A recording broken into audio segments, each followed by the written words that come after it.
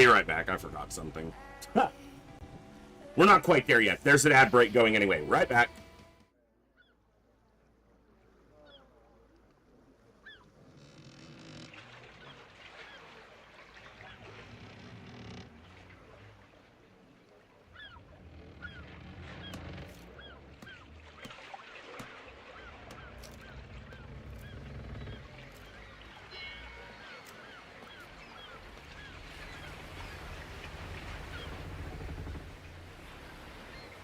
That's true, Hillhome. That is true.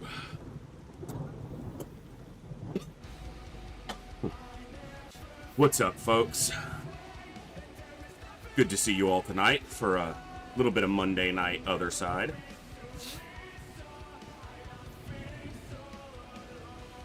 What's up, Hillhome, Coviers, Bizarre? Hey, T-Ducks. Bizarre, while we were getting ready, thank you for that 8 months of Prime. Welcome back to the Echo. Super glad to have you here. Thank you. Bizarre and T-Ducks coming in as our first two. How is Othercide? It looks a bit dark for me. I've been playing We Who Are About to Die, which is hilarious and also a bit hard. I'm not super familiar with We Who Are About to Die. I've heard of it, but I didn't look into it much. Othercide is exceptionally challenging. And it's dark, but I don't think that it's inaccessibly so. Like, I don't think that the pervasive tone being kind of dismal necessarily makes it inapproachable for just someone who just wants a really challenging but enjoyable and seemingly very well made, like, tactical RPG roguelike, because that's what it is. Or roguelite, I guess. Yeah, it's more bleak than dark. It has more, like, yeah. It definitely tries to, well, it presents a tone of hopelessness, but not total hopelessness. Because you will, unless you're an expert at the game, you will run into situations where you're gonna lose. You're gonna lose daughters, you're gonna lose missions, you're gonna lose runs, but the game is designed that you'll lose and come back stronger. So it's designed with the constant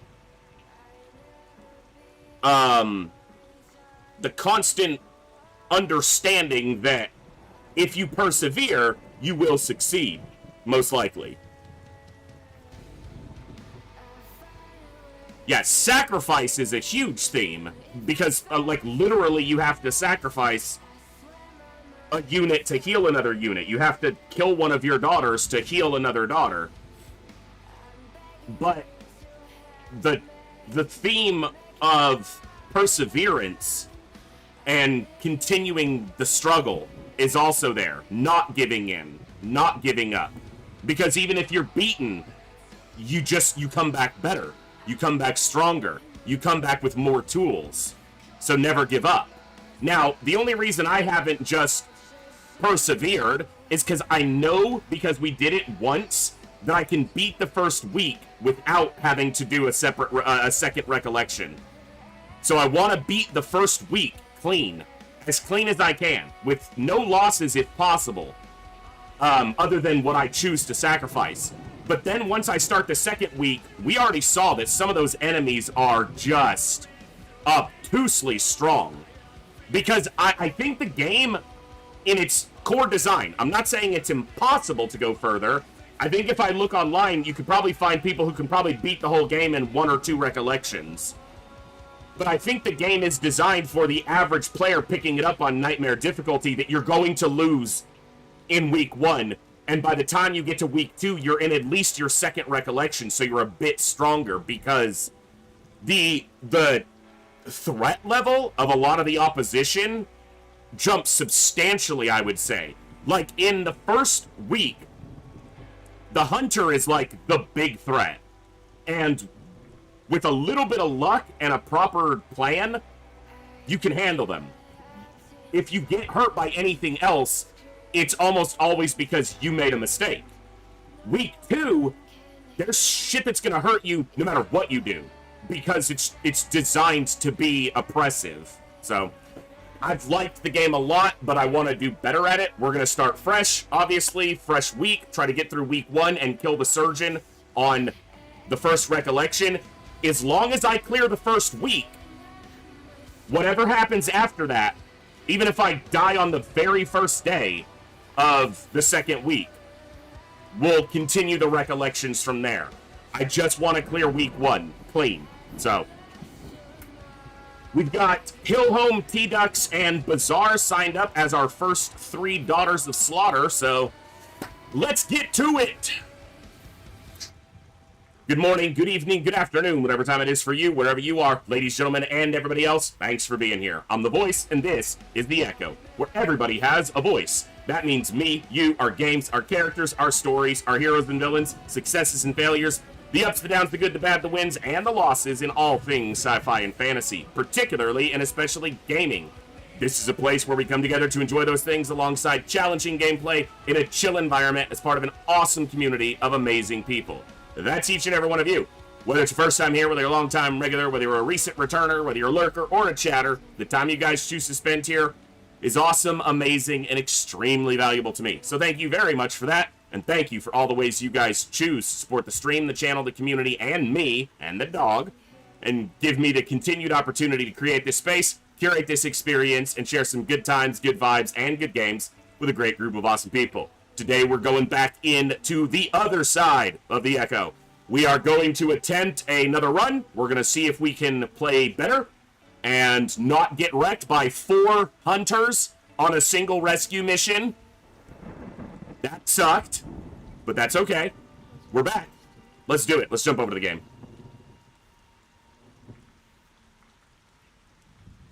Bada bing. All right. Okay, play, new game, nightmare, skip the tutorial, seed is 814028, 814028. Other side.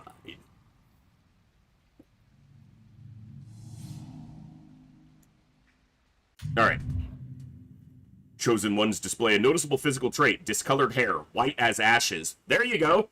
Someone had asked before if the only hair color available to the daughters was white, and there you go. They are apparently the chosen ones. All right. Wow, that is low health for a Blade Master. Sub 500?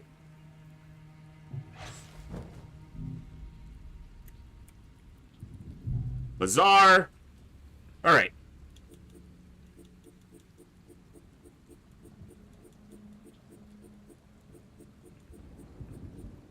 That's the hair.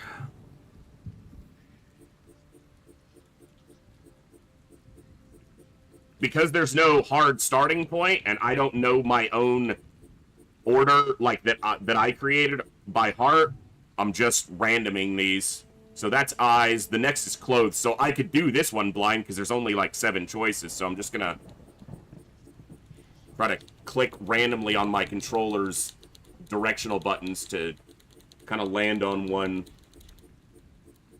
Alright. Same with a weapon.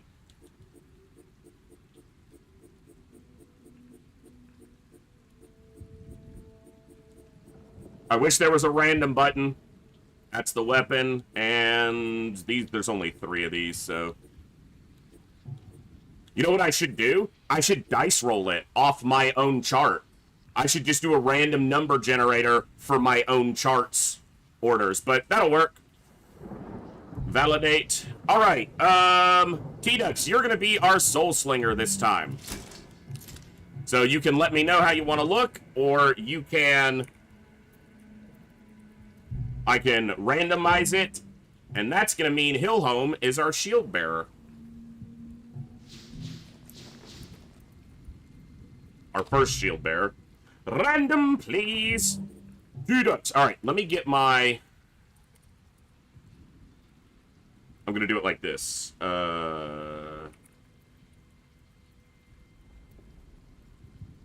do it like this. We're going to dice roll or random number generate.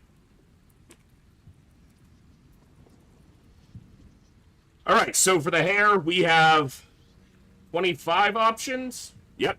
So between 1 and 25, we get 3.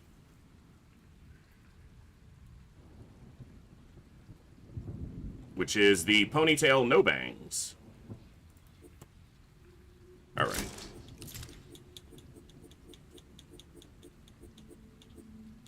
That's the one. There are 25 or 30 eyes. There are 30 eyes. Between 1 and 30, we get 16. Alright, let me find my starting point here. Oh, I'm pretty close to it. Okay. So 1, 2, 3, 4, 5, 6, 7, 8, 9, 10, 11, 12, 13, 14, 15, 16. Clothing outfits, there are 7. Between 1 and 7, we get 5. 1, 2, 3, 4, 5. Weapons is a trickier one because there are 4 weapons and then 4 colors. Alright, so we'll just do 1 to 4 twice. 4 and 3. Actually, I think there's 5 weapons. 1, 2, 3, 4. 1, 2, 3. Cool. That'll work. I wish there was that would be the one thing that I would love to see in this game. Right here on this screen, I want a random button where I can just click, and randomize. But in the base game, there's not that many options. So I guess they figured it was good as is. And doing the random number generator's fine, but it's a little bit slow. So we're just gonna... You guys who have been around, you know that I made a spreadsheet with all of the options that are available on it. So if you want to, you can type !daughter, and it will show you that sheet, and you can randomize or select your options from there. It just takes a little bit of time, but that's okay. Alright. Okay, well that's our first 3. Olsen, you are the next up to get in, but let's see if we got a good experience Suneps for challenging. It's lowest experience possible, because it's a challenging hunt, which means it'll be 4 enemies, so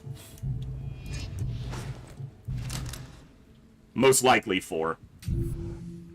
And the base experience is only 100, so a little bit low, but what more must we sacrifice before the end? What lies beyond the veil bears no name. The Book of Nostra. Yeah, shield bearers do the tanking and the crowd control. They also do reasonable damage, but it's not their primary purpose. That is the Blade Master. Alright, so we got a butcher and a guard behind. See, if I move too close to these guys, they're gonna snapshot me.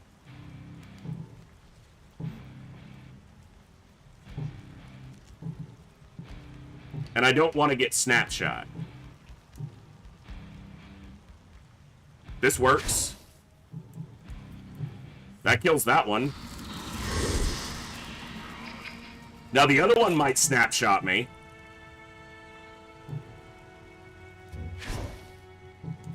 Because this won't do enough damage. If I had 2, it would. But I'm not going to burst here, but I think Hillhome is going to burst to kill this guy.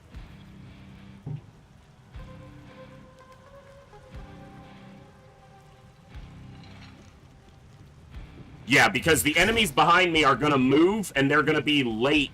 It's going to take them a while to respond. You can't stop. Because it's going to push them very far back on the initiative line. Hey, Gleaser, what's up? Alright. Now this guy dies. Schmack! Impressive. So, Hillhome is at 86, but these guys are going to be... Yeah, pretty late in the timeline. Enough time for me to respond. Because I'm going to get to go before them twice.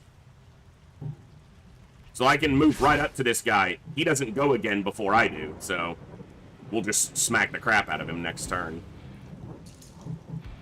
And then the other guy goes even later. Now, with a shot and a slash, this guy should die. As long as he didn't dodge. So now Bazaar can kill this guy. But Bazaar's going to go after the other guy. So we do need to look at our positioning here. And I may need to burst away from him to get out of his range. Yep. Because he's going to go super slow on his next turn again anyway. So he can reach T-Dux there. They're in range to take one shot and then step out. It won't do much damage because he's got really high armor as a guard. And then Hillholm can move. We just don't want to move where he can hit us. So we're going to move right there. Yep. Just raise! Welcome back. Thank you for 6 months of Tier 1. Glad to have you here. Welcome back to the Echo. Thanks for being here.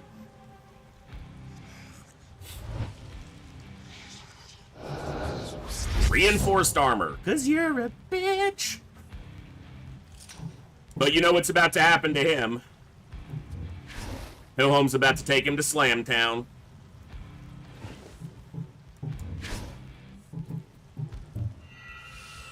No moves for you. Oh, that is too fun. Now, AoE does not hit your own units. So, we can just imbued blade straight through this dude. I want to backstab him if I can. I'll get a flank, but I don't think I'll get a backstab here. Flanked. Yeah, I need to be on the diagonal.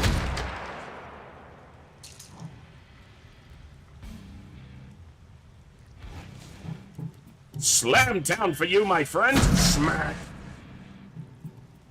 Smack again. Guess who smack? Smack again. Hillholm smacked. Tell a friend.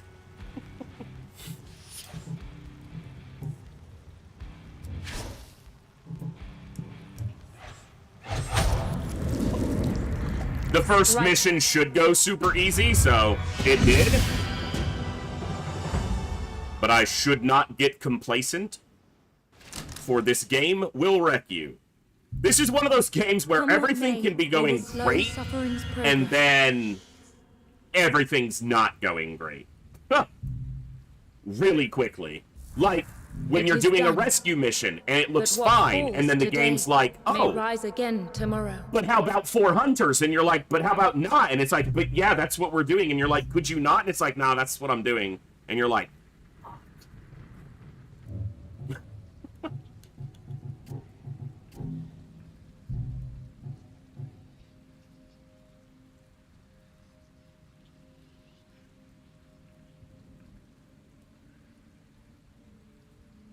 all right, we're going to go Lightning Strike on Bizarre. Did you get aggressive?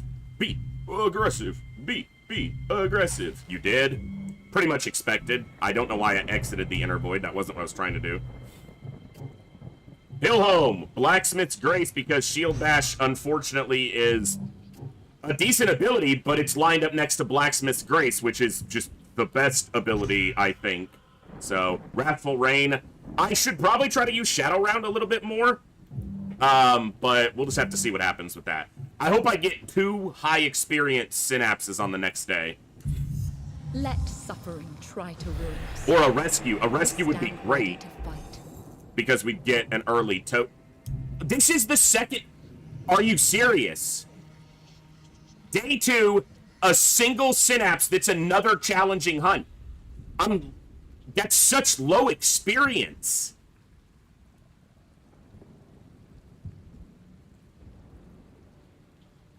Oh my god, that's so bad. Not only do you normally get 2 synapses on day 2, but to only get 1 and it be only a challenging, for those who aren't familiar, challenging is like easy in this game. You have challenging, hard, and impossible, which are essentially easy, normal, and hard difficulty for the missions that you do, for the synapses. So challenging, you can see it's only 100 experience. That's the lowest experience that we can get there. And it's only 1 synapse. Normally you have 2 on the second day. And the reason that's important is you can get your second set of daughters to go through a mission. And the importance of having a second set of daughters, as grim as this is that you need to train them up so that you have high enough levels daughters to sacrifice into other ones to heal them.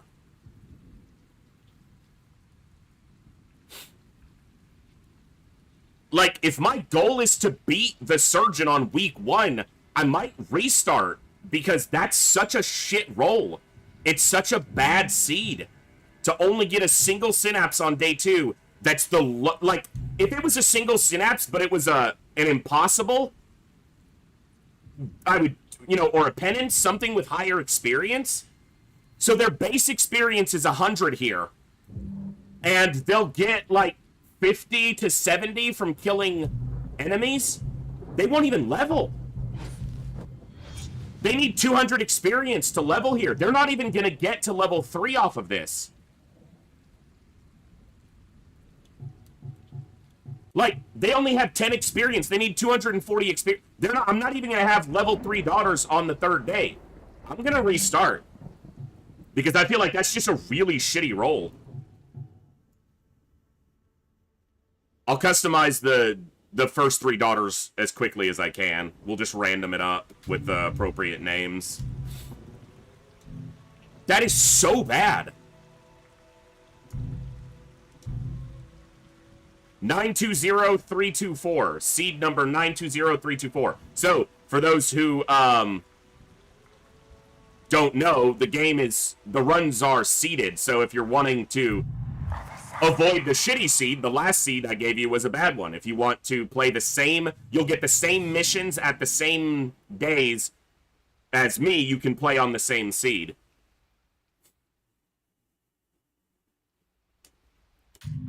Alright. Like, that's the equivalent of just getting a horrible Sector 1 in FTL. Like, really bad. Going into day 3 with only 2 minimum difficult hunt. Yeah.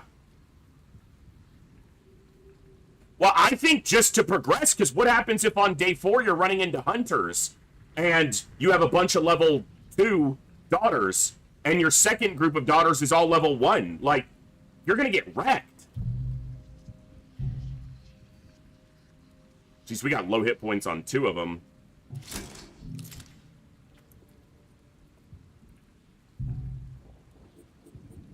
You know, it does randomize the hairstyle, and it might randomize the eyes, so I might just leave those as whatever the game puts up there.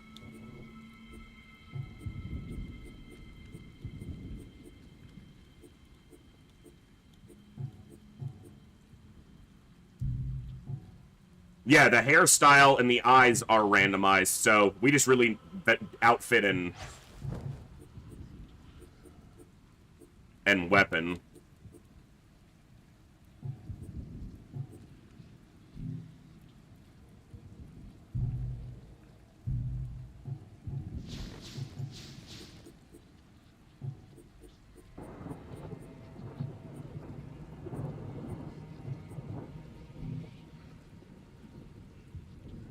Alright. Yeah, it's like having a Sector 1 where your jumps were empty, you didn't get a weapon, and you didn't even get to your second shield bubble. Like, if you're not win streaking, you just restart at that point, because it's just... Or you at least see, maybe you see how Sector 2 goes, but that's what I did. I looked at Sector 2 and saw that half the jumps were dead-ended, and I was like, nah, not doing that. That's what it was like. Alright. That sword is interesting because the handle is just it's completely straight. There's no pommel or anything on that sword handle. That's interesting. Scabs and plague doctors.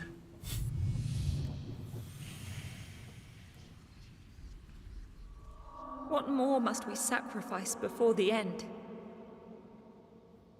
Now, if you're not hell-bent like I am on beating the surgeon in the first recollection, you just roll with it, but Here the legions I'm invade. stubborn and my brain wants what it wants. Dude, these guys are on top of me.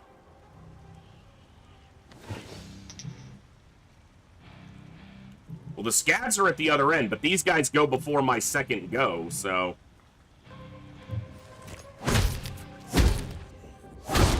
Almost kills him, not quite. But as long as we're not standing next to him, he doesn't get to attack us. And I'm pretty sure we're going to kill these guys anyway. Because Bazaar kills this one, and then T-Dux kills the other.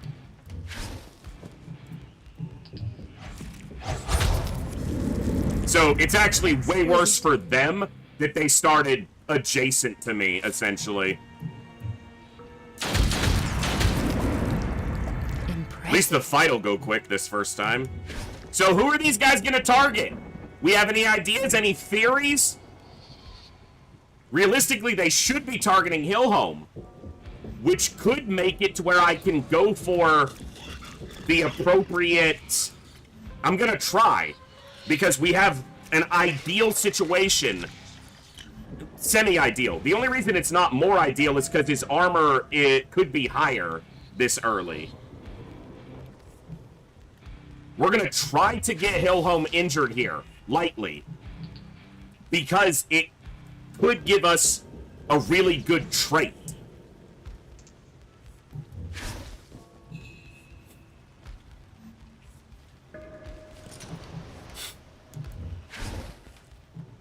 So we want Hillhome to be attacked, because he'll take almost no damage from them.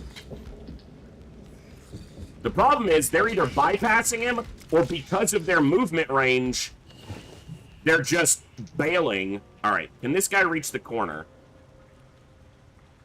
No, he cannot. So if I do this...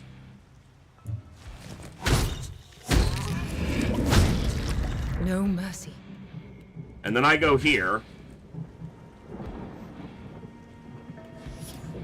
And then these two go all the way.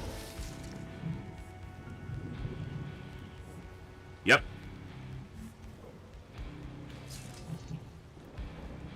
Now, it's gonna try to bypass Hillhome, I'm guessing. Even though it's adjacent to him. Yeah. They're locked into targeting somebody else.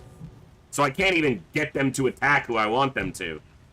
So irritating. Alright, I don't want Hillhome killing it here because he might get aggressive. You know, aggressive wouldn't be bad on Hillhome, because lunge getting a plus 50 is essentially a plus 150, because it's 3 strikes. And I do use slam a lot.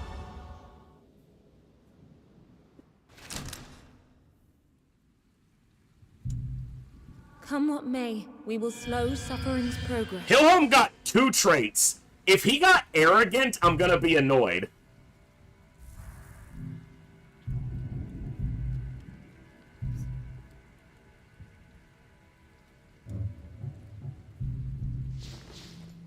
Oh, that is so good! He got terrifying! Yes! That is so good! Terrifying is like the second best early game trait for a shield bearer. Adjacent enemies gain negative 50% armor and negative 10 dodge. So good. And aggressive is not bad, because lunge, I slam twice often, so you're essentially getting about plus 100, and if you do a lunge, you're getting about plus 150, so... Blacksmith's Grace. Wrathful Rain. Lightning Strike. Alright, please give me a decent pool on day 2. Don't give me a single shitty mission again, you butthole. As long as it's 2 synapses. We must rise to face it. Good. 2 synapses. Hard and impossible. So not only is it 2 synapses, but they're high experience. Would have been nice if one of them was a rescue, but I'll take it. Alright.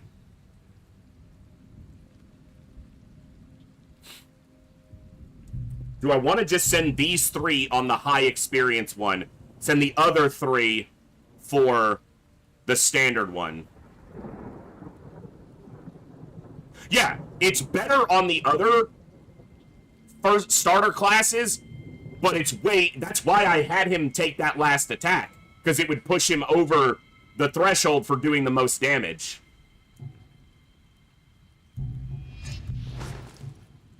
Alright, we're gonna send these 3 on this mission, and then we'll send the new 3 on the other mission. We'll make 3 daughters after this. And those will be Olzen, and nobody else is signed up yet. So Olzen will be the first next daughter in, and then we'll have 2 more. So if you want to get in, now would be a decent time to sign up. Take away his tools of torture. Alright. Now there's scavengers available here, too. So if I can get a scav to hit Hillhome, These statues remember no victory. that would be ideal. No heroes. Only pain. It's 4 therapists to start. Alright.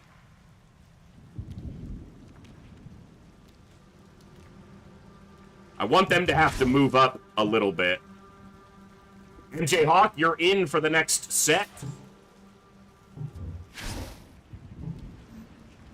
12 enemies. Okay, so we've got 4 here, and there's going to be 8 more. We know there will be scavengers.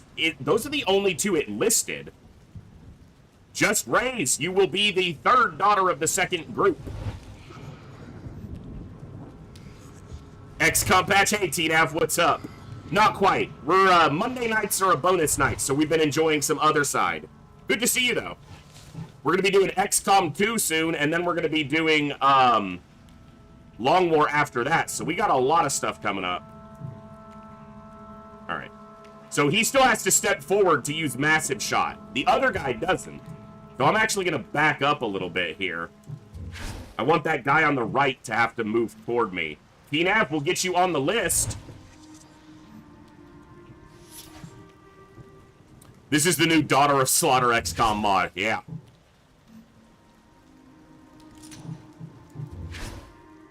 I shouldn't be too, passive here. Fuck me. Scav. Okay, if those are both scavengers, and I put Hillhome way here, that's where they should go. Right?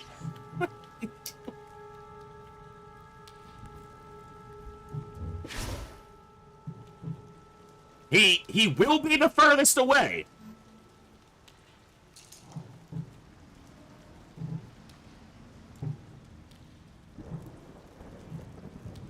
I just can't be standing adjacent to one when it spawns, or else it's gonna damage me.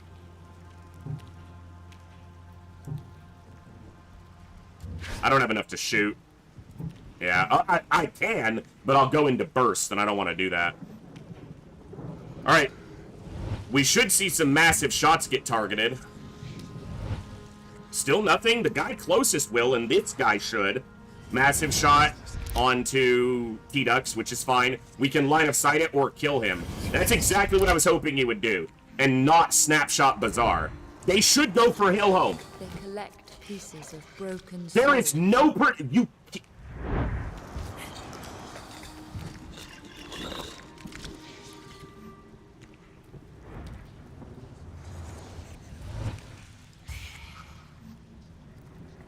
Shift has just arrived. Scavengers are supposed to target the daughter who is furthest away. Hillhome is without question the furthest away. Now I have a problem.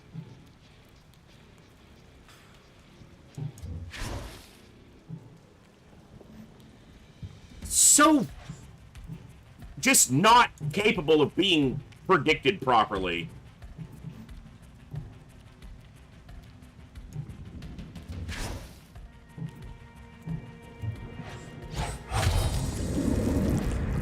Flawless.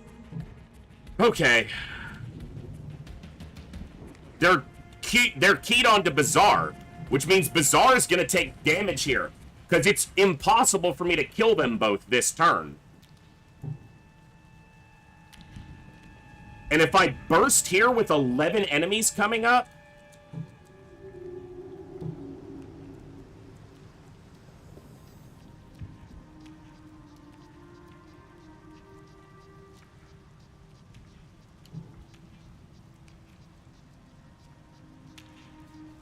Because T-Dux also has to move out of this. Which actually is fine. They can move backwards with Wrathful Rain. But Wrathful Rain's not going to kill. It doesn't do enough damage yet. 342 AoE. They have 363 health. It's like 20 damage short of killing them.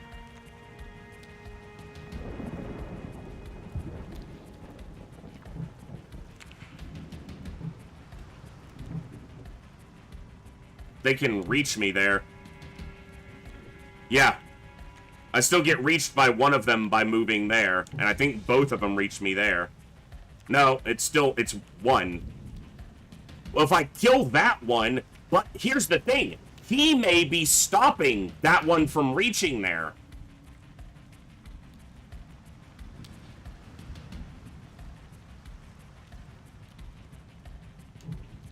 Alright, let's see what I can do here.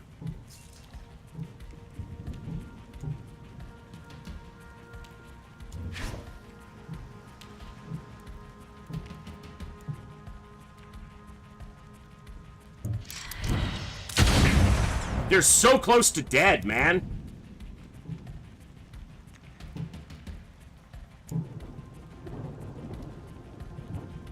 Yeah.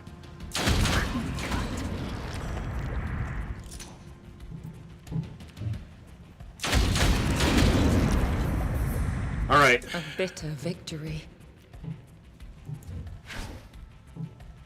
I got one daughter on burst with scavengers coming up.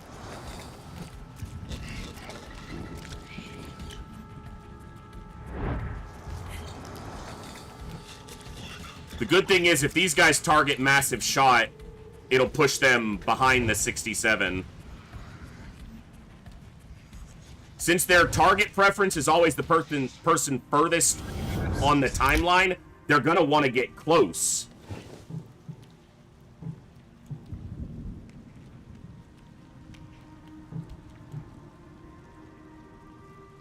Now, these other two are still going to target T-Dux. This is actually kind of a benefit of bursting here. They're still going to target T-Dux.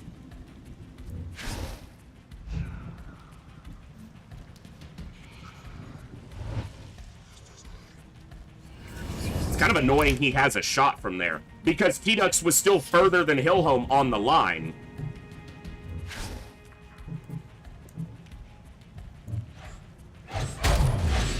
Woo!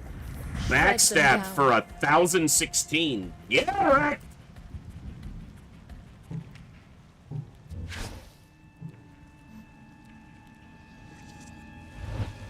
T-Dux doesn't go before that first massive shot. So I've got to kill that guy. Which Hillholm can do. Please attack Hillholm. They're not going to. Because they're bitches. Fuck me. Alright. So, yeah, that guy's doing massive shot. So we kill him. That was the only shot that was going off before T-Dux moved. Go there. I'll still go before him so he won't snapshot me. He goes on 33. Can I find a way to kill him? I'm gonna stand here. I'm gonna try to block that scav.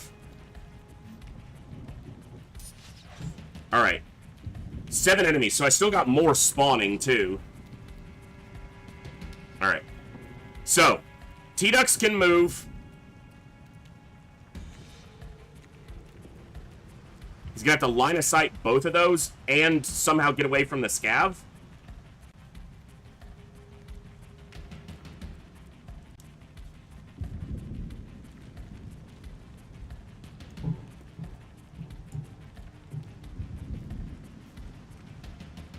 That's gonna be a burst to slash there? Really?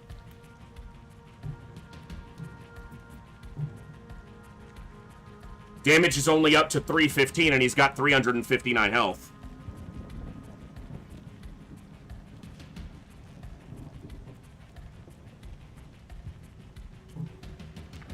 Do I have to burst here to kill one of these?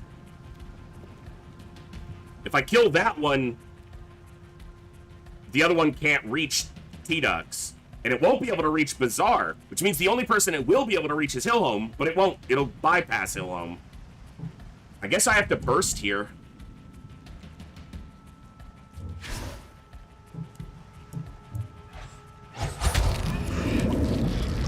No mercy. Is it possible for me to kill one of these guys? No, they have too much health. Lightning Strike won't kill. Need to get a damage memory onto Lightning Strike. When does this guy go? He's on 45?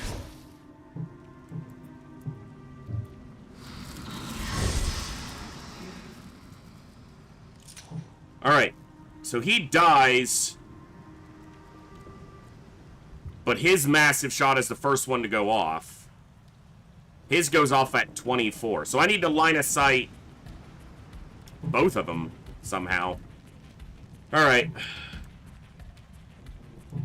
So his massive shot gets line of sighted here, and then his massive shot gets line of sighted. This is kind of stupid. I step here, he drops his massive shot, and then I step here, and he drops his massive shot. And if I step back, the scav can't reach me. Okay, that scav cannot... Oh, it can reach Bazaar. Fuck! It can get to this tile and attack Bazaar. So Bazaar probably takes a shot here. Alright, so the scavs do about 90 a strike. Yeah, intercepting round is gonna save me more here.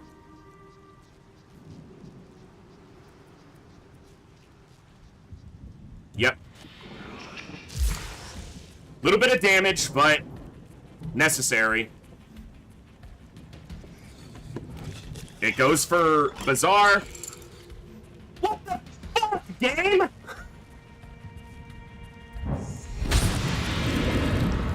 I revel in her strength. I can't get it to do... No matter what I do!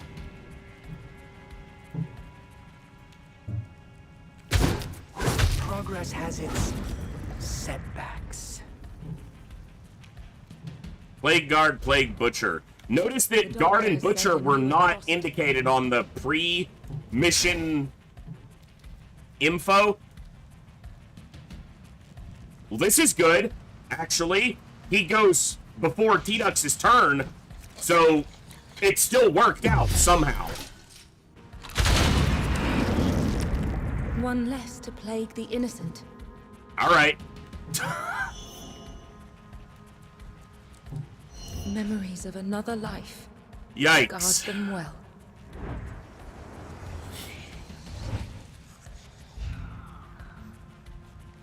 They worship torture. I need that guy to move next to Hillhome. Yep. You guys done fudged up. The doctor has sent a new... I'm gonna send both of you to Slam Town.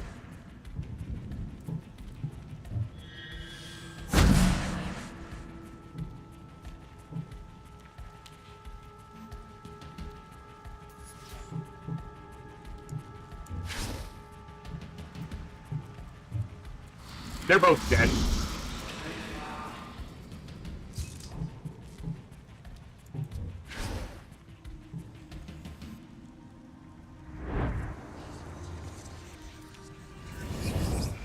Yeah, you're not gonna get that shot off, dude.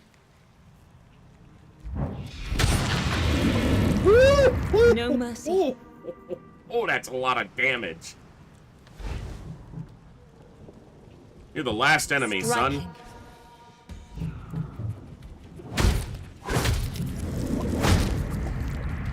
I guess I managed okay there.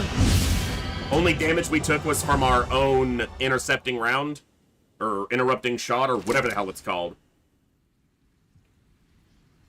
Bizarre made level 3. Hillhome and T-Dux are just short of. That's Come pretty what good. may, we will slow suffering's Hillhome got progress. another trait. Is it going to be arrogant? Please don't be arrogant. Plague Seeker. Okay. But it's not arrogant, so. Alright. So, what's Hillhome's armor at? His armor didn't increase between levels. Oh, he didn't level. Duh. He's still level 2. Okay. I was like, it's still 79? He didn't level. He's 8 experience short. Alright. Okay, so we need to make... we need to make some more daughters. What will you remember now? Olsen, what class? Remember their courage.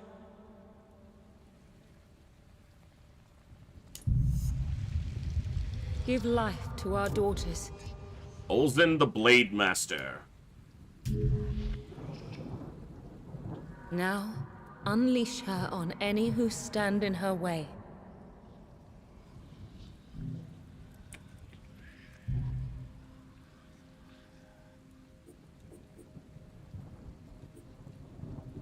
Alright, outfit 7 is easy.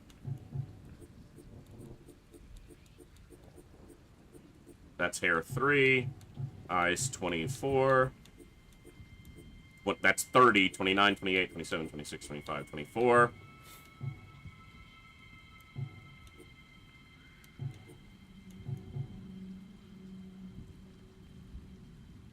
Alright, you let me know on the weapon while I get the other ones done. MJ Hawk!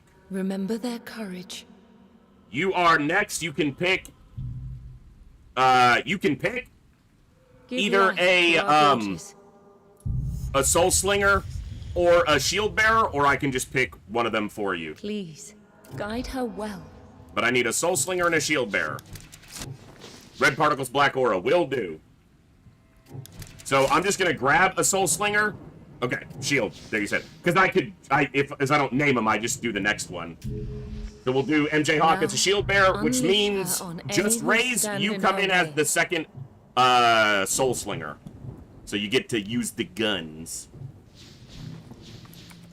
MJ Hawk. You can look at the list, the spreadsheet, and let me know how to customize, or I can just kind of somewhat randomize it. You let me know. Blade 2, color 3, and Red Particles, Black Aura. There we go. And Remember their courage. we shall germinate a Soul Slinger. Please, guide her well. And that Soul Slinger is... Now, Just unleash Raise. her on any who stand in her way. Oh, did I count from 2? Okay. Cool, Just Raise. Let's just kind of take... Let's see what feels like it fits. You're using guns, so you need to be able to see. So you would want your hair out of your face. All these bangs and stuff just gonna get in the way. Let's go short. Practical. Still too many bangs. Alright, we're going with that one. At least the bangs are out of your hair. Gotta have those wide pupils. Gotta be able to see things. Go black. Let's go there, there, there. Cool. MJ Hawk, you didn't tell me anything yet, so... Go. I will random somewhat. Alright.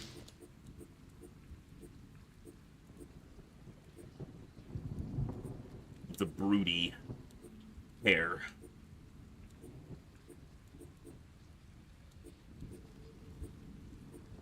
Got a cat's eye thing going on there. Let's go dark.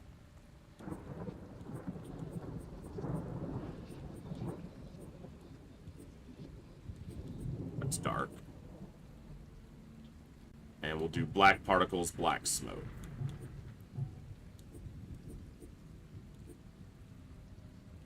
It's red smoke, so that's black. Cool. Alright, that's how we're doing it. Black and white really gives a creepy feel if you play the game alone in a dark room. Hell, even sitting here playing it for people, it still definitely has. I love how they get this. They get these markings on their clothing and on their faces as they go through these fights.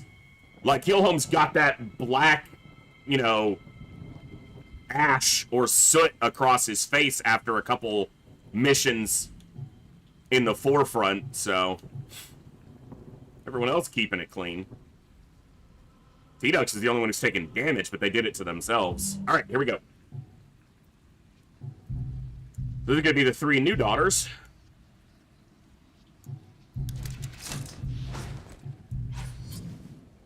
MJ Hawk, Just Raise, and Olsen. Let's do it.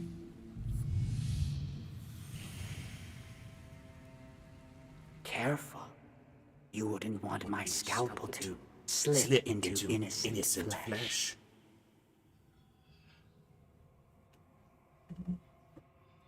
A wretched stench 8 enemies. to mark a vile horror. I just realized all 3 of these have the black and red weapon. Probably the most striking one. So we got a butcher and 2 therapists.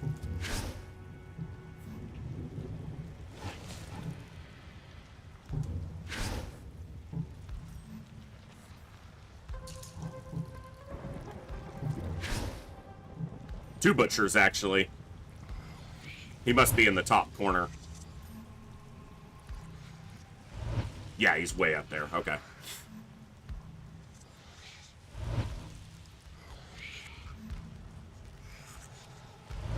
And that means we'll have 4 spawn in. Alright, I go twice before they go at all because the closest one is on 54. So to clarify, Olsen goes twice. But the 54 and 57, they're going to go before I go a second time on anyone, so I need to not screw up here with my positioning. MJ Hawk goes before both the therapists, but Just Raise is going to go behind the first therapist, this one. So this guy's going to get to go before Just Raise. It's almost, I think, better to just kind of wait for them to come in.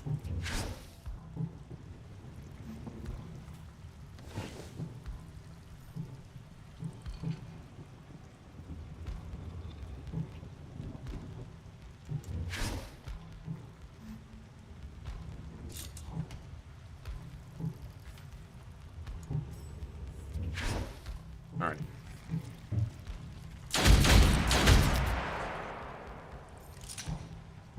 Now this guy can't reach anyone, right? Oh, he can reach MJ Hawk. Why is my positioning so shit?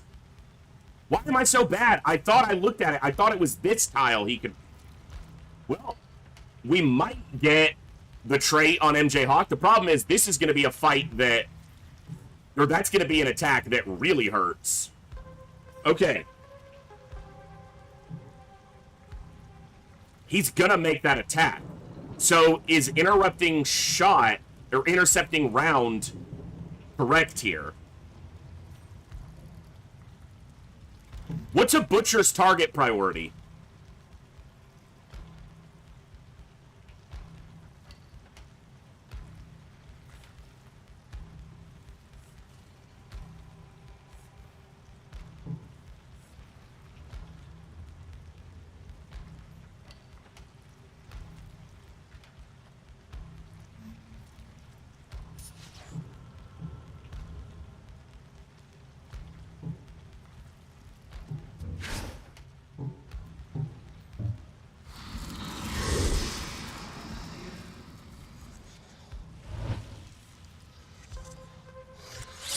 I should have done interrupting shot. Damn it.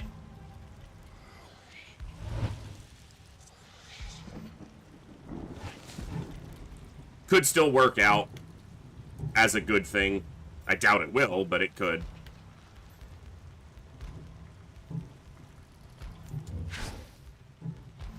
MJ Hawk took too big of a hit there.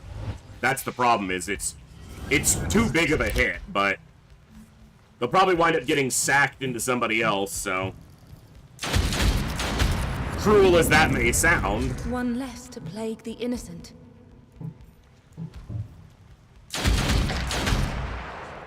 I'm pretty sure Imbued Blade kills him anyway, but I might as well make sure.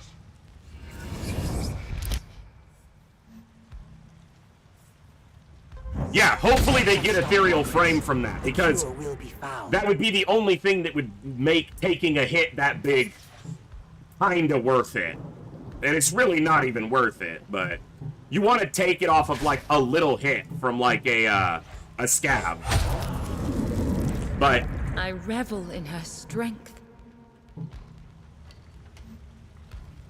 Oh, fuck. Another that guy can reach them. Why am I so bad at this game?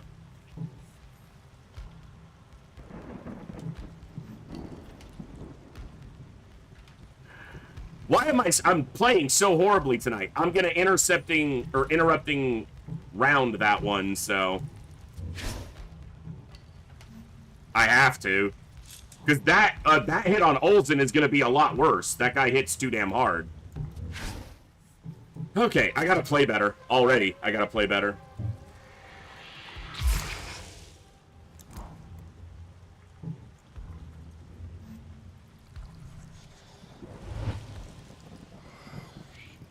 No. Fuck you. Quit that shit.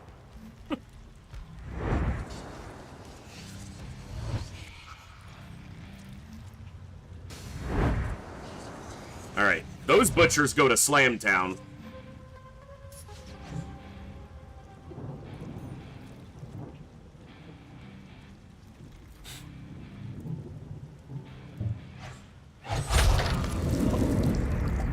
Striking.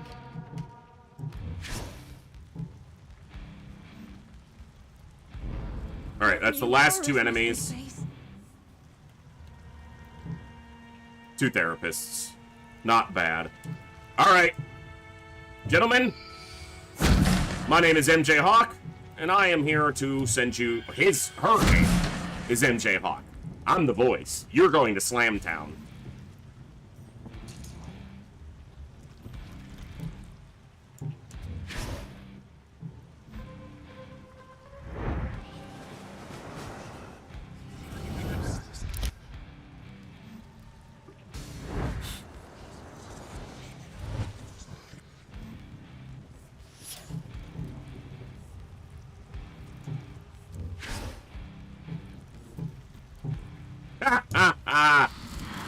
Goodbye, fellas. It's been nice knowing ya. I'm going over here.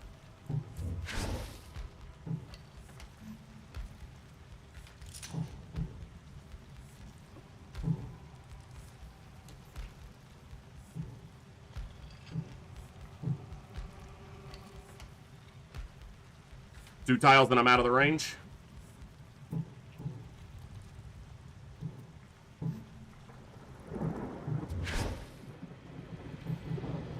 How's it feel to suck, dude? Adios, muchachos. Striking.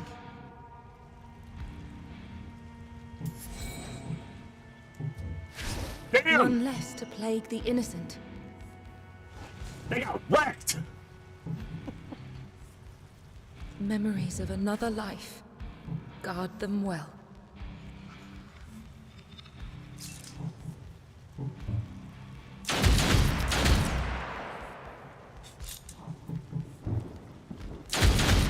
You can't stop progress. The cure will be found. Yeah, that's why Blade Masters wind up with aggressive. Because they almost always do the most damage in the fight.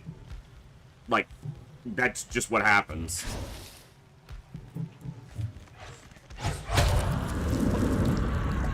They hit too damn hard.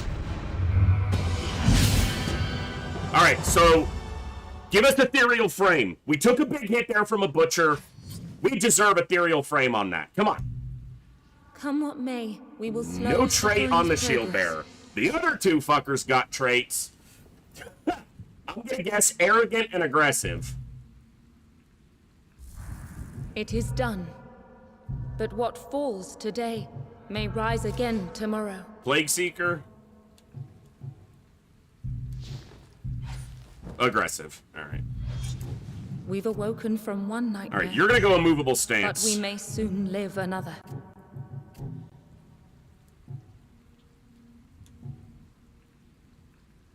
Another threat has come to an end. This time.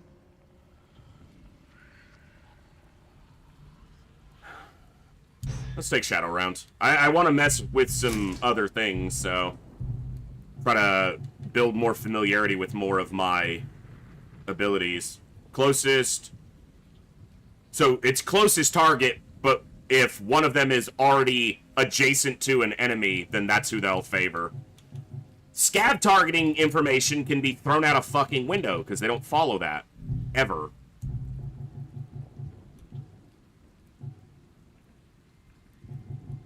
I'm still trying to figure out when you would use Visitor.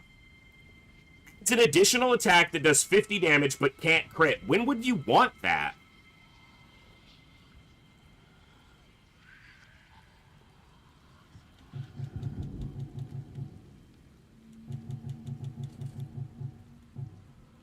I have a question, and I might have to test this. So, the ability that I just took on one of the daughters, Shadow Round. The Shadow Round, it has to only trigger on once per attack. So, Shadow Round is worded. Let's take a look at this. Deals up to 249 damage to enemy in range taking damage from an ally. It's a reaction. Does it last until their next turn? Or is it only trigger on one hit? Like one attack?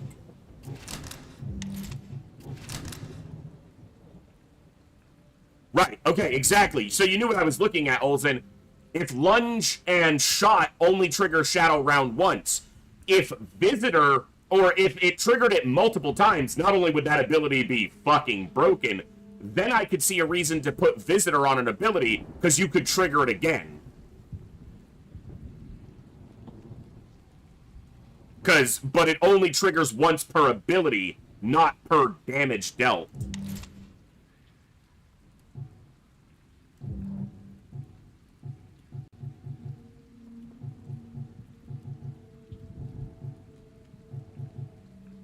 All right.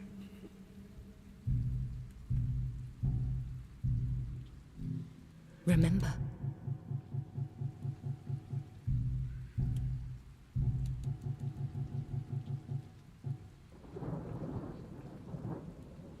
It is described as an extra attack. Right. An additional attack dealing 50 base damage. This attack can't crit. Not an additional... Yeah, I don't know.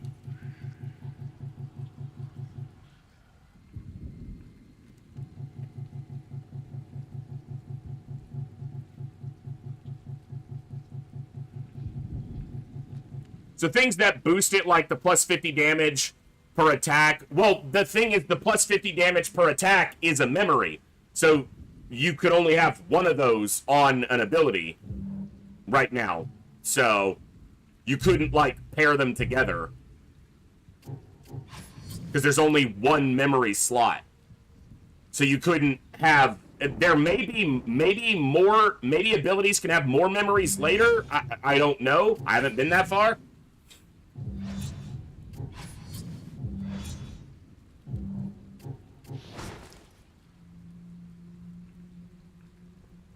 But see, this is deal damage X times. Ranged attack that deals 90... So it's a single attack. I'm wondering if... Because...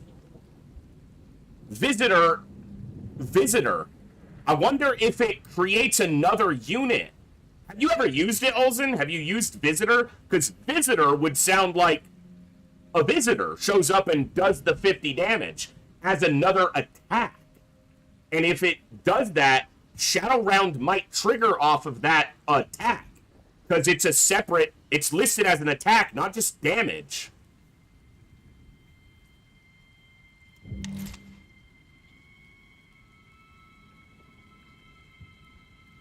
We might use some Vitae to test that out. So, because that's a separate unit doing an attack, it might trigger Shadow Round.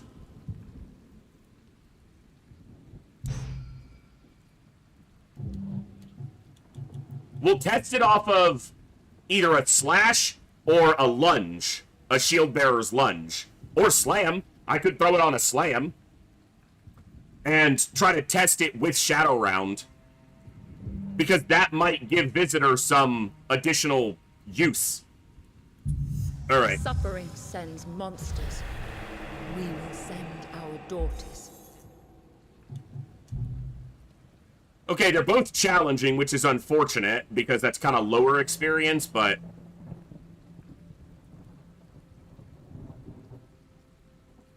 Alright.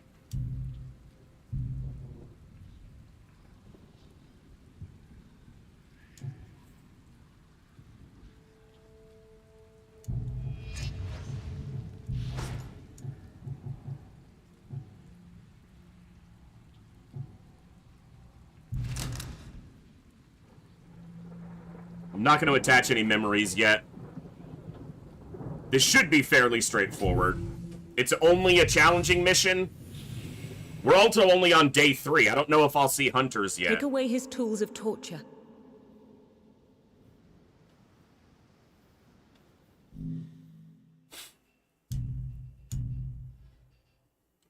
We'll get our first res token here. Okay, it's the train map, or the trolley map. They trapped the healthy within. This is the map where the 4 hunters killed us. But on day 3, on only challenging, I severely doubt I'll see hunters. I better not.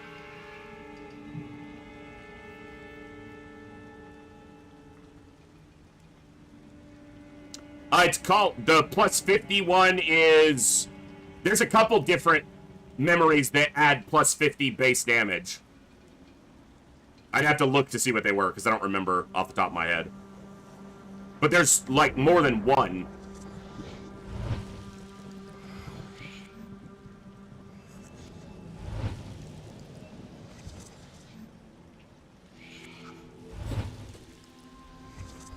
Yeah, one hunter's fine. I can smash the crap out of one hunter. It's the 4 hunter shenaniganry shit that's the problem. That was ridiculous. Bleed them dry.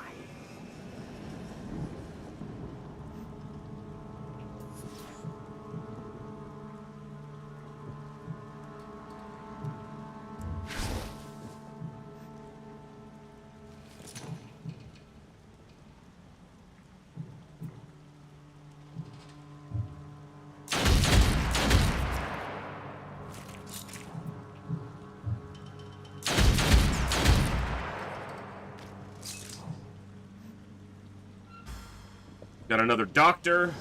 They worship Doctor, torture and call it science. give me the news. I got another doctor.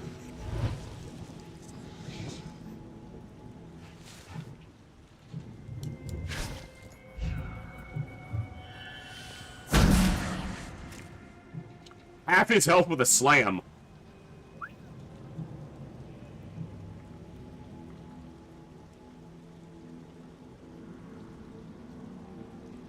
Do I have faith in this? Am I really pulling back with the Bright Soul?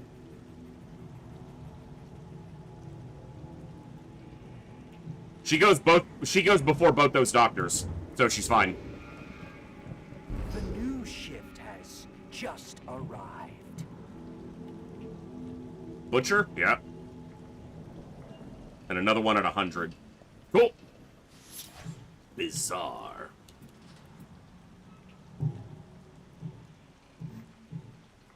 How bizarre.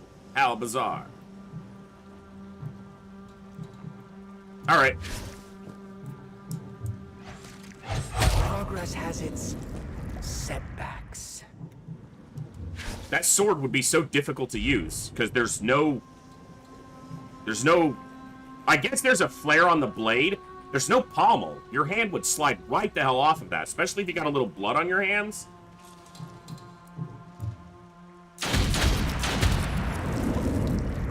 One less to plague the innocent.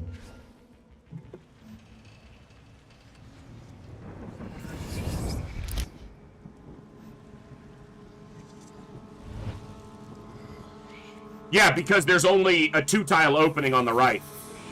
So if you had 2 enemies on the right side, you could completely block. Yeah. Because, yeah, like right here, you've only got 2, yeah. You could screw yourself royally if you mess that up. Alright.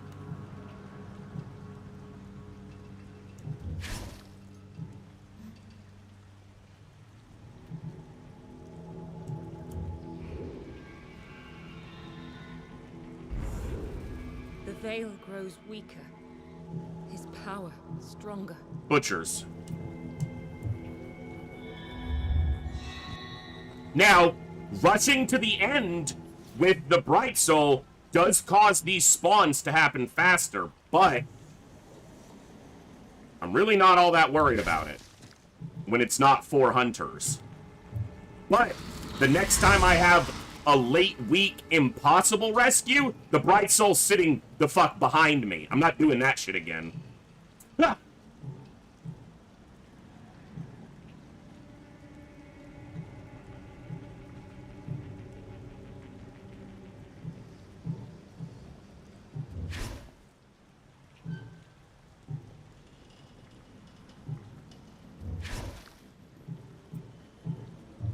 Oh, he's dead anyway.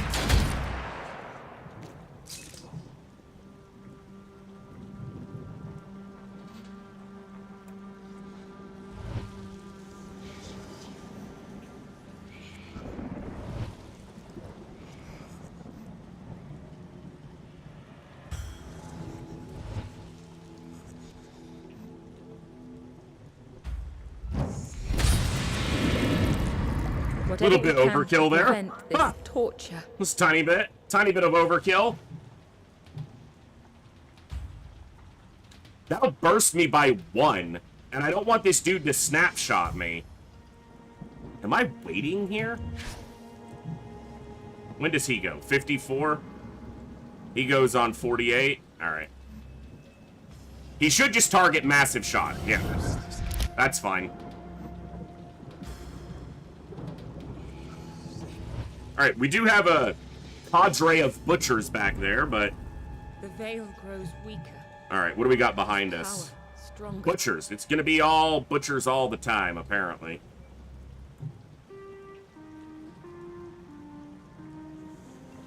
Who goes next? You go on 40? Yeah, that would be a problem. I could use interrupting or intercepting shot.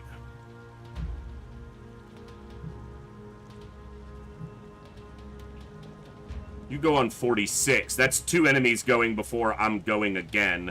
What's your movement range? You're gonna try to get right next to Hillhome? I need to kill this dude. And you're 1 tile off of being able to reach him.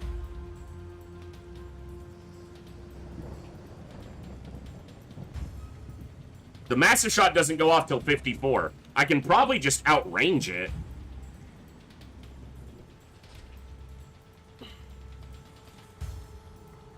Alright.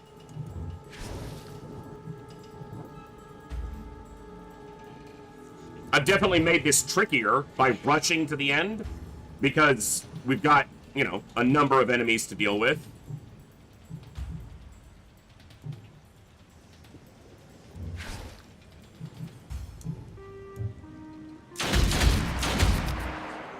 I don't want to burst here because I got these butchers spawning behind me. Alright, massive shot goes at 52. So I'm actually going to get to go again before it. I should have stayed where I was. More of his okay. I got 4 spawns behind us. Yeah. This will be tricky, but we should be okay.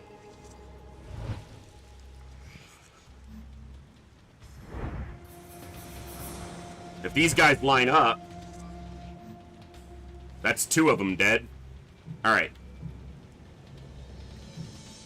I might be moving up and slamming that guy, and then doing Blacksmith's Grace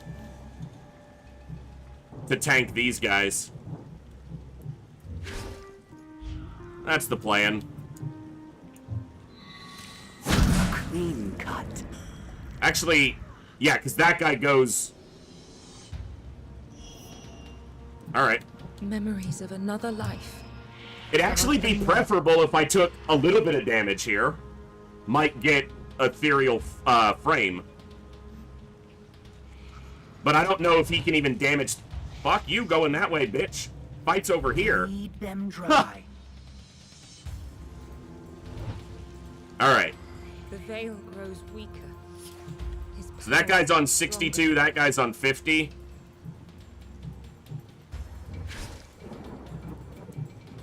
They're both dealt with. Alright, and I got 2 more butchers. Should be able to kind of do the same thing to them. Guard and the therapist, nothing to worry about. We do have more spawns coming later, but we're alright. Okay. So, when do these guys go? I think I've got plenty of time. Yeah, 68 and 74. Not even worried about it.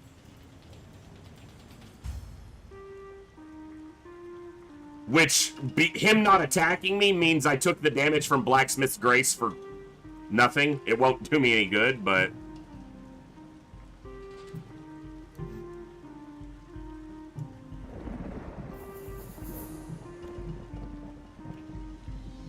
So he is...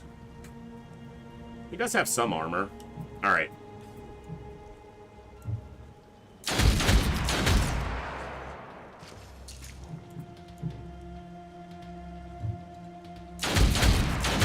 We'll kill him before his next turn comes up.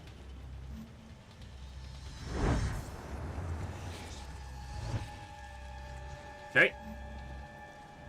I bet this other butcher spawns and goes to the other side. Because he can get closer to Bazaar that way. Yep. So they're not lined up for Imbued Blade, but I still feel alright. I think we've got this. Impressive. Progress has its setbacks. Now, I do have another spawn wave coming, so I still want to make sure that I don't burst anybody here. Memories of another Because if I burst someone on this side of the map, and then the spawn wave is close to us, that's going to create problems. Alright. So he's going to go, he's going to go, he's going to go.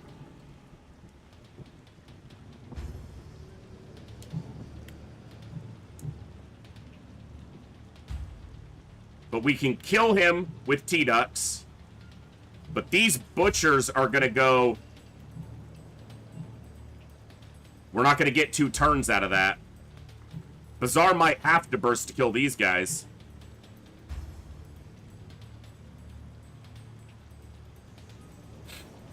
Alright.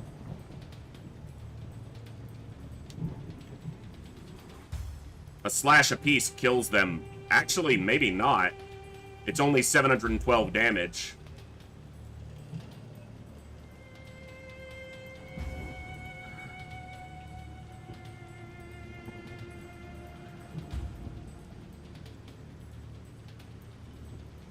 Alright.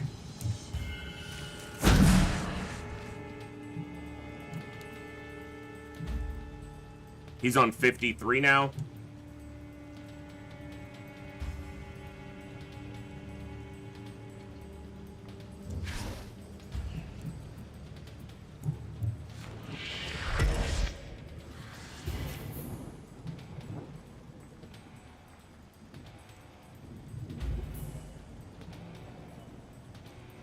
Alright.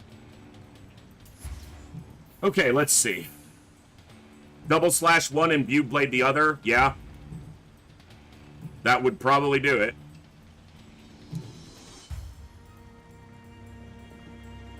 I just have to hope these spawns don't happen back here, or that I can... Yeah, well... We gotta do what we gotta do.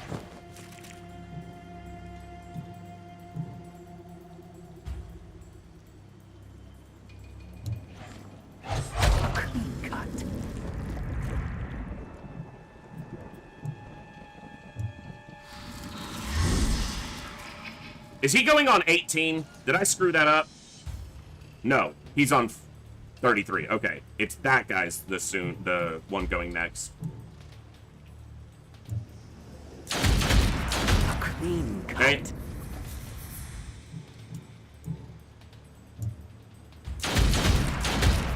Almost got him. Almost. No burst.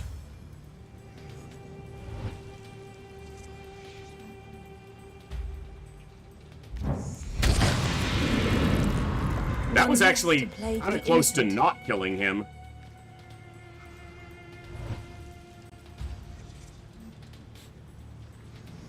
Yeah, the spawn wasn't happening until nearly the middle of the turn, so that's true. I wasted another Blacksmith's Grace there.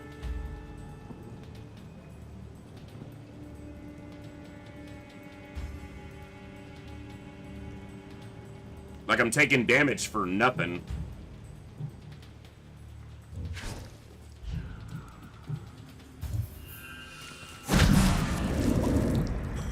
Shatter them.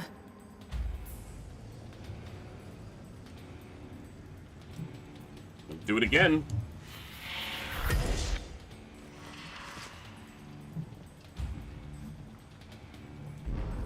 The doctor has sent a new atrocity. 2 more butchers. Okay.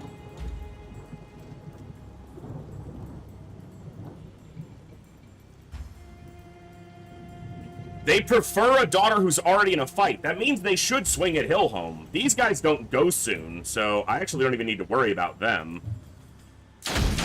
And no one behind them can reach T-Dux, so...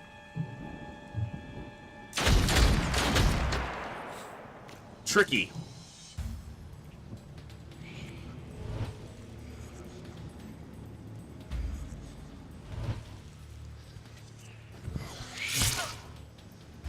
Did Blacksmith's Grace just wear off? No, I still have Blacksmith's... How did I take that much damage? Did that count as a flanked attack? I still took way too much damage. Why did it show my armor go down, but I still got the initiative boost from Blacksmith's Grace? Like, Blacksmith's Grace hadn't ended yet.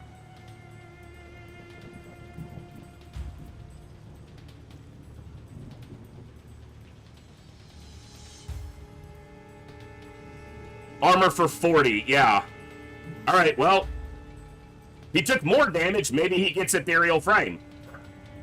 Again, you know? That guy can't actually reach me. Unless I kill someone.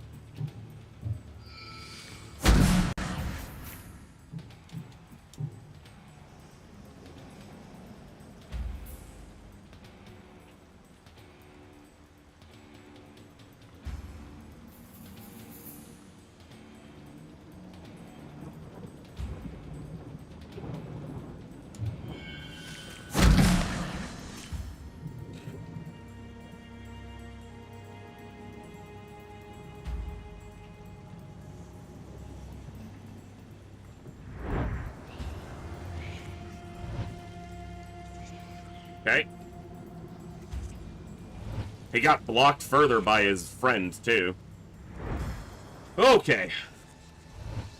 Yeah, go around the other side, you pain in the ass.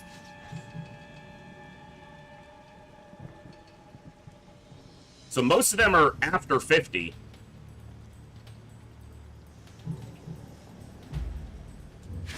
Which means I can do this.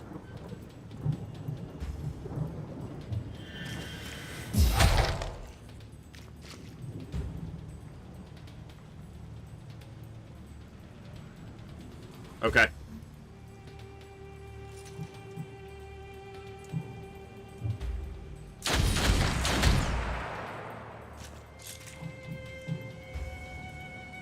Should be dead. Good. Exquisite. All right. You go on 4, you go on 10, everyone else goes after Bazaar. Will this kill you? Yes, it will. Shred them down. You go next. You're at the end, and I can't slam you.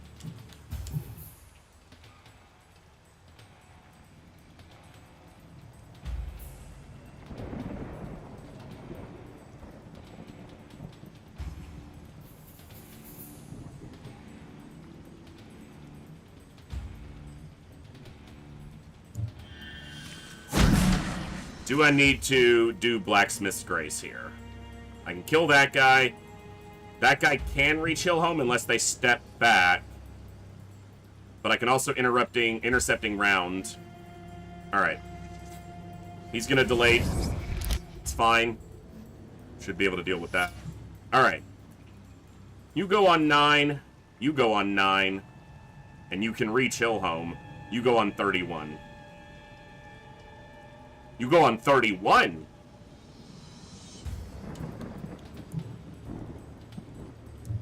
Not 30. Not 29. I revel in 31. her strength. Just so happens, I go just before 31. Bitch.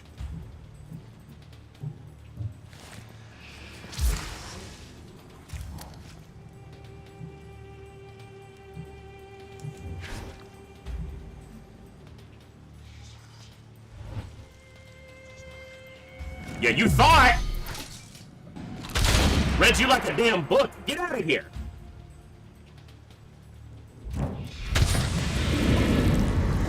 Flawless. Well, bitch. Oh, you're gonna point your gun at me? Impressive. What are you gonna do if I walk over here and smack the shit out of you? Who you pointing your gun at now? Progress has its Punk. setbacks. Get wrecked.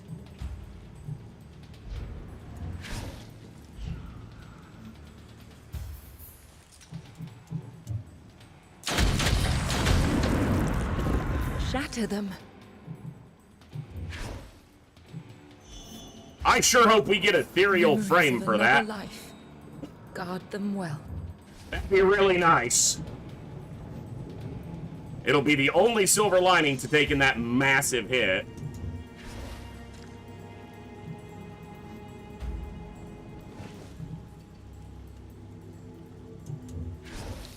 We got as much experience as we could out of this mission with getting 100% of the kills. Most of it is on Bazaar. They kill, like, 80% of the bad guys here.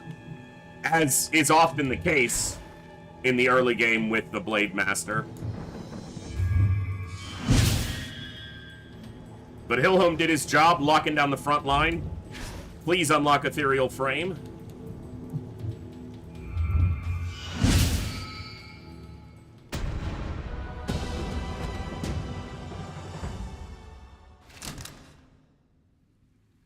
Come on. Let her flourish. No traits. No one got a trait. Fuck! Sorry, I need that resurrection token. Thank you! Together, you are stronger.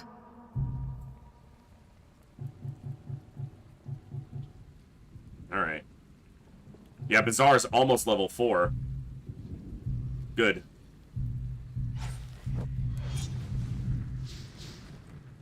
We've got a lot of traits. They are the leading shield bearer right now because of Terrifying. Bazaar hasn't gotten any traits. They haven't even gotten an aggressive, and they were clearly the aggressor on that mission, so... Alright, before we do the next Synapse or the next day, I need to take a quick break. So we're going to take about a 5-minute break. I need to use the restroom. 5 to 8 minutes. So stand up, stretch, get a drink, get a snack, do whatever you need to do. In just a few minutes, we'll be right back to continue the fun. Thanks for hanging out for some Othercide tonight. If you're not already a follower, hit that follow button. If you're over on the YouTube side, tuning in, go ahead and hit that subscribe button. We'll be back in about 5 to 8 minutes to continue the fun. See you guys in just a few.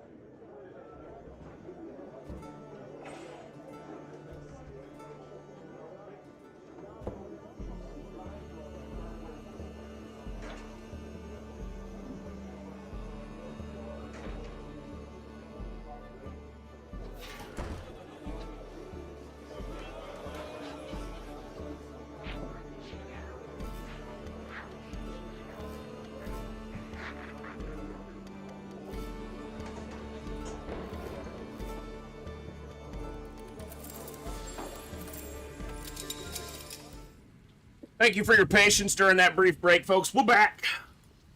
Back again. All right.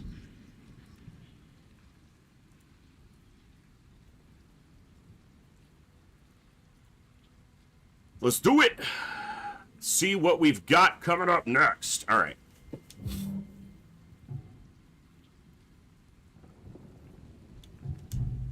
So we've got a challenging hunt. Shows Curse Therapist, Scavenger, Plague Guard. It says claustrophobic openness. So we're going to be in tight quarters.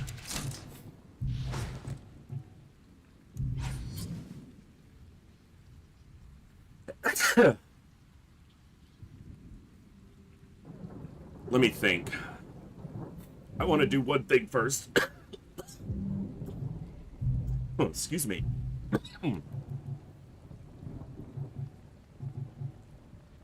All right, hold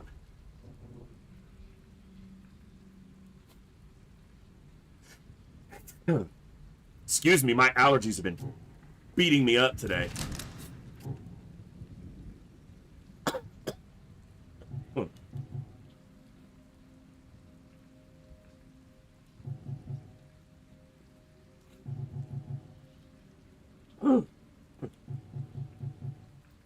Yeah, let's do departure. All right. Darn your allergies! They've been mean today. Actually, it was all night. I didn't sleep very well because I was freaking congested and drainage all night, but that's all right. We making it. Whoa, don't drop the controller. Take away his tools of torture.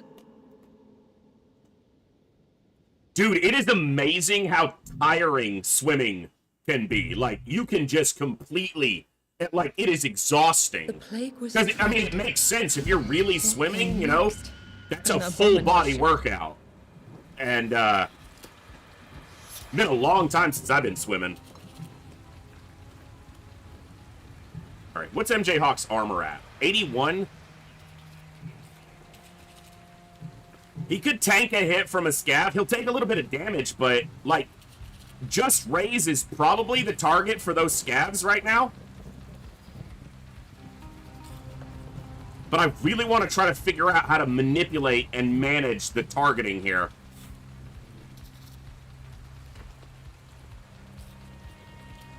Two things I dearly wish I owned are a pool and a bar in the basement. I can get behind that. Alright.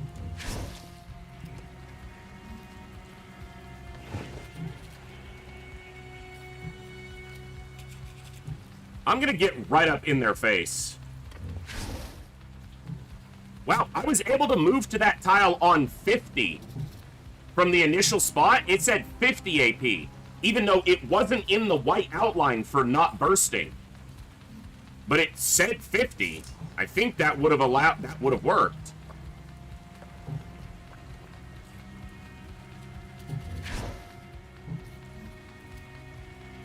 Now, we're going the exact opposite right now for their targeting data. In that they should be targeting for just Raze. And that's exactly what they're going to do. I wanted to see if it would be the furthest that they could still reach. Obviously, they can reach MJ Hawk, and they just completely bypassed him. So, that's not what they're doing.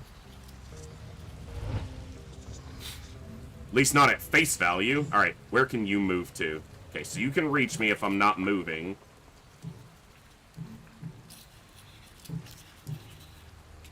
That would be a burst, really? That's annoying. Nope, because you can still reach me, can't you? Oh, you don't go till 85. What the fuck do I care if you can reach me?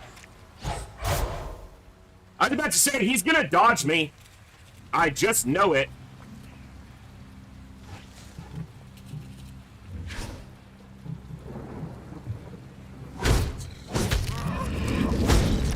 How foolish my fears. Memories of another life. That's why we added that memory to shot, because it allows them enough damage to one-shot a scav. No mercy.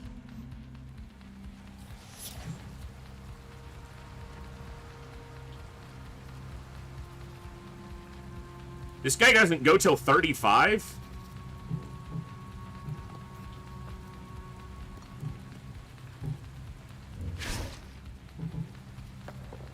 This won't kill him, will it?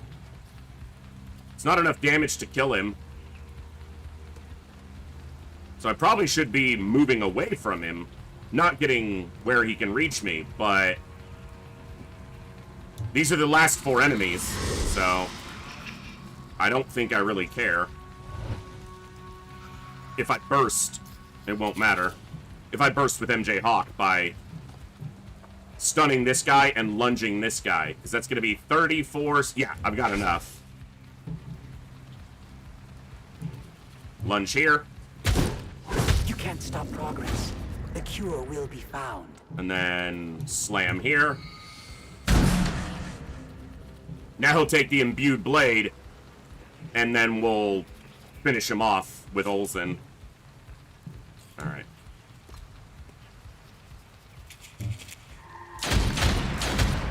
I can kill that guy.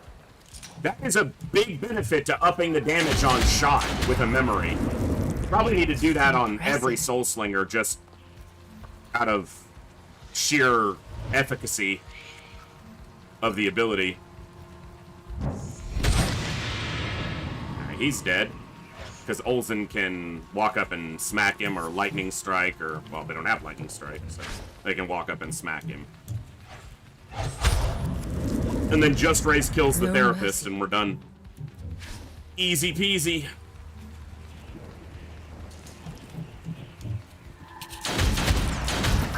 Yeah. A flat damage boost to shot turns a Soul Slinger into almost a purely support into an actual damage dealer for the softer targets. Easily. We draw ever closer to fulfilling our No purpose. one leveled, though, off that. They are just shy of level 3. 2 of them are. It was a relatively low experience mission, so... alright, see the next day. This so-called doctor has revealed himself. Now we see the surgeon. For those who haven't seen this before, we'll let it go. I Cut gotta deeper. take a drink anyway. Deeper still? The answer hides, buried in the flesh. Life unworthy of life feeds our inquiry. What we do is a mercy to the world. A mercy. Very creepy, awesome character design in this game, I feel. What memory has this There's agony only a uncovered? single syn... what the fuck is with the one synapse day 4? That doesn't make any sense.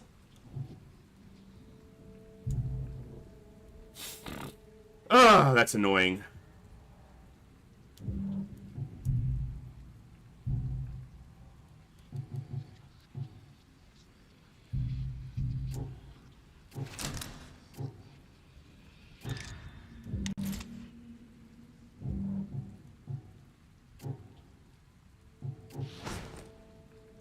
Alright. Let's try Visitor here. Is that what I want to do? I would prefer Smoke on Slam. But I want to learn about this ability, so we're going to throw it there. Do I have any of the percentage? I don't. I don't have any of the ones that increase damage off a percentage. Oh, you know what? I can actually get one, though. Because if you go in here... remember. And start a run with 2 memories, because that one costs 0 crystals, it gives you... remember. I'm clicking the wrong... I do this constantly. It gives you Rush, which is the 50, and it gives you Drill, which is the 20%.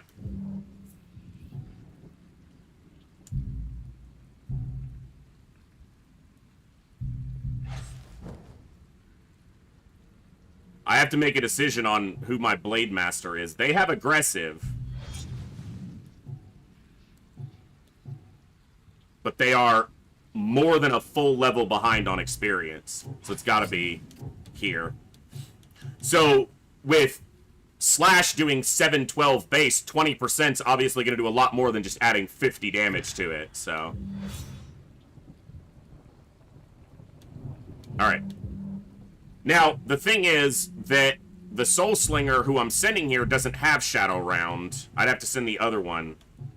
I'd have to send Just Rays. But I want T-Dux to get the experience. So we'll have to try that on another day. Because T-Dux is my highest level, and because this is the only Synapse on this day, I need the experience if I'm going to try to kill the Surgeon in week 1. Right, Olsen? Yeah. Quick maths. Alright.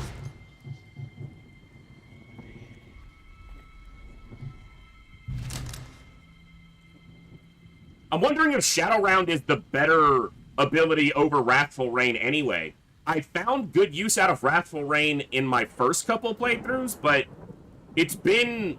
because I'm finding other things to do with the Soul Slingers on most of their turns, it's a great ability to have in a pinch, but you don't want to be depending on it to, like, move you.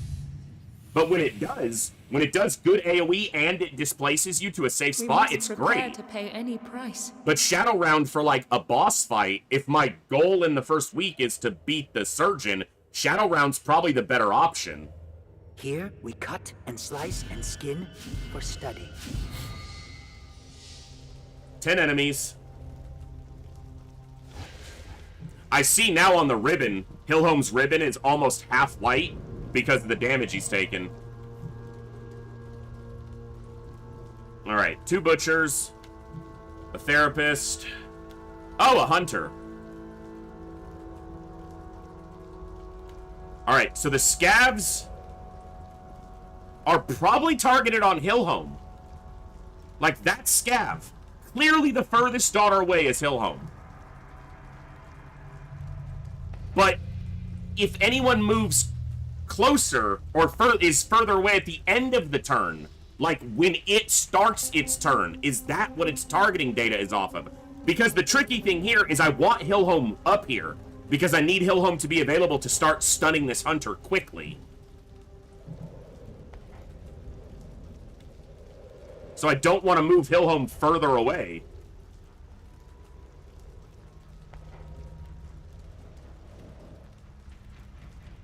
Alright, let's kind of compromise here.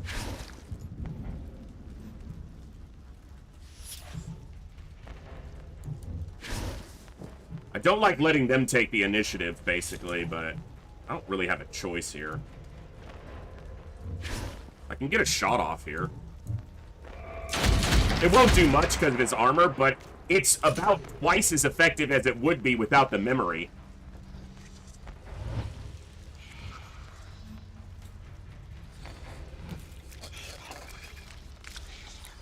It didn't even move its full distance. Like, these fuckers are not predictable. They're just not.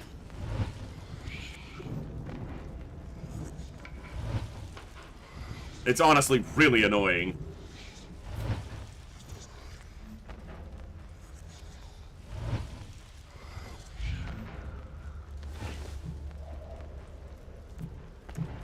Alright. They can't reach me. I'm not going to worry about the therapists. I can deal with them when they go. Can you reach Hillholm from there? You can. We're going to risk taking a hit here from somebody else, and I don't like that.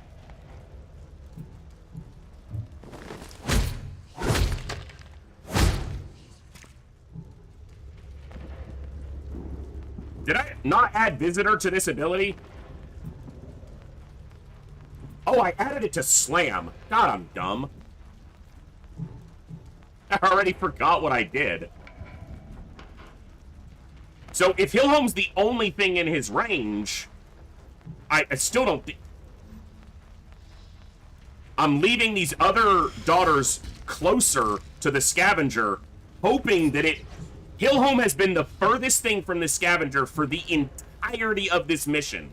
There's no way it targets anything else. It really better not. I don't want to set up intercepting shot, because if it does attack Hillhome, I want that attack to go off.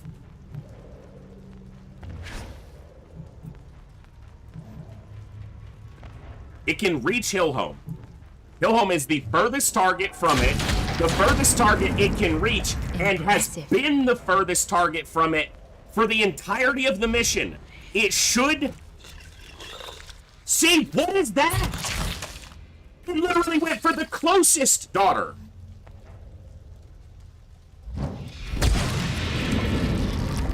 Victory. I know we read online that their targeting parameters are all kind of stupid, but... Bro.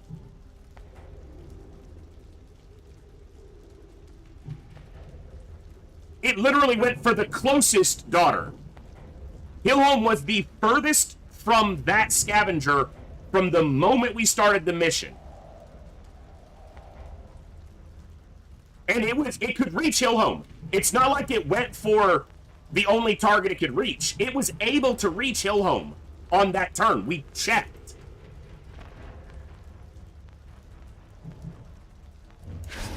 That is so stupid.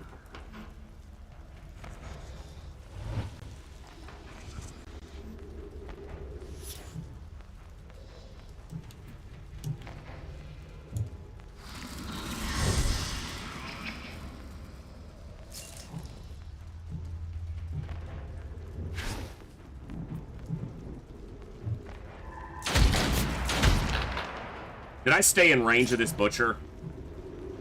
I did. Fuck me sideways. When does the butcher go? Okay, he doesn't go till 60. Alright, I'm fine.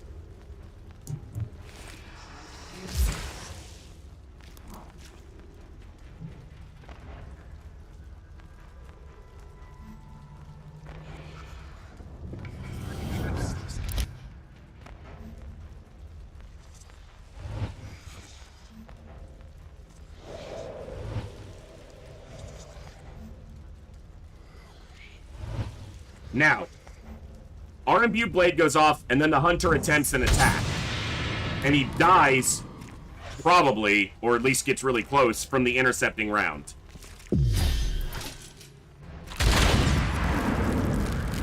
Shatter them. Never even slammed that hunter a single time during that fight. Memories of another life. Guard them well.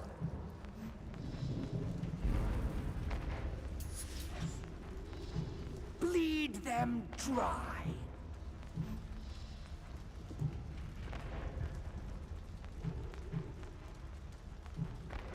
These guys go soon enough that they're going to get snapshots if I'm in range. Because Lightning Strike, I don't think is enough damage. Yeah, it's 342. It's not enough. Alright.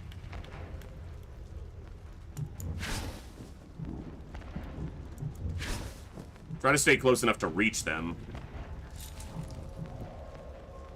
Alright. The doctor can reach Hillhome, but Hillhome can step further back.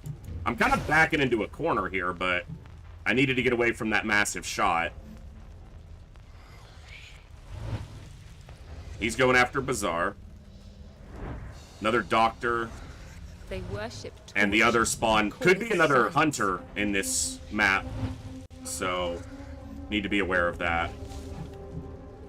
Alright, he goes on 9. But the only person he could reach would be Hillhome. And if I'm there, he can't reach.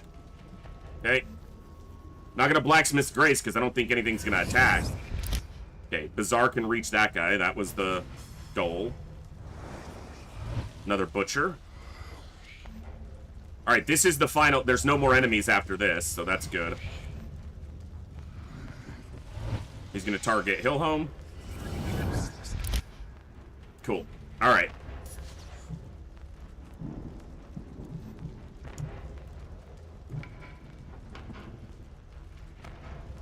Alright. That guy goes first. I can kill him with Imbued Blade. His shot doesn't go off till 57. And I'll get to go again before that goes off, so I'll get to kill him. As long as I stop this guy from reaching Bazaar. Because this goes off before his attack, because his goes off on 49. And we're going off on 30. Alright, T-Ducks. Might be able to kill this guy with 2 shots. Yep. Very nice. Because he doesn't have any dodge. Exquisite. Good. This guy dies. Impressive. Ooh!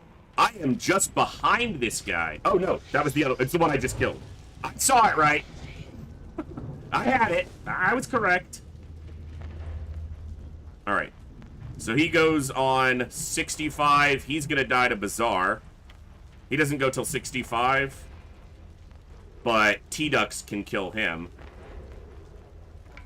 Be in a position to start to work on these guys. If for some reason he weren't to die, would this line of sight him? Yep. Cool.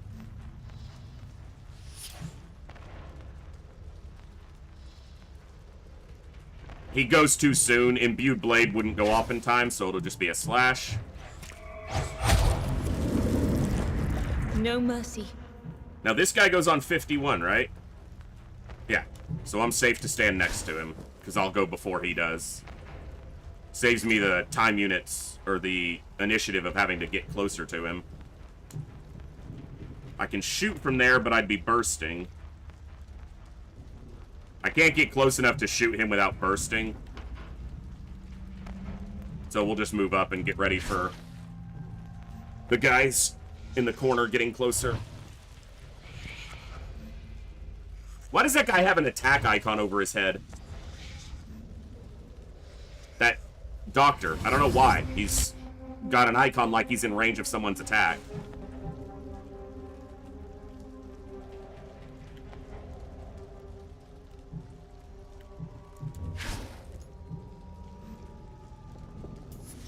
Now, this guy does have dodge, so... I had to say it. I had to say it. Game? I had to burst to do the second one, so... He dodged twice on 15%. Twice in a row.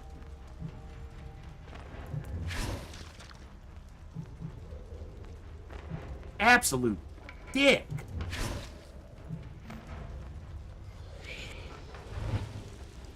I had to say it. I had to open my mouth and say, oh, this guy has a dodge stat. Fuck.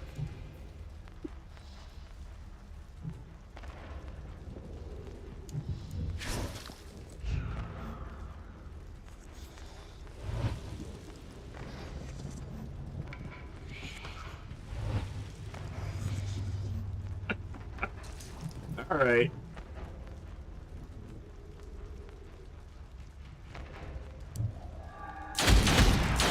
He has almost no armor because of the terrifying. So he gets wrecked.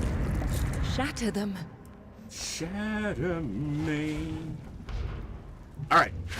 I guess we'll at least see what this looks like. I schmack. So, the attack's from a different source. We'll have to see if that can trigger Shadow Round. Because that could be a good combination if it does.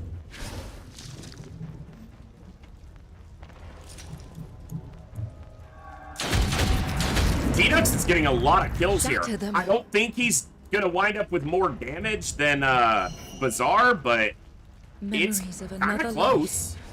Guard them well.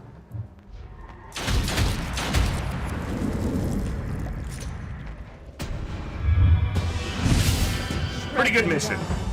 Except for the scav not behaving. We're just never gonna try to predict what a scav does again, because we can never do it. Come what may, we Bazaar will got a slay trait. Suffering's progress. If Bazaar got Ethereal Frame off of that scav attacking him, I'm gonna be livid. Suffering has lost the link here. For now. Yeah, that's kind of my point, Olvin. I don't know why you would have it. Like, it doesn't know. We've awoken from one nightmare. But That we may button soon should not have another. exist. If you hit Y on a controller here, it goes to the next... That button shouldn't exist. I swear if you have ethereal frame. Okay. That's a good one. I was about to be mad. No reason to be mad. We're good. Okay.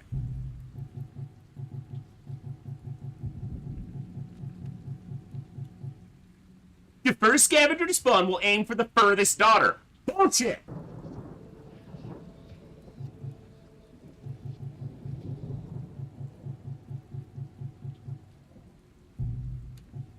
Our poll determined that to be a lie. I got smoke, though. That's awesome. Smoke is great on lunge, shot, or...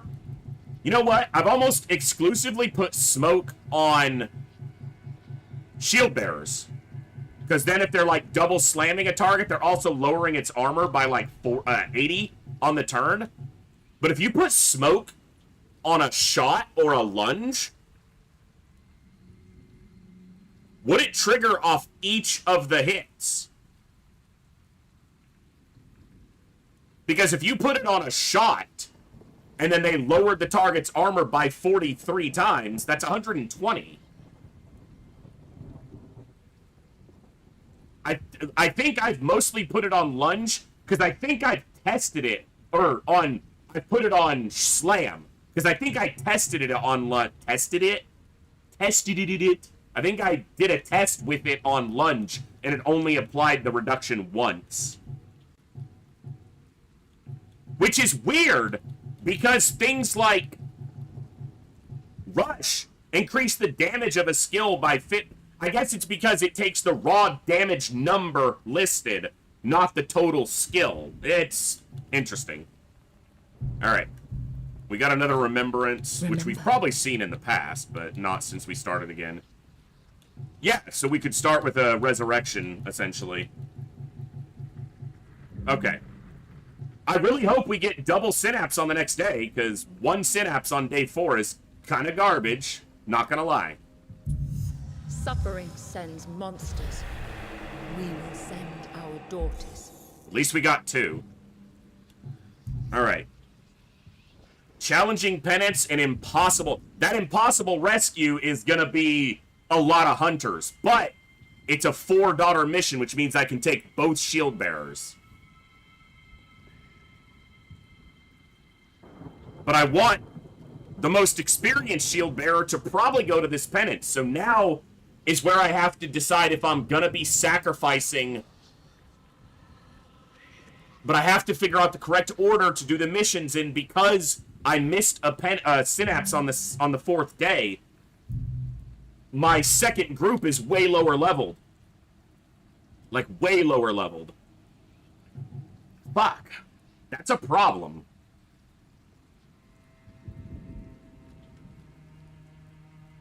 I guess I could sacrifice down for healing's sake, but I want to sacrifice up so that my top end, my highest ranks, get the benefit from being sacrificed into, because they'll get boosts to their stats.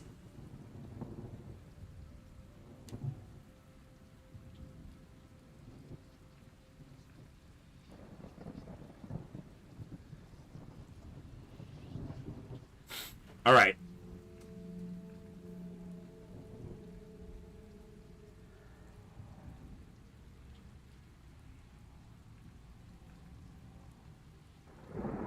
The reality is, we're getting to level 5 on these daughters.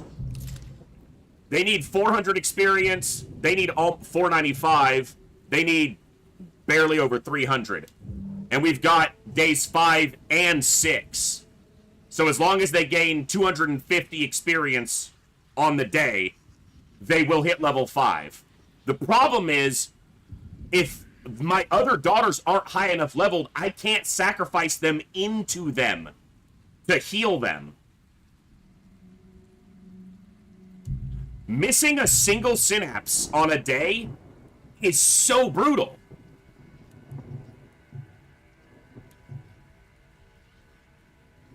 Okay. So here's how I have to do it.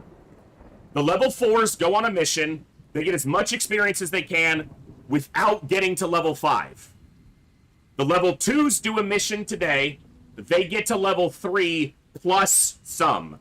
Then on the next day, they do the first mission, assuming there's 2, there fucking better be. They get to level 4, they sacrifice into the level 4s, who then go and get level 5. That should work.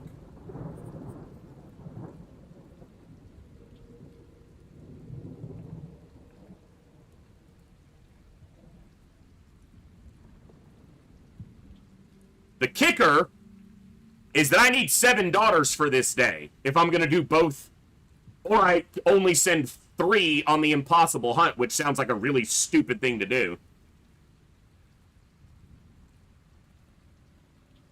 I need my highest levels for the hunt today. I wish I had a way to ensure that MJ Hawk could get to level 4, but I don't think you can level twice off of a single mission.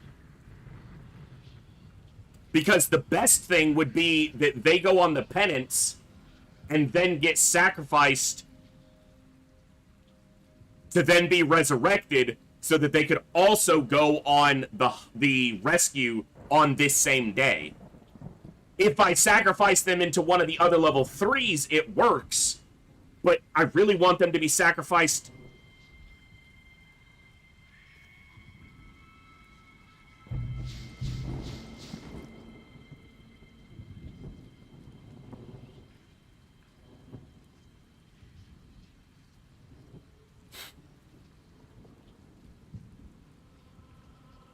This is brutal. Alright.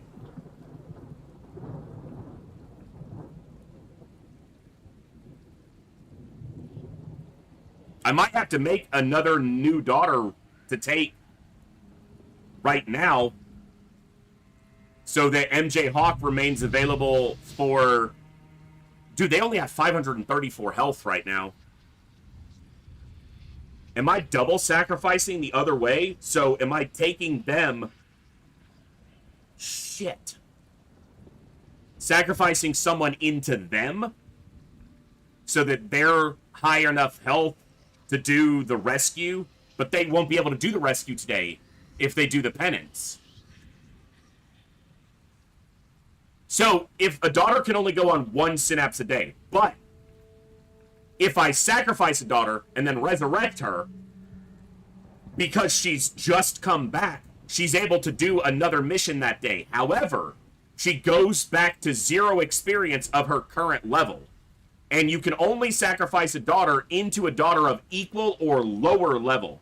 So because Shield Bearer is only, MJ Hawk is only level 2, I can't sacrifice them into Hillhome to heal Hillhome and give Hillhome additional good stats. And there's no way to get them to missing that penance the day before on day 4 is so brutal, because if they were level 3 right now instead of almost level 3, they would be able to hit level 4 on the first synapse today. And then they would be able to sacrifice into Hillhome and then go on the mission as well. So Hillhome would be level 4 and boosted. MJ Hawk would be fresh at level 4 and resurrected. Oh, it's MK. No, I can fix that. I didn't even realize. Why did no one say anything sooner? I mean, I can just do that here.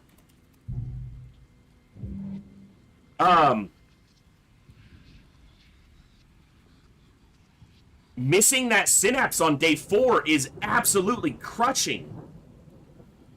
It's so bad right now.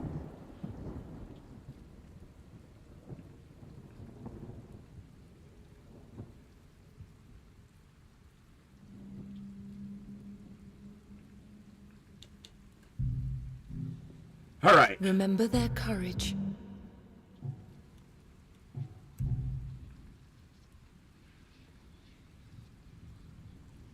Now, the rescue lists less experience, but that's 175 base plus all the kills. So the penance is actually the lower experience mission.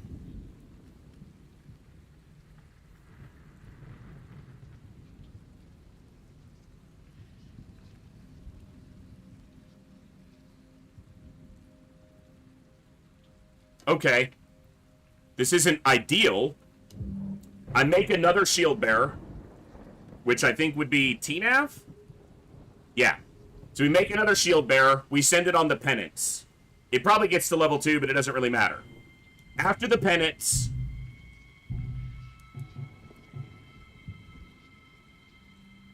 do I send MJ Hawk and... maybe I don't. Maybe I just have to sacrifice MJ Hawk down or across instead of up.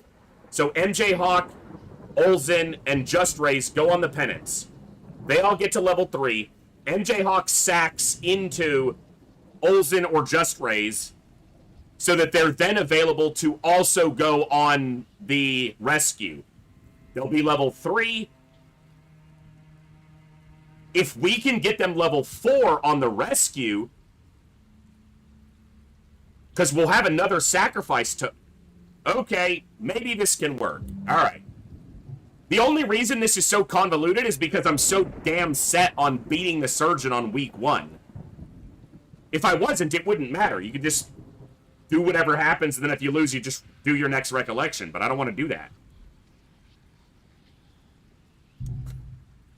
Alright, so we do the penance first. We send the lower level...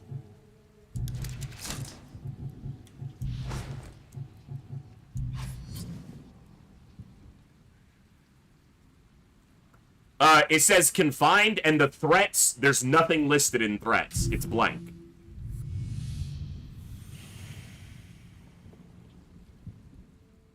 We must prepare to pay any price.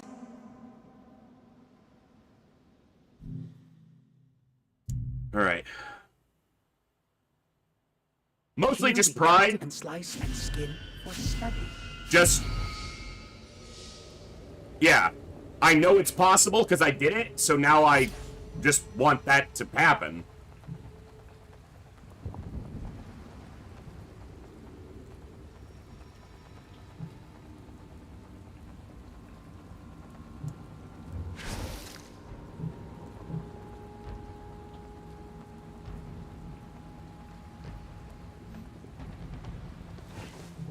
Honestly, I was initially told...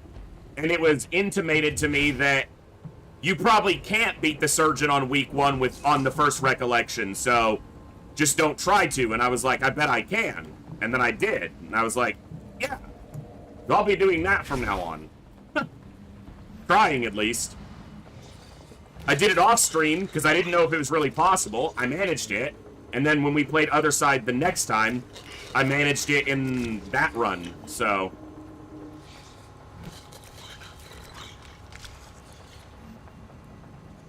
also, it does kind of set you up so that your second recollection is a lot better. So, the further you can get on your first recollection, the better off you are, because everything that comes after it is just that much better.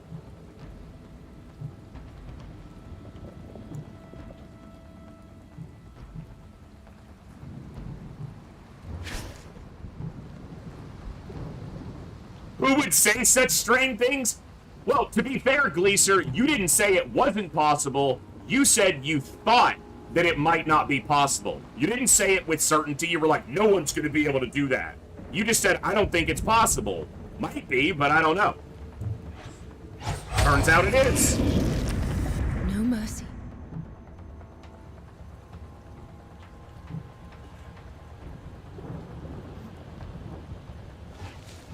Well, to be fair, Olzen, I think that the gauge on that difficulty is also somewhat subjective to the person making the assessment. For some people, it might be easier than others. I'm not that good at this game, clearly.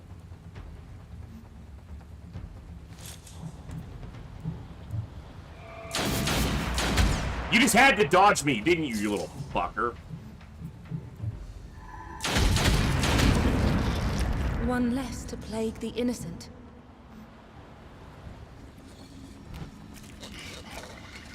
Yeah, Bjorn. Uh-huh. I don't play games that make it easy for you. That's just... the fuck's the point? Never been something... Yeah, it's not my jam. Are they actually going for MJ Hawk? I swear to God, if he gets Ethereal Frame...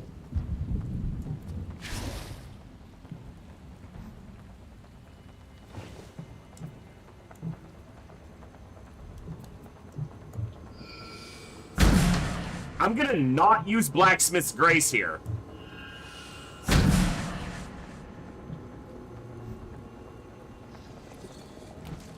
No! Yeah, that's what I thought, too!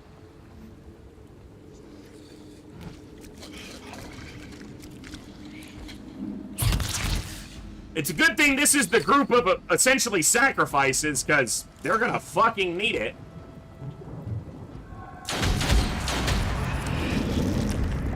Flawless. A clean cut.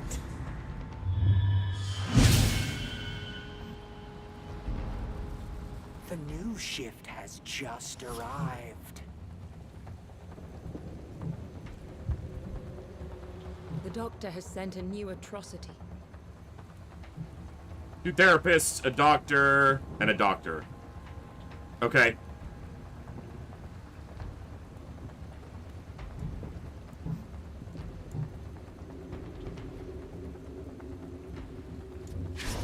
If I kill you, am I out? Yep. No mercy.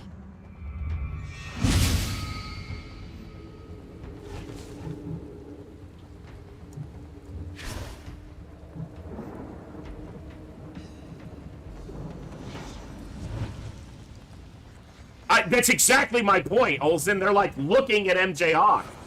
And they're like, that's who we're gonna go after, and then they're like, fuck you.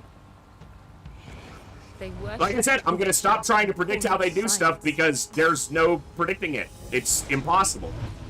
Which obviously has basically been the conclusion we came to, you know, with information available online.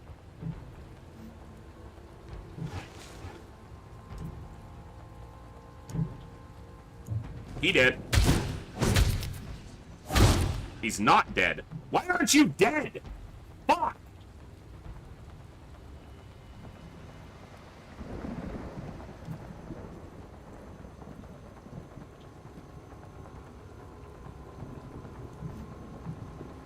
If I burst, he's gonna move. You know, it should be fine.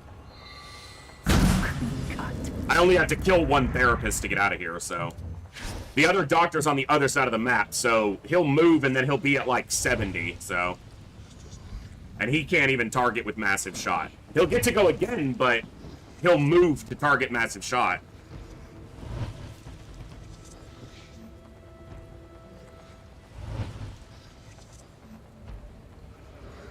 The therapist is all up in my grill.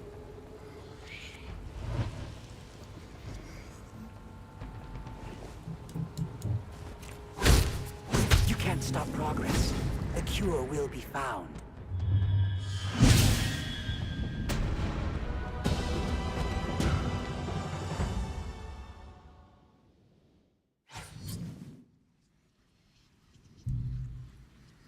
Let her flourish.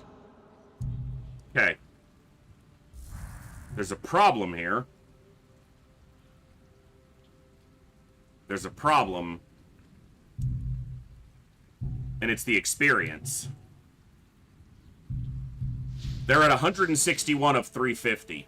If I sacrifice them, they go back to 0.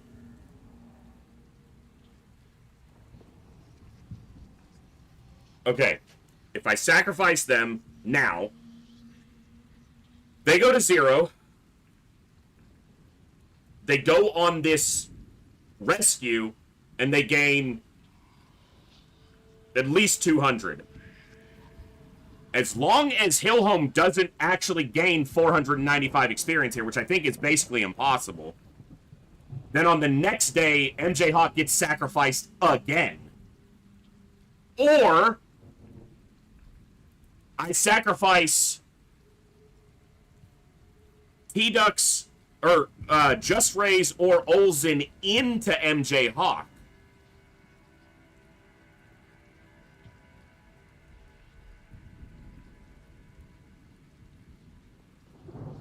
No, because then they can't. They have to be available for the mission today. So they have to be the one to sacrifice and get resurrected. Fuck.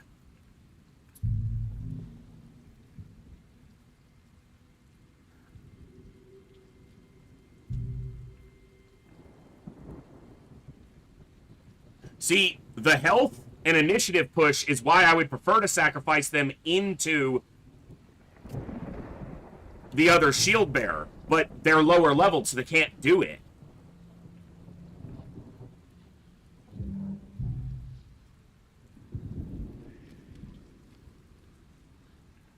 But I need the second shield bearer for the rescue.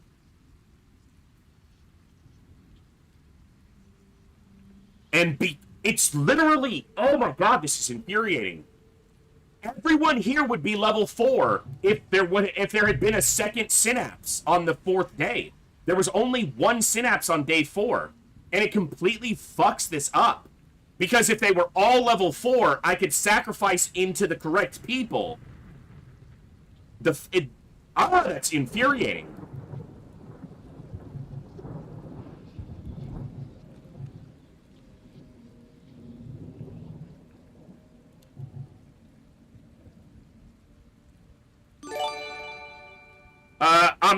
Amiu, thank you for the follow. Welcome to the Echo. Glad to have you here. I'm anguishing over the game being mean to me on this seed.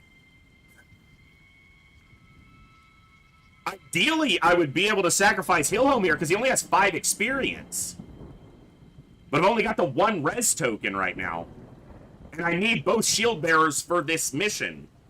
I prefer to have 2 shield bearers because of the implications of this mission type.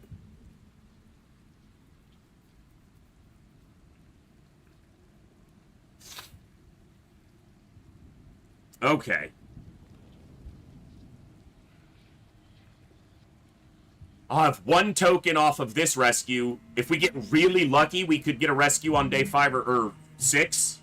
Yeah, because we're already on day 5. I don't think we'll get another rescue. This will be the second one. I doubt we're going to get another one.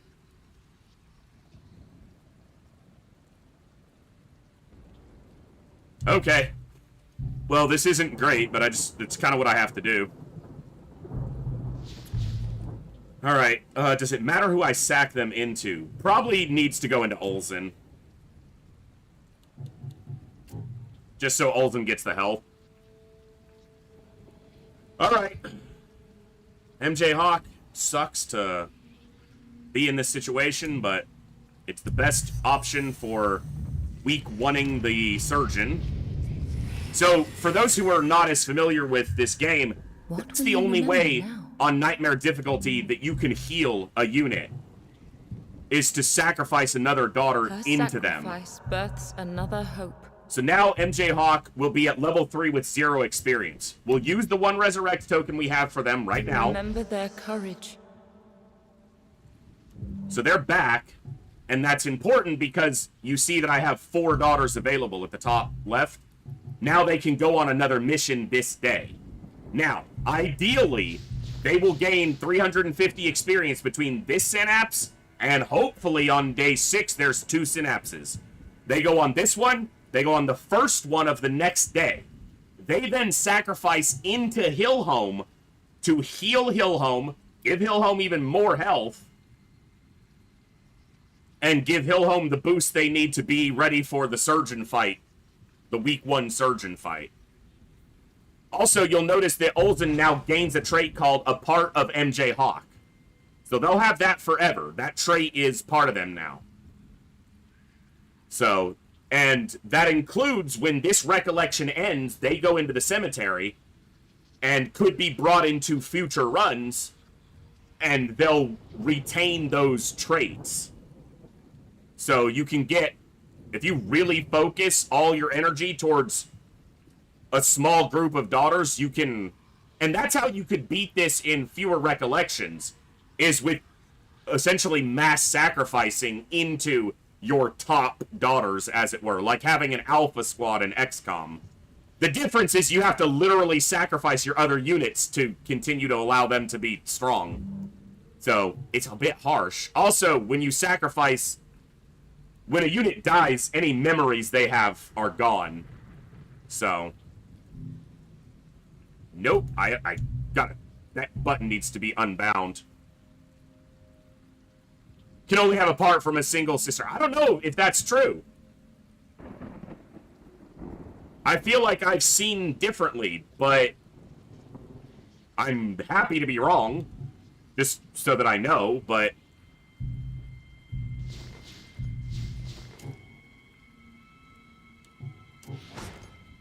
We have Visitor here. We're going to keep it there for now, but I'm probably going to replace that with Smoke before we go to the final fight.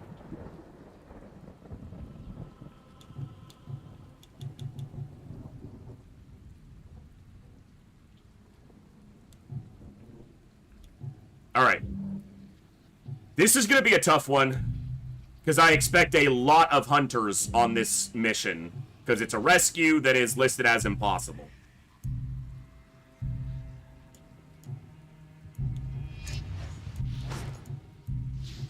Two shield bearers can lock down a lot of bad guys, though.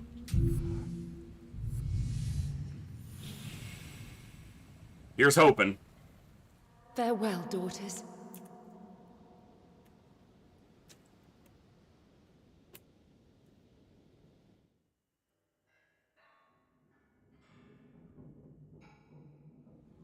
The child thought he could be free if he could only follow the right path. All right. We got the better of the standard rescue maps, I feel like. I feel like I tend to have better control on this one.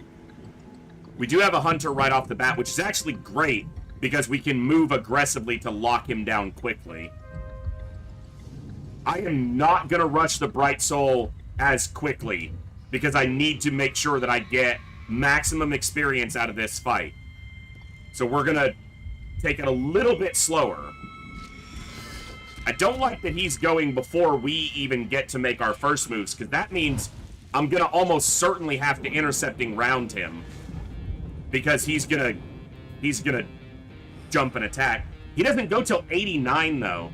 But I can't get close to him and slam him in that time frame.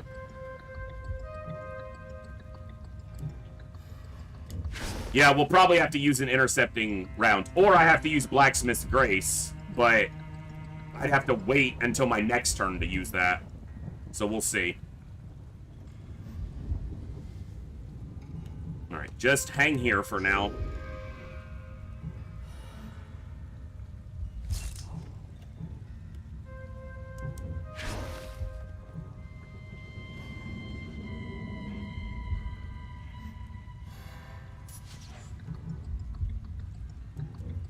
Now, I have to be aware of the fact that very often on this map, scavengers spawn behind you in the first wave of spawns.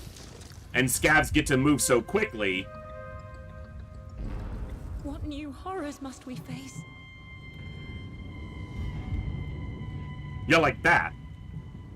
So he's gonna go before I go again. He will go for the closest daughter with the most health.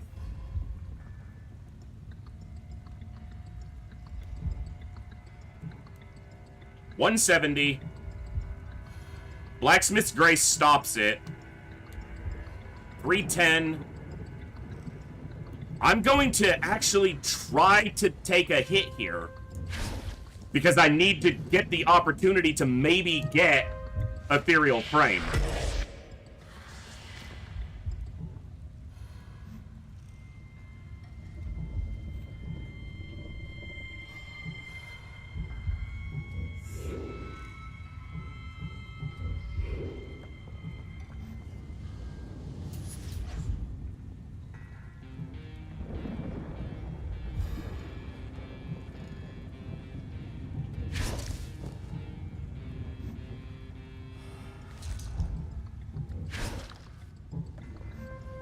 I'm not putting on intercepting shot here. I actually want that plague butcher to swing at Hillhome.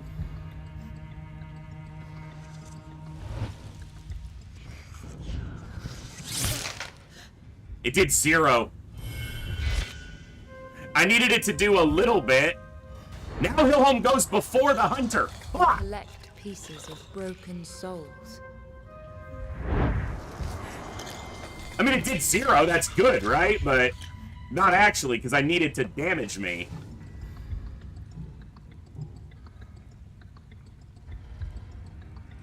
It's gonna go now, and if it flanks or backstabs me, it'll do damage to me. Hillhome can take some damage here because we're gonna be trying to sack into them anyway. If I Blacksmith's Grace, the only way his attacks damage me is if he... So 25%, 17, 34, 210... No. He would have to backstab me for his base attack to actually damage me. If I just let him swing normally, he'll damage me, but he'll damage me a lot. Maybe that's the play. You can't stop progress. Oh, the visitor killed that guy. Alright, I'm gonna let these attacks happen. It's gonna hurt.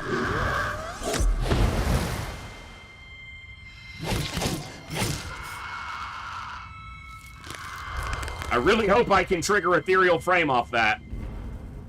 The veil grows weaker. His power Alright. stronger.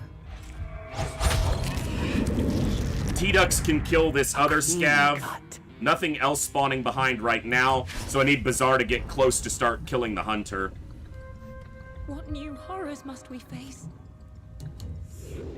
Was that any spawns behind? No. Okay. Alright. Good.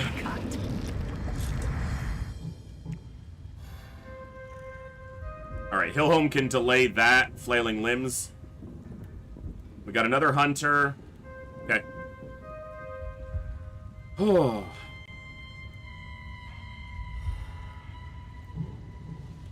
Yeah, we got a new face. I love it. New names, new faces. Love to see it. The chat be growing.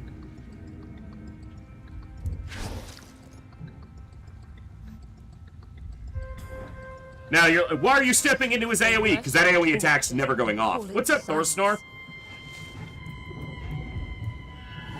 Schmack. Visitor. Schmack. Visitor.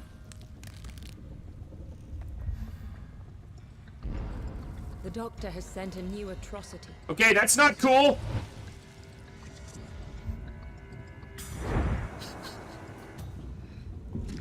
He's gonna leap next turn. Suffering has sown. We're intercepting round on that dude. Although he doesn't go till 90. Well, he goes at 78 probably. Scav. What the fuck is with these scavengers, bruh?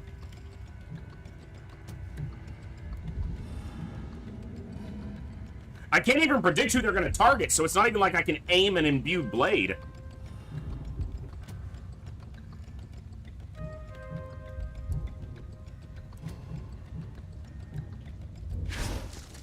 I'm gonna try.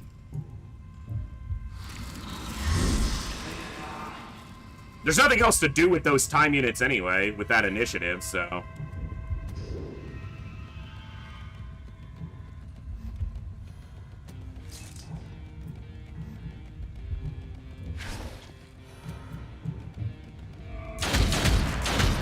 Alright.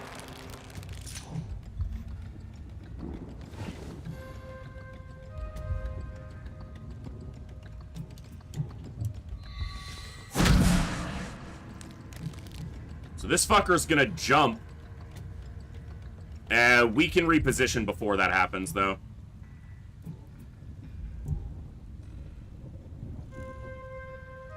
Hillhome goes before that. I'm gonna move. Alright, now we got scavs spawning. Are they gonna go for Hillhome? Are they gonna go for MJ Hawk? Sometimes I get it right. It got one of them. You little shit.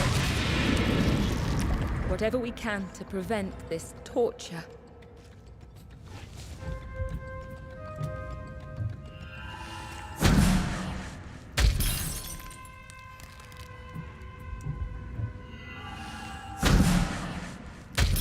I thought you were gonna do a flailing limbs. I've been waiting. When's that gonna happen?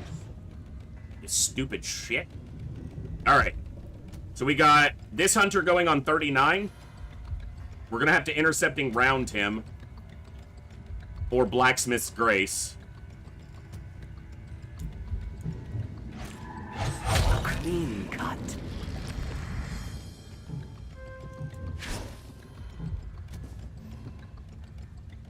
Alright. He can't reach anybody. He can't reach anybody. Okay, so we're actually gonna kill this guy. Shatter them. Shatter me. And then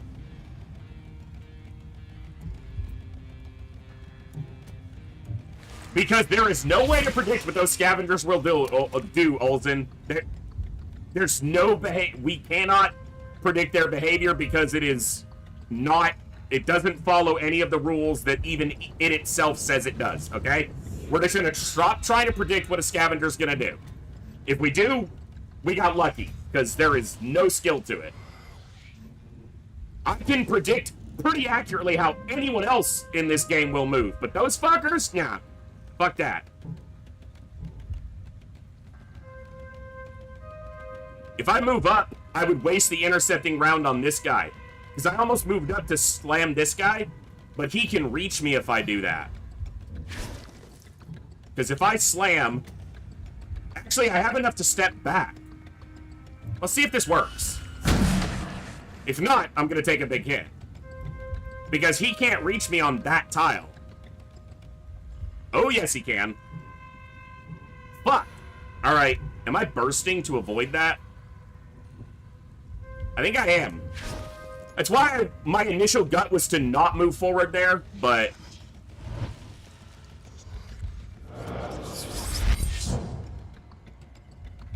Now the hunter leaps and attacks MJ Hawk or Hillhome. One of them.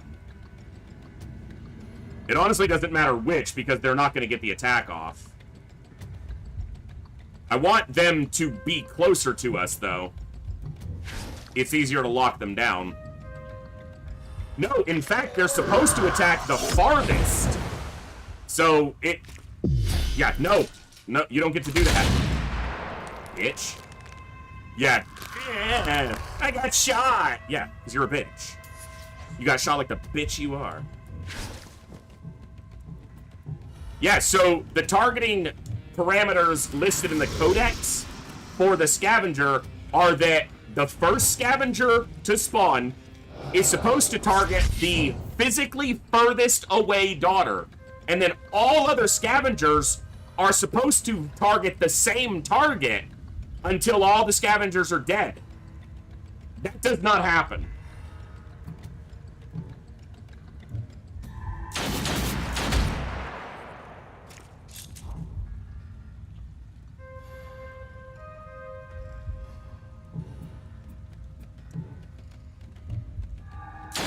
Progress has its setbacks. Physically farthest, because there is a different enemy that specifically states that it targets the furthest in the timeline. So they have completely different wording. Now that could be an oversight, but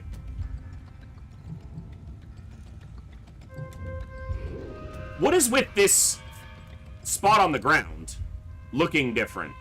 That's where the other hunter died, but why does it look different?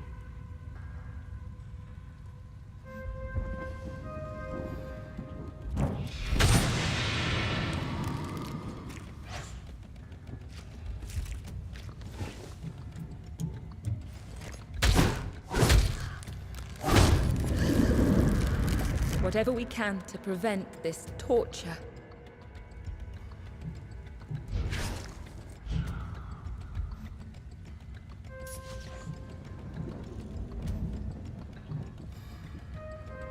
Yeah, when the hunters die, they leave like a different space on the ground. Even with his armor? Oh, he boosted his armor. Wait, he only has 200 armor. My attack did more than 200 damage.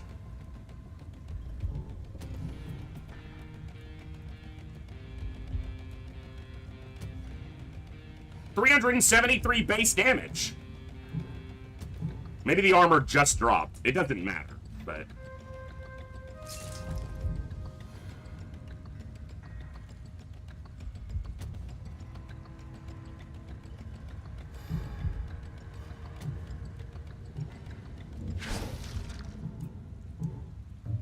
Nothing? Yeah. Armor's too high.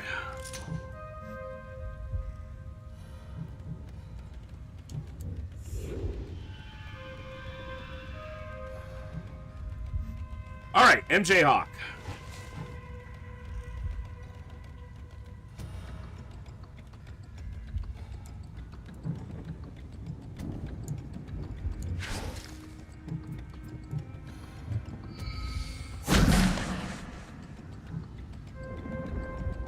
One of them's gonna have to burst, but only one of them. So I'll have Hillhome burst, since MJ Hawk's in a better position right now.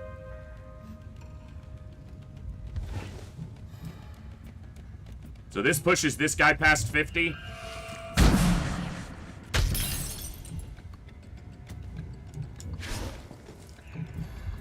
And this pushes this guy to 44. Oh, I'm too short of smacking him again. It's not a big deal. Alright, he dies to them. This should kill this guy. It'll be really close if it doesn't kill him. Okay, MJ Hawk can kill this one, so T-Dux shoots this one. And that'll ensure he dies to the Imbue Blade. Okay. We're gonna sit still with the Bright Soul, because I don't want to spawn anything else just yet. I've got control of this, so...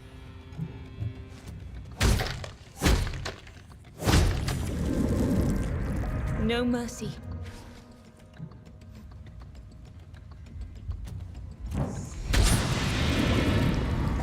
Flawless.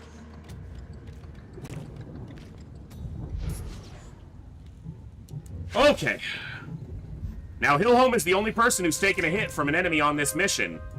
Be really awesome if they get Ethereal Frame. Because then they have Terrifying and Ethereal Frame.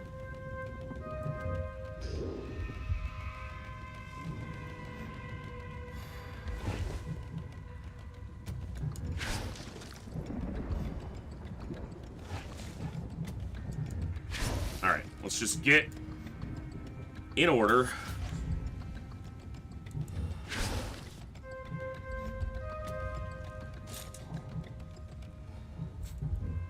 Here we go.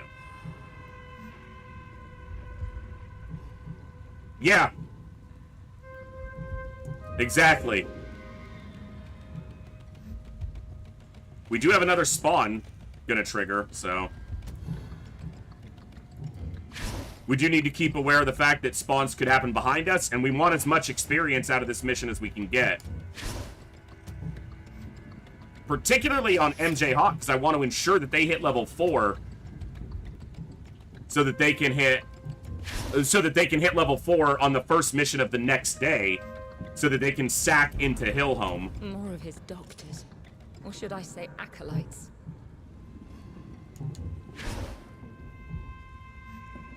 What's Daredevil do again, Olsen? I remember getting it on a couple Blade Masters who took hits that I didn't want them to take.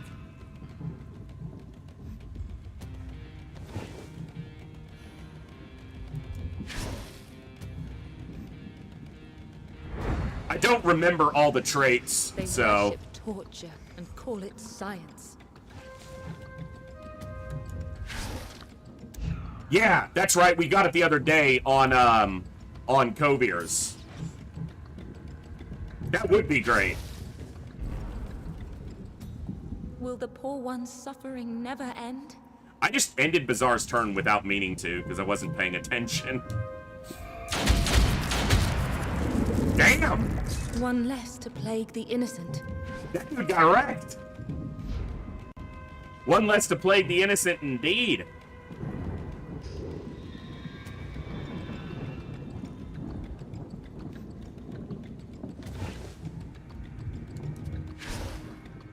Lead them dry. That'll spawn one, because he moved there and it stopped to trigger that. Plague Guard.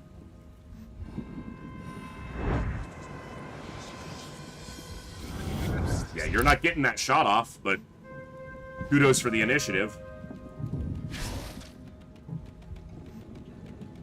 No bursting right now. There's no need to.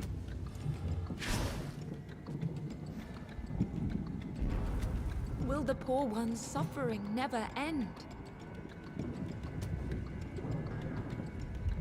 Hunter behind. And a butcher. Okay.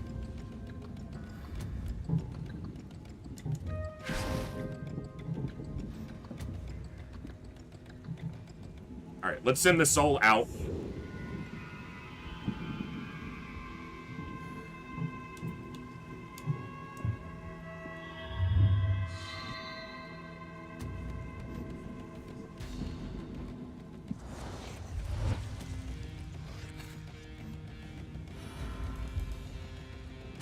Doctor or guard, okay.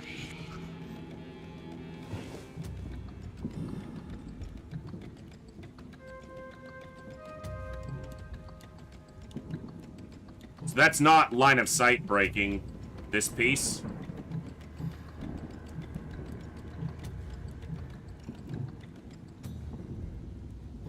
Okay. I need to move one of my shield bearers back to deal with the hunter anyway, so we'll just line of sight that, or distance that instead of line of sighting it. You're gonna deal with the guard, so stand right there. I just blocked Bazaar. That was a stupid place to move.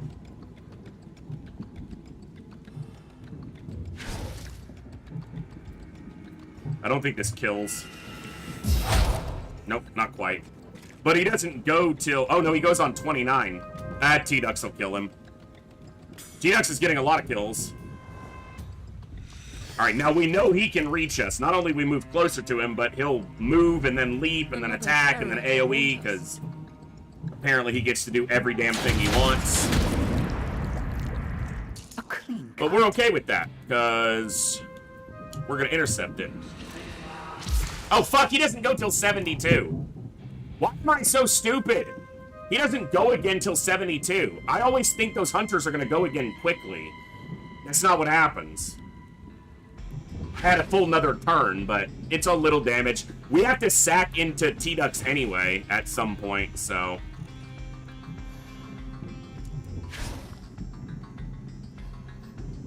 to heal them. Alright, you're gonna move to that tile, aren't you? Right there.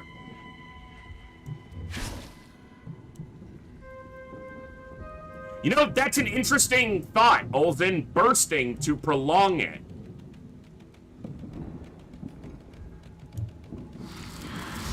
I didn't think about that. Instead of doing it twice and taking twice the damage, burst so that it drags it till your turn starts. That's a theory.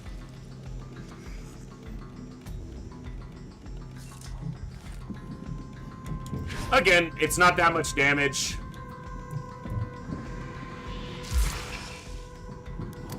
And we got a sack to heal them anyway, so... Oh! He doesn't move before that goes off. My timing is terrible right now. Would have missed him.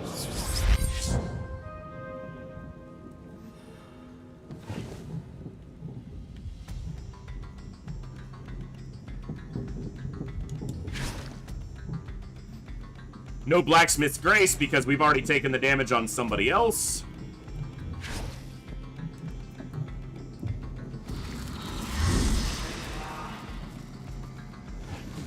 You got all that armor. It'd be a shame if someone took half of it away, you bitch.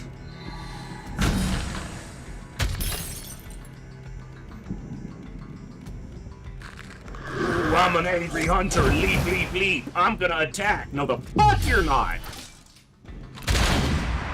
Sit down, bitch.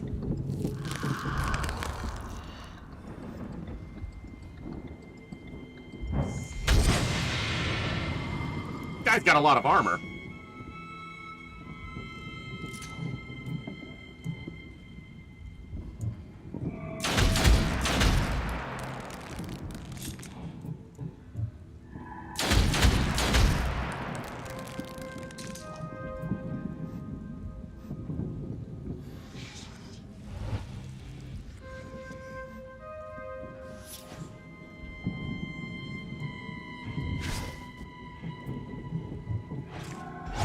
Progress has its setbacks. You got wrecked, sir. That's just the way of the world when you're a piece of shit. Day 5? Day 5 of the first week.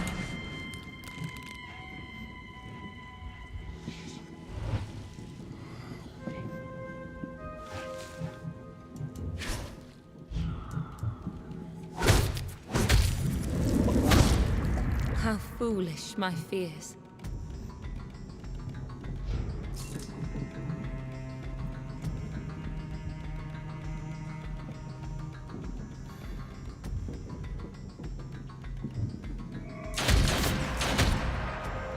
If he didn't dodge that, he's probably dead here. These are the last 2 enemies. So, I'm just bursting here.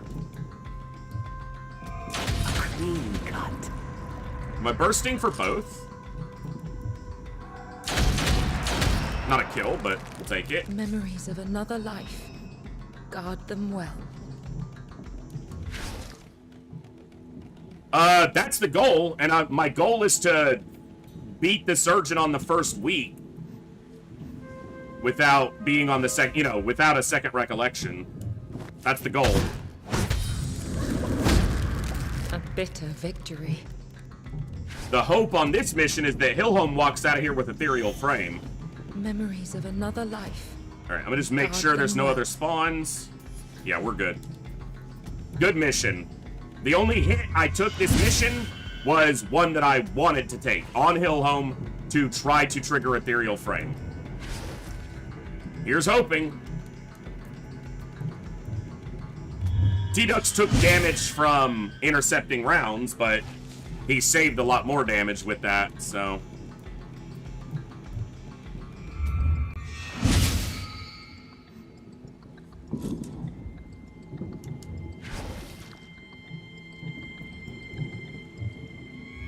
And hopefully MJ Hawk got at least halfway through the level on experience, which I think, just based on the mission, he has to. Because as long as he gets 175.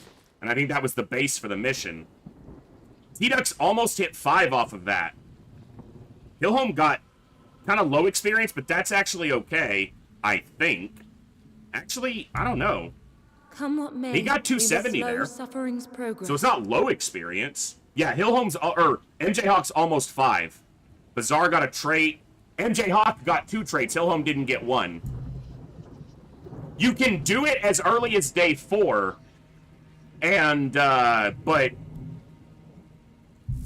I don't see being ready on day 4 on the first recollection. Certainly not. All right, let's see what we got there. Aware and resourceful. That's actually really good. Resourceful is great.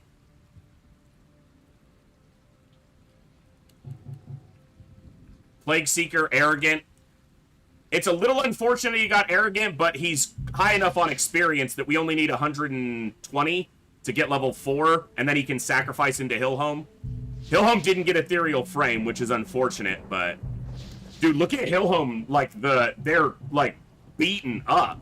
Like, look at the difference because of all that health damage.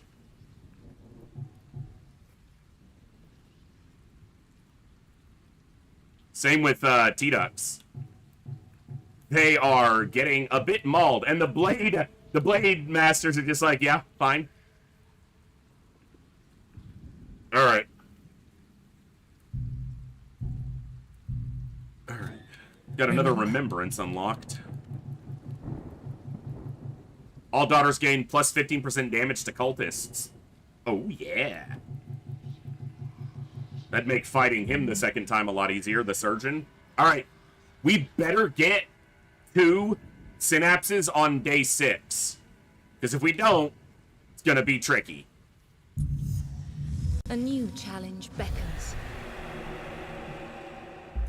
Okay. Okay, they're low experience, but should be able to make this happen. Okay, so what we have to do here is MJ Hawk goes to the first mission we do here. They only need 120 experience, so they go to the lowest experience mission here.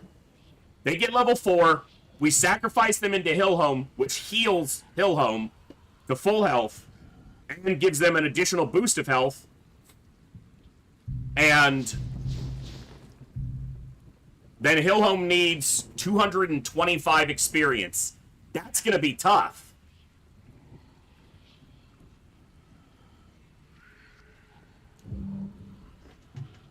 With these being low experience, that's only one. 225. Okay.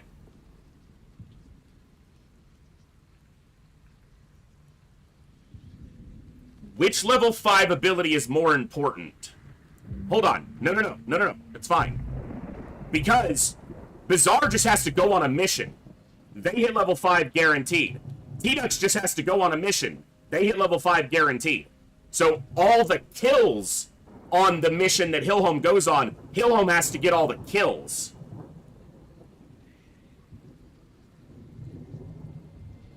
If they get all the kills on the mission, they should hit level 5. And then I have 3 level 5s to hunt to fight the surgeon. And that should be enough. It's also going to mean sacrificing into T-Dux to make sure he's full health. And possibly sacrificing into Bizarre. Dude, look at the health difference between these two. Olden is a level lower and has 1,064 health. Bizarre is a level higher and doesn't even have 900 health. Olden also has more damage. Same level. They have to be the same level or lower to receive a sacrifice. That's why. They got 300 health from a sack. Yeah, shut up, Olsen. I figured it out. I got it. I got it. Bizarre still hasn't gotten aggressive, which is annoying.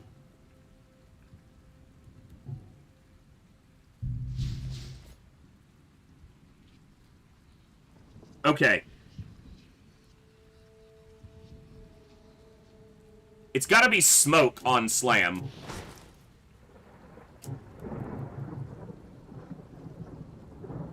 Is that right? No, there was another one. There was a different ability, or there was a different memory that I haven't gotten on this run. There's a memory that adds initiative delay to your strikes. That's the one I want on Slam, because it adds to the initiative delay that Slam already causes. So there's a chance I'll unlock it during the synapses today. Okay.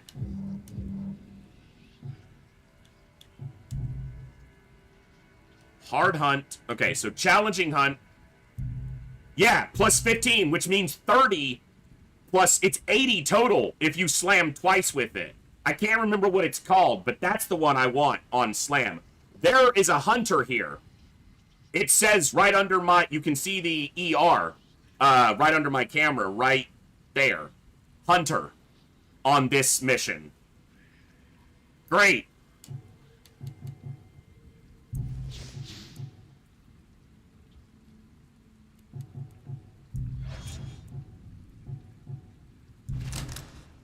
Should be fine, but... Okay. Will they all level on this mission? I gotta look at this. I gotta make sure, because I need them leveled so that they're potentially available for sacrifices, as horrible as that sounds, but...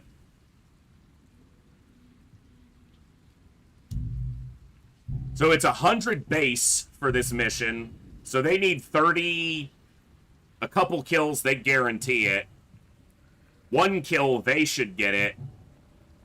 They need at least a couple kills. A hunter... If Olsen kills a hunter, he'll be at 321 plus the hunter kill. Yeah. For sure. Anyone who kills the hunter here should guarantee a level. But I'll need to spread it out a little bit. MJ Hawk just needs to kill 1 of whatever, and they should get it. So probably want to try to kill the hunter with just rays. Alright, challenging hunt. Here we go.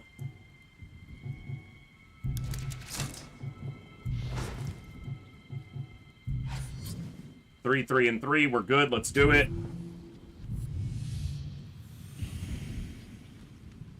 I haven't even made it to the second boss on this game yet, Rio, but as long as if we beat the Surgeon tonight, then no matter what happens going forward, even if I lose on the very first day of week 2, we will be masses fled through the recollectioning this run. Spreading the plague with them.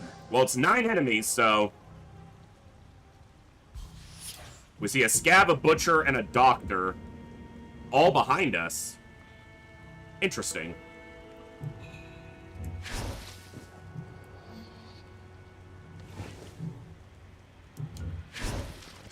You come in and it says 9 enemies and it's just 9 hunters.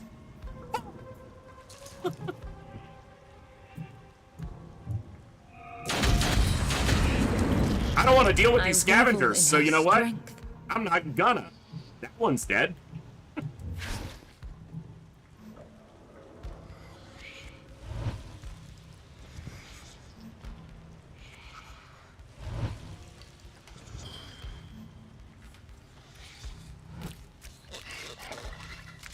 Hey, that actually went for the person furthest away.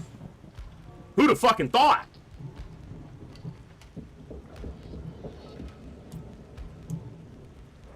Yeah, you're dead. No mercy. Did you ever try not being a bitch? You should give that a whirl.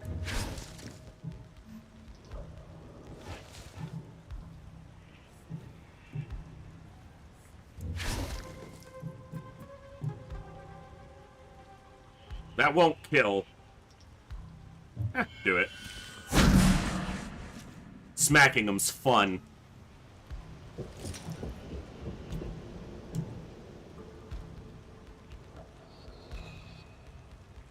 Olsen can kill the scav. So do I just shoot this guy?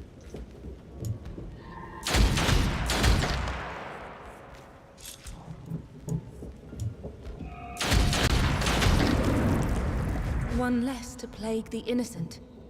Alright. Scav, scav. Scav. Scav. Will the poor one's suffering never end? So 4 of the remaining 6 enemies are scavengers.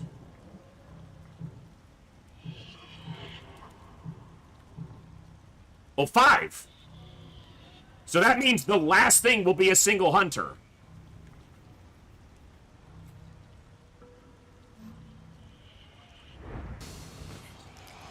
They collect pieces of broken souls. Yeah, I got there.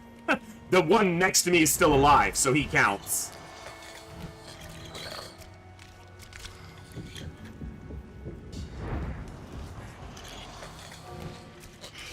Oh, I expect the last one will be a single hunter. That wouldn't surprise me.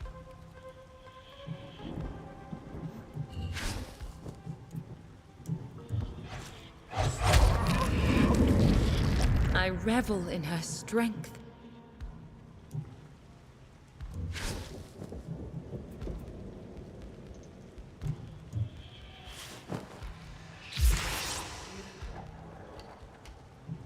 This is one of those times when a movable stance might just shine.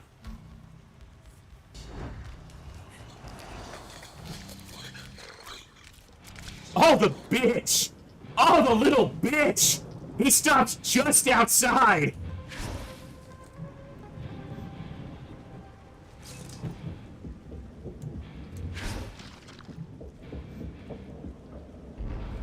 Will the poor one's suffering never end? Right past! Come on! Yeah! Fuck you! Assholes. I should have looked at his movement range. I could have gotten out of it. Not a single trigger on a movable stance. Just Raise just takes a whooping. Alright. Fuck you, game. You make up your own rules. Is this a hunter? Yeah, it is. I pretty much expected, so.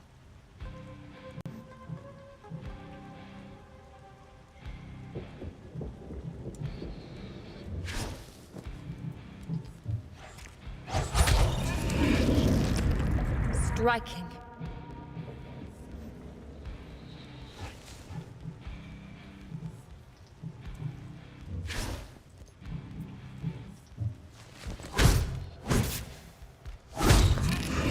Did you dodge me, you little Bitter shit? victory. No dodging. I'll burst them for this down. guy, so. I don't have to. A bitter victory. Let's go, big boy. It will reap what suffering has sown.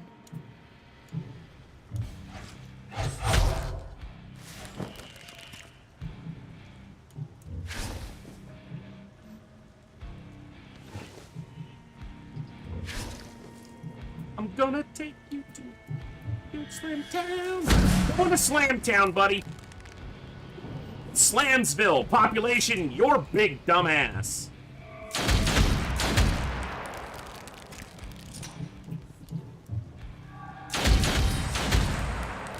Can I kill him?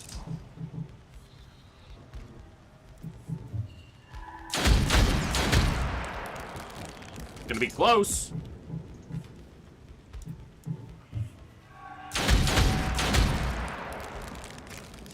What does he have? One? Really? Really? Do you see that? Out of 2,330 health, he has 2. Do you see that?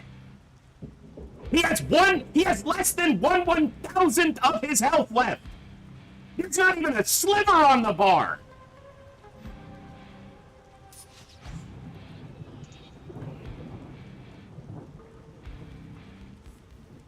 It's more important that MJ Hawk get the kill, because I need to ensure that MJ Hawk can sacrifice into Hillhome.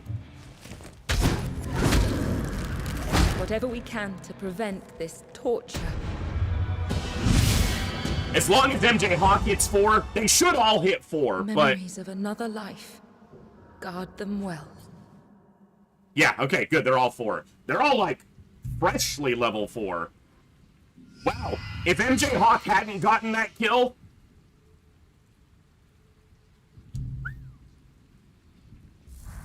Though the danger passes, Okay, we must prepare for the next. now we have to sacrifice before Hillhome goes on this mission.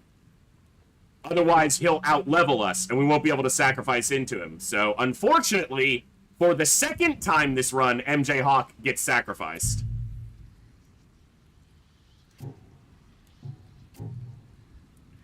Gives 504 health and initiative resistance. 504 health to Hillhome is excellent here.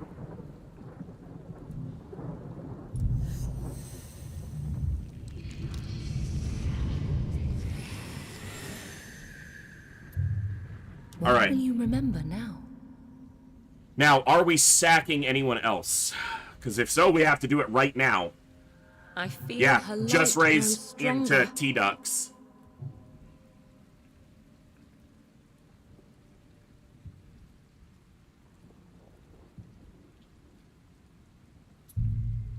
Because we need T-Ducks to heal here. Dodge and crit chance? Hold on. If we sacrifice Olsen into T-Dux,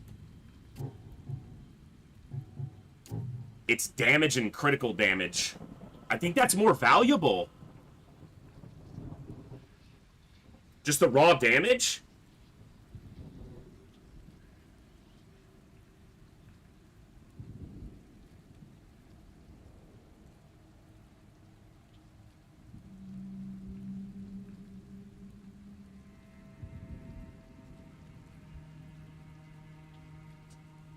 Well, I don't know if it calculates exactly into, like, flat damage bonus exactly like that, but it's, yeah. This is more valuable.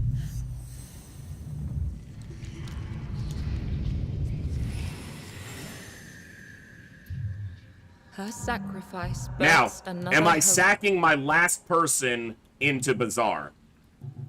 Am I sacking Just Rays into Bazaar?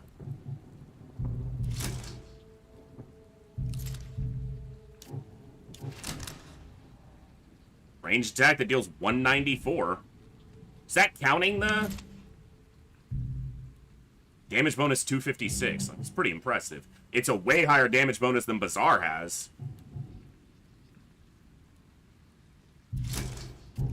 Alright. This will leave me with only 3 daughters starting week 2. Which could lead to, like, an immediate... I can resurrect 1.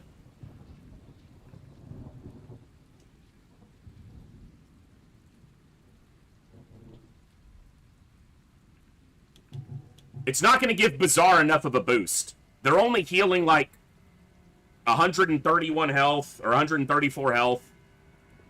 And it's going to give them... Yeah, no, we're going to wait on that.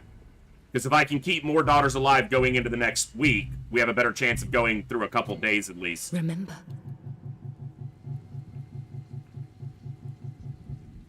All daughters gain 50% damage on nightmare creatures. That's hunters and scavs. And other stuff later, but... Okay.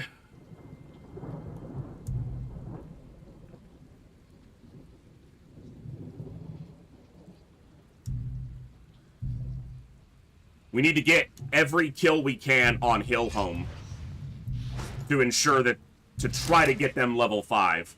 Curse Therapist and Scavenger, and it's a claustrophobic map. Hillhome's got to get the kills here, as many as we can. Take away his tools of torture. Yeah, it feels like the Blade Master one is probably the best. The help from the Shield Bearer is nice, though. What they did to this child. Oh, this map. Okay. What forces This one they is arrayed interesting against an innocent. because you can actually choke point this map pretty easily right here. Like, if I put a couple people back here and then I stand right here with Hillhome, oftentimes the Scavengers will attack Hillhome just because there's nothing else for them to attack. We've got to get the kills on Hillhome, which is going to be tricky with these therapists.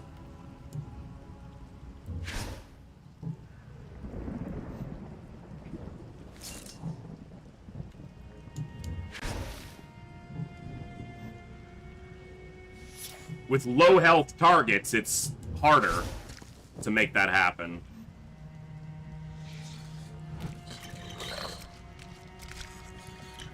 Hillhome is clearly further away for that Scavenger, but that's not where he's going. Alright.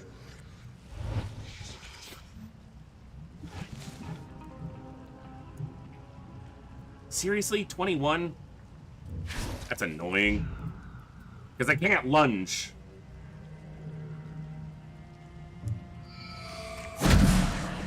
I should have hit the other one.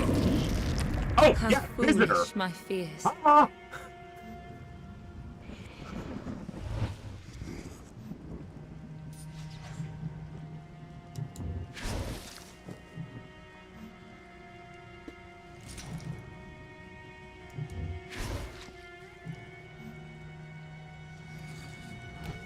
Goes right past.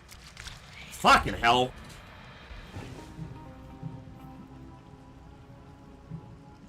I should have blocked it.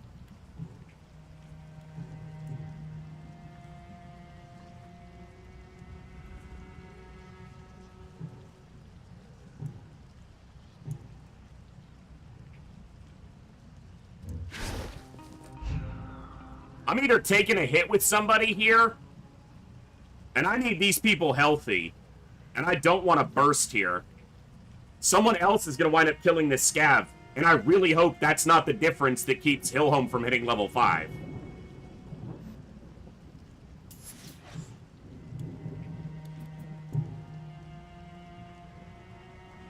This isn't even guaranteed to kill. Oh!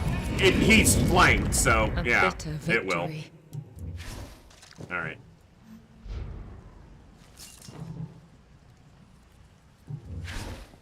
We need Hillhome to kill every other thing on this map. Because the other two are guaranteed to level.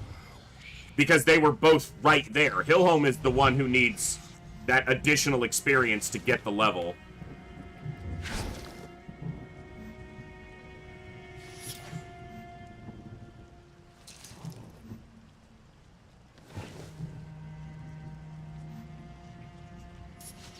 That's why I'm standing in this corner. I'm trying to get all the other targets to get in.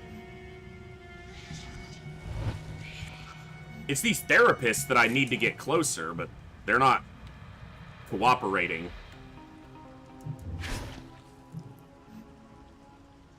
Now, Hillhome hitting level 5 is not a requirement of this fight, but it just makes it a lot easier.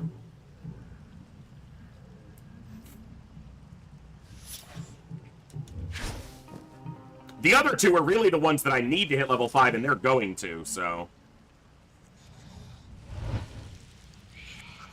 Like, guaranteed.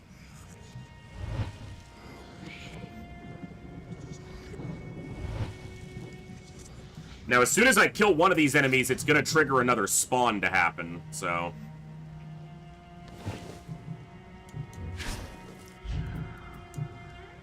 He doesn't go till 66 anyway, so I'm just gonna lunge. Oh! But he's dead, so... that helps. What new horrors? Scavs. If I leave Hillhome farther away... Dude, T-Dux can't move. Are you kidding me? He's gonna get hit unless this thing moves and targets who it's supposed to. Because he can't even Wrathful Rain. Okay. He can it was showing me the AoE.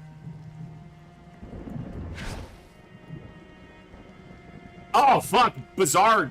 It better go for Hillhome, because that's where it should be going. It'll suck that Hillhome will take a little damage, but scavs should target Hillhome.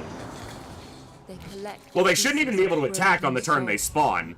So, I need them next to Hillhome so he can kill them. Can he kill them with a slam? I don't know if it does enough damage.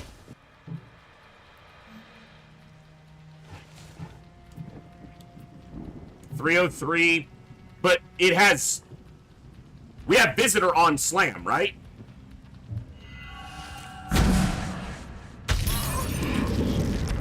It will kill. That's actually really great, because it turned those into kills. Shred them down.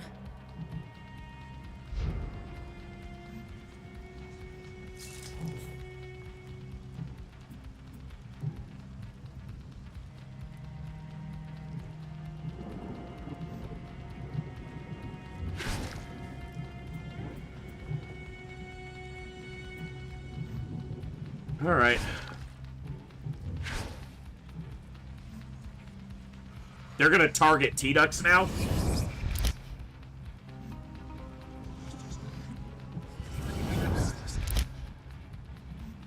But I think I can range them to the corner. Good. All right, you stay there. Hillhome kills this guy.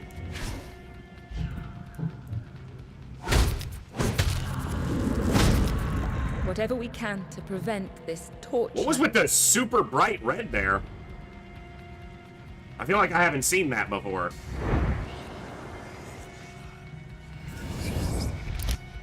But it was visually different enough that I don't think I've seen it. Oh my god, I have to get, like, literally to the corner. I guess I can. Yeah, that drops both of them. Alright, now Hillhome kills this guy. That's not gonna be... That's gonna burst. I don't want to burst. I don't want to. I should have lightning striked this guy with Bazaar, and he would have been at a low enough health total to...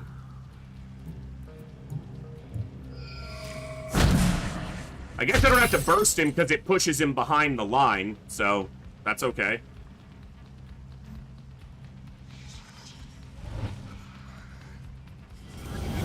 Line of sight that with the statue right there. That's not a problem. Same thing on this guy. Kill that guy and then move.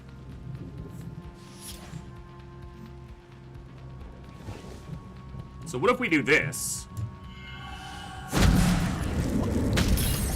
Shatter them.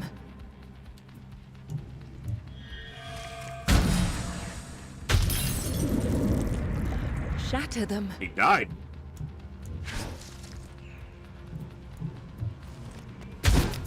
Alright, Hillhome got every kill except for a single scavenger, so I really hope he hits level 5 here. He's gonna be just short of it by like 10 experience or something. That's my guess. Oh, he got it. Yes! Okay. Come what may, we will slow suffering's progress. Yeah, he got 100 experience more by getting all those kills. He also got 2 traits. He might have gotten aggressive, because he clearly did the most damage there. Another threat Let's take a look. has come to an end. This time. Aware. Plague Seeker. Okay. Arrogant. Not ideal. Aware's pretty good, though. Alright. Now, we hit level 5.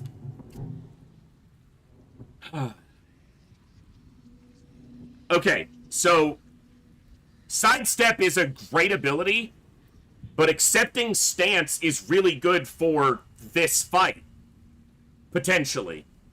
Because I will have the Blade Master standing next to the Surgeon, and if I boost them, they'll damage him. And his armor should be low enough, but I don't know if it will be. Because T-Dux's ability here is going to be Spirit Haste. Given allied 20 initiative boost has a range of 8. We're going to keep boosting our initiative. That's one I'd like to look at in the future, because that's a ranged AoE that also pushes them back. But I think Spirit Haste is the one for this fight. And the further reason why Spirit Haste is good here. Reaction. Deal up to 368 damage and delay enemies in range by 20 initiative for each boost received. So it delays the Surgeon by 20 initiative when we boost them. Interrupt an attack on an ally and switch positions with her, then deal up to 758 damage to the enemy interrupted. That is insane.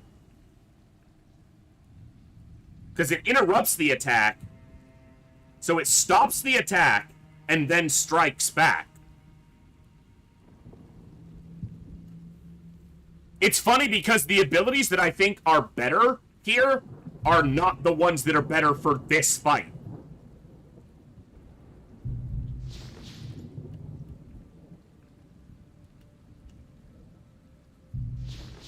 Alright.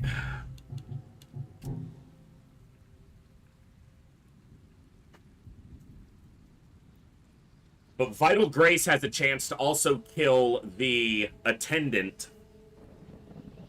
I need to be very careful, because the last time I fucked up. And I killed the last attendant and sent the surgeon into his second phase, where he is way more dangerous.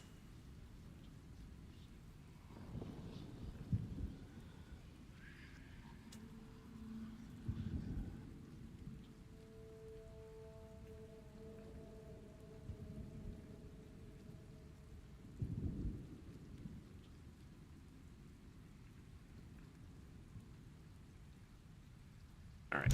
Vital Grace.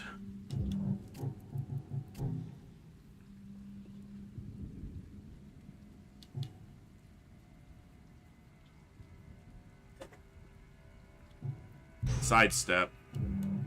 Because I just don't think the other one matters for this fight. Spirit Haste.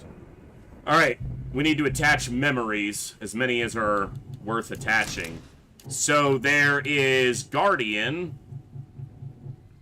Increase damage done by the target by 25% for 30 initiative units. It's good if I'm boosting the...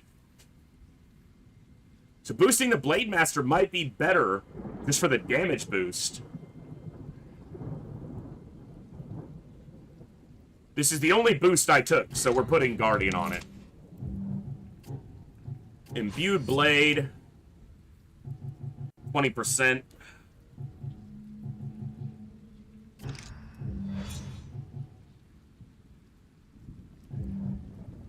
Alright, Slam has Visitor on it, which isn't... Because the 68 damage from Visitor is never going to go through the armor. The Surgeon has such high armor.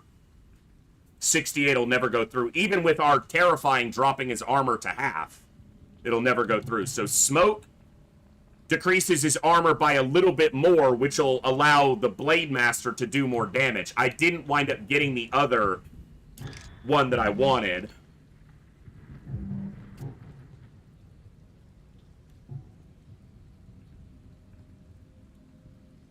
I think that's all I need is those right there. Slam, Imbued Blade and Slash, and Spirit Haste.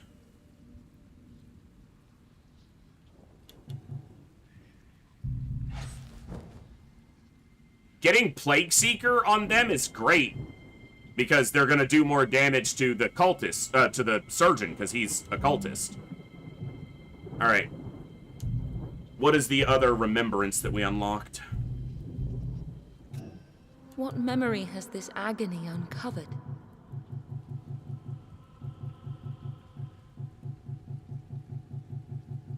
It must have been the first one. I wasn't looking. Nightmare creatures, cultists, resurrection, health. Oh! Minus 25 Vitae cost to equip memories. Cool. Alright. Suffering manifests again. We must rise to face it.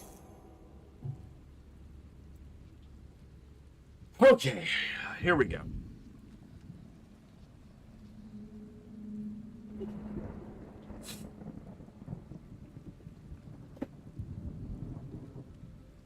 Kill down to the last attendant, or whatever they're called.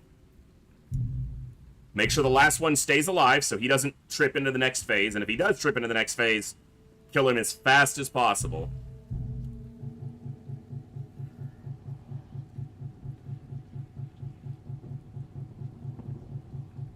Yeah, we don't get his stuff until we've actually faced him. I'm pretty sure I know, I know how he works, but... Alright, here we go.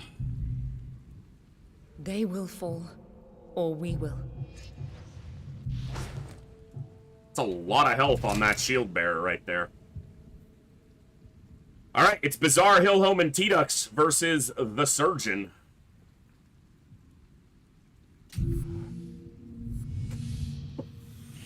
This is for all the pride and all the marbles.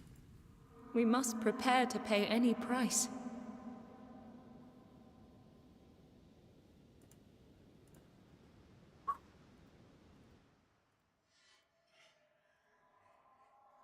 This is only the first of, like, I don't know, 7 bosses in this game, but Hillhome starting way up front is actually great.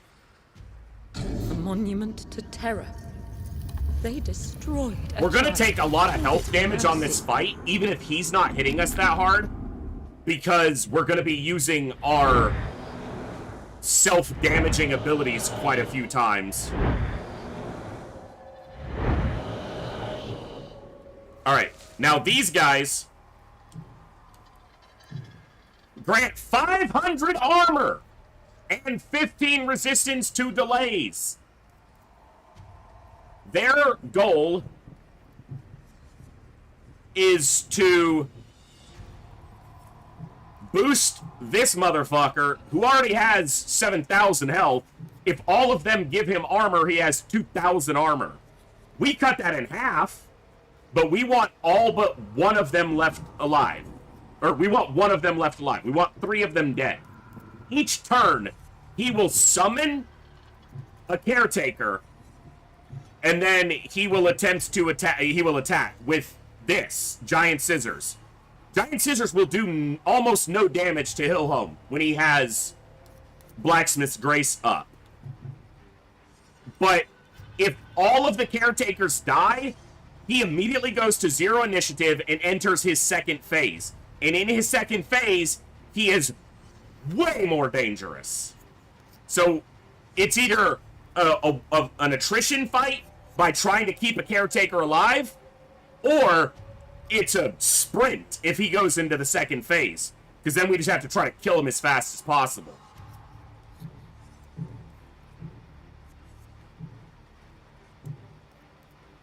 How much do these guys do on a base attack? 280? So I should probably move up and use Blacksmith's Grace.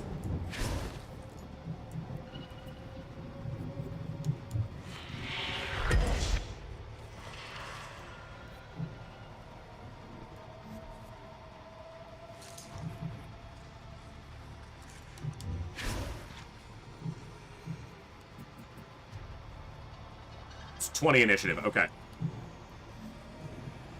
But more than the 20 initiative, whenever we do it, they do 368 damage in AoE and delay the initiative of a unit by 20. Now, the other important part about keeping 3 of the caretakers dead is not only do they boost his armor, but they give him initiative push resistance, which means when I attempt to slam him, he doesn't get pushed as far back on his initiative. So that's the other reason they need to be down, is so that I can manipulate his turn order better.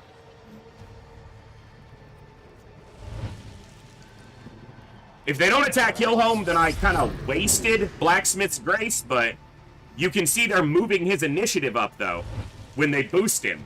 So he goes faster. So boosting Hillhome might still have been valuable here, because he might go just before Hillhome, and he might attack Hillhome. Yeah, they push him to where he can go sooner. So we need to stabilize the situation, kill 3 of the caretakers, and then start smacking this big butt. Not quite in range. That's good. That's good. All right. This works. This won't push him much when they move him up, but...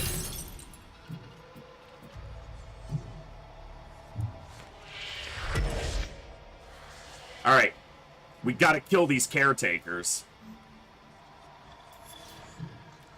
That's gonna be Bazaar's job. Bazaar has to kill the caretakers.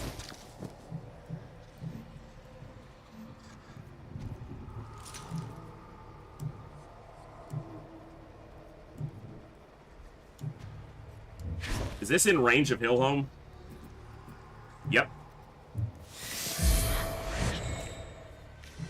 Now that is important because it's going to allow Hillhome to knock this guy further back so that when they boost him, it's not going to be as effective. You can see that. We're only pushing him by 2 time units when we slam him. It's not much. I'm gonna have to that's the only problem with boosting Hillhome's initiative, is his Blacksmith's Grace wore off faster. But I gotta do it, so I gotta... The only problem with Bazaar spawning so far back is he's not close to these caretakers. Now they're gonna go, and they should go after Hillhome. who might take a little bit of damage here from flanking, but his initiative speeds up because they're attacking him and he has Blacksmith's Grace up. So he should stay potentially just ahead if the other one attacks him of the dude, the big guy. But it's gonna be close.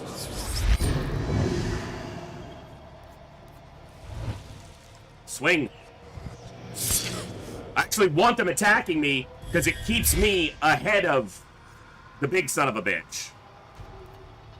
I can actually kill one now, too.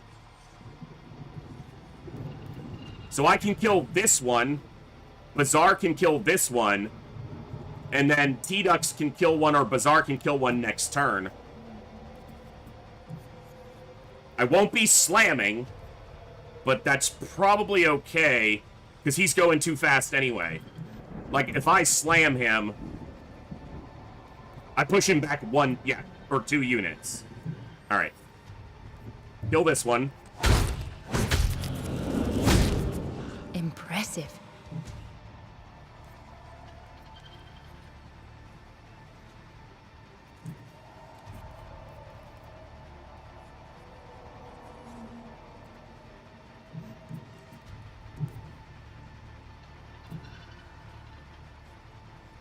Alright.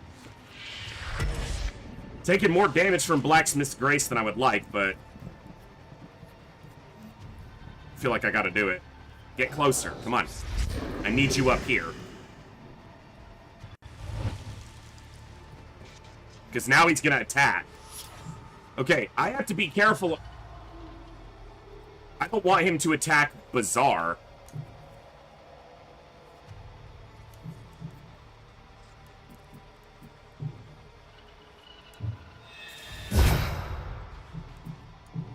It's not the end of the world if he does. It's just not good.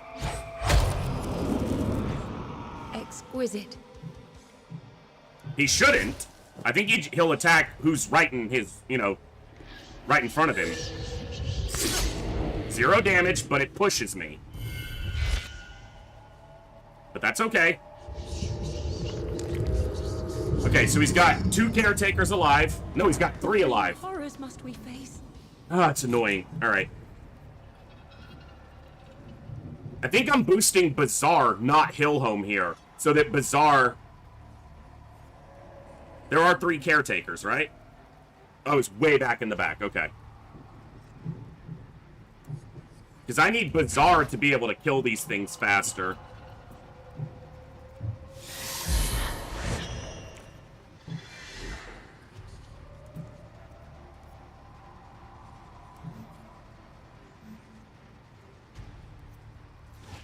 So walk up, slam, Blacksmith's Grace. Well, he's at 86. Do I walk up and kill a caretaker? Nope, because that would burst me.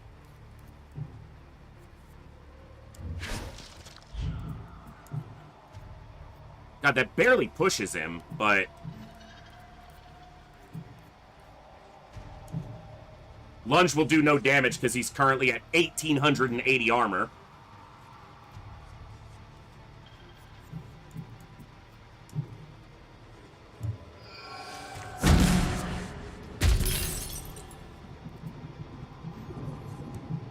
If they boost him, is he going to go before me again, or do I need the Blacksmith's Grace here?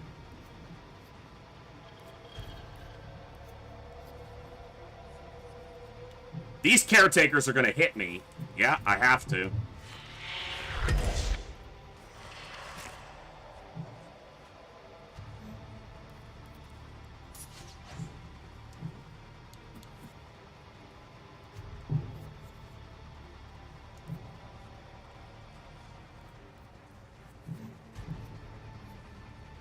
I don't want the caretakers hitting Bazaar.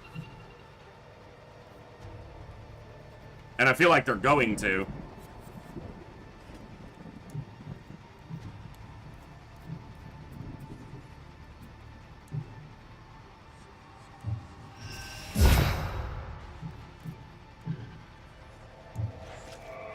You can't stop progress. Of course, Cure will be found. he might too.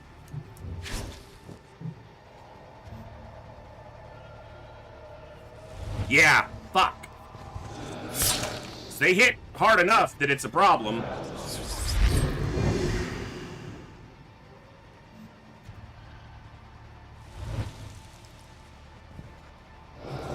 We're still at the point where we haven't caught up to the fight.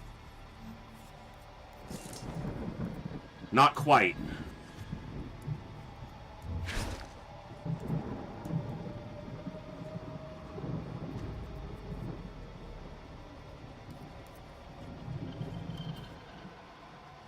I kill one, he goes, he summons a second one. I kill it, there's another one in the back. We have one caretaker active. It's getting tricky.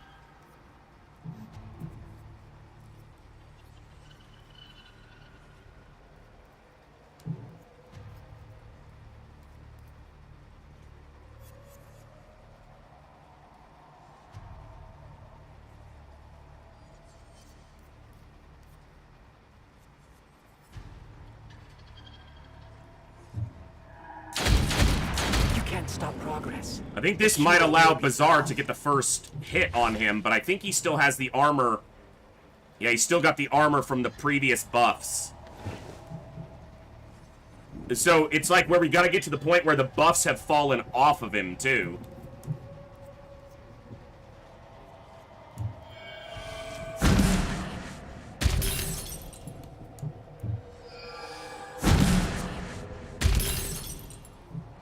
That dude's got some movement, so he's going to be able to reach Bazaar, too.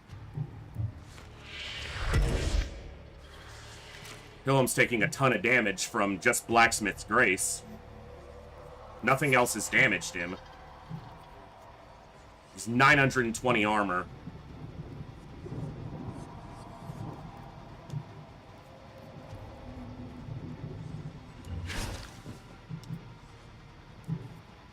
Zero. I gotta get one more caretaker down. Or I gotta keep it at 1 so that the buff falls off.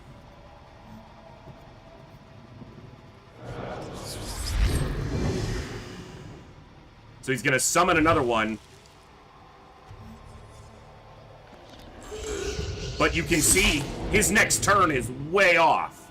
So I think we're now at the edge of where we can get control. It also depends on where the other caretaker comes in. Behind him is actually probably pretty good for me. Because he's way out at 100. So now we're in a situation where we can start damaging him and I don't have to Blacksmith's Grace.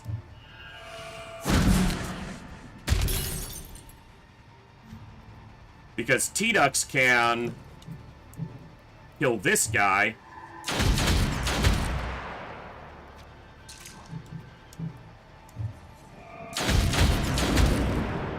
One less to plague the innocent.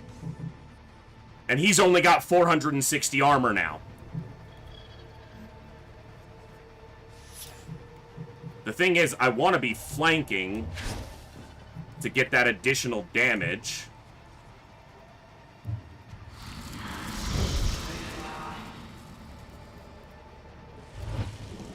We gotta keep that one alive until he summons another one. See, now he just gave him the armor, which is gonna push me over the point where he's at 960 armor. It's like they spawned at a weird time, but with only one of them, I can get there. Because the buff will fall off, and we can keep doing damage to him. I have to keep that caretaker alive. Alright, he took 400 damage. We've finally started hurting him.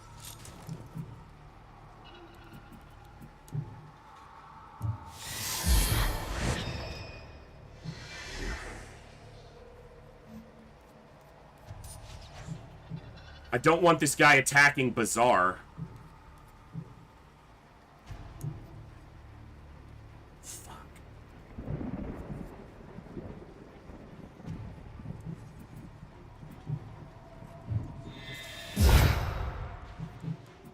I also didn't Blacksmith's Grace on Hillhome. I'd rather be flanking him for damage, but what's his armor at? He's down to 380. Now he'll be down to 300. Kutaki, thanks for that tier 1, 24 months, 2 years. You legend. Thank you very much, brother. Always glad to see you. Thanks for being here. If I do that, it's going to damage the caretaker. What's better? It's got a blacksmith's grace. Because the caretaker's most likely going to walk up and hit Hillhome.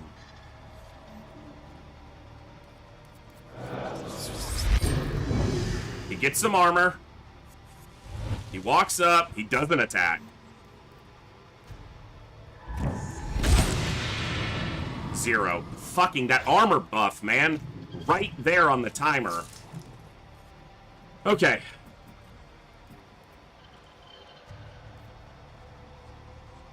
This does give a damage boost to Bazaar. Because we put Guardian on it.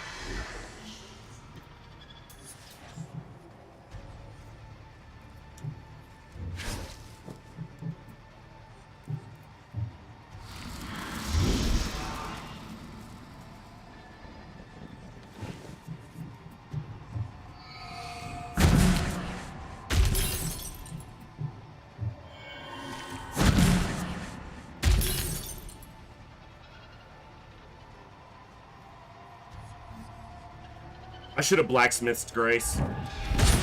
88. Come on! I gotta get ahead of this buff chain. Now he loses the armor.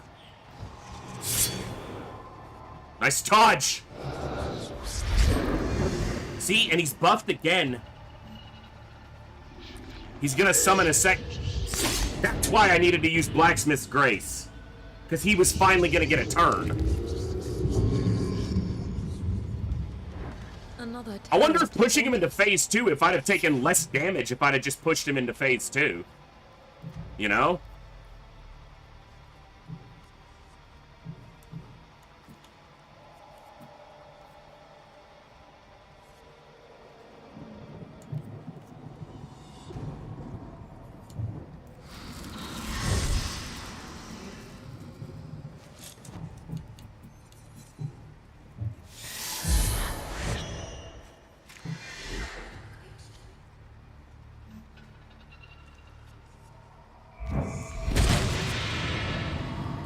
$122 damage, even with the boost, even with the buff to my damage.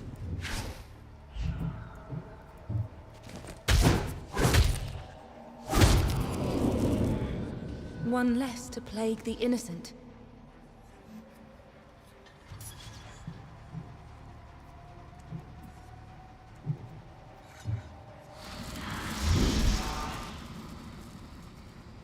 He's gonna come give him 500 armor, so he's gonna go right back up to 1,000 armor. Also, if you didn't have Terrify on the shield bearer here, you'd be doing literally no damage to him. So I need to be spirit hasting and slashing, probably, instead of imbued blade.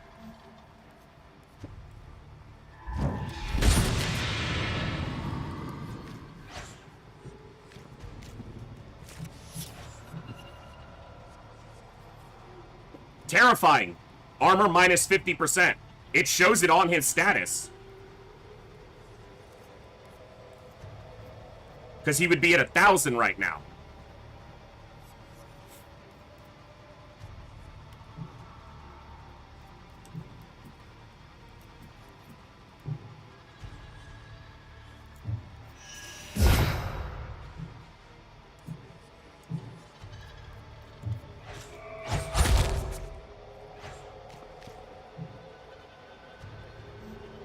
We're gonna get it.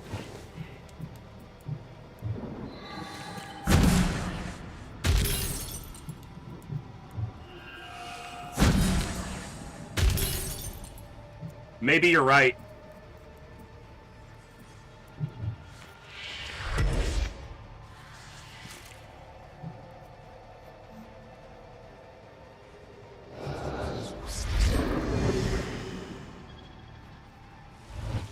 We'll take a look. Blacksmith's Grace up, and he just did 250. Fuck you! Alright.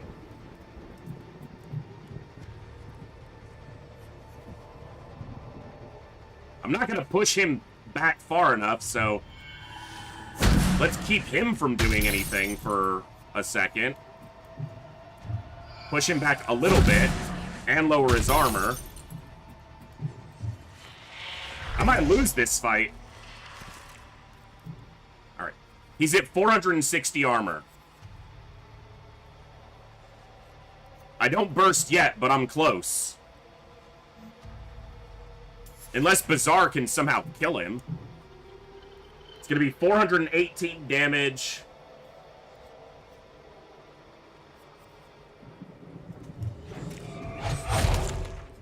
$414. It's not enough. I need to move away from him so that he attacks Hillhome, which could kill Hillhome. Honestly, based on the flanking attack that he's probably going to take. Yeah, I might lose this fight.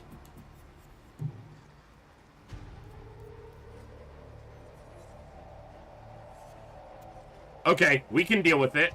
Nope. Yeah, that's...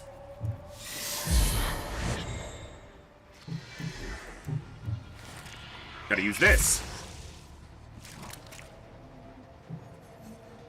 So now he attacks. We intercepting round it. He doesn't take any damage, but he doesn't hit Hillhome. Now he summons another caretaker.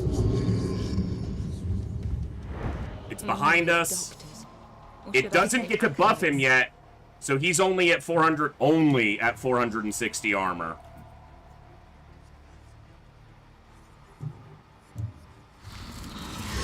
Imbued Blade is the most damage I have. If my Blade Master here had better damage numbers, because they didn't have great damage boost numbers. And I think that's part of impressive what's going on.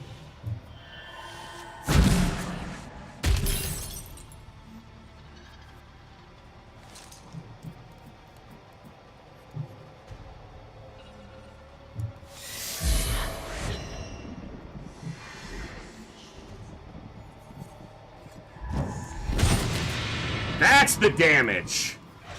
That's the damage I want to see. He's got 0 armor right now.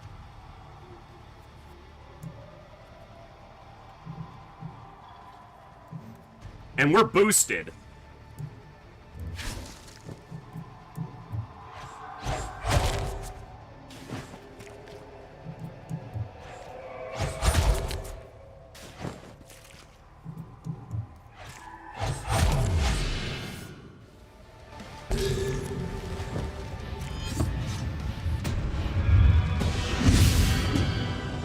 Got there. Oh, we took way too much damage. Memories of another life. Guard them well. Bazaar hit level 6 off that.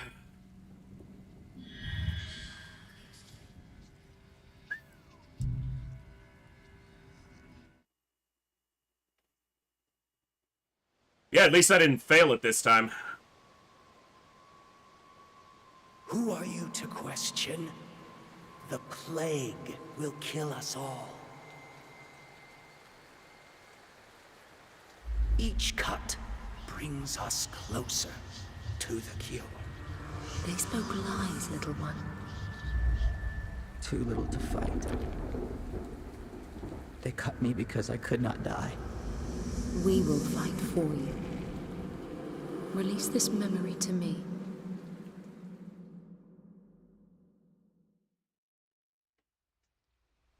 We shall find a cure for this plague, whatever the cost may be. Child or no, it remains an experiment. The Surgeon to the Deacon, 1890.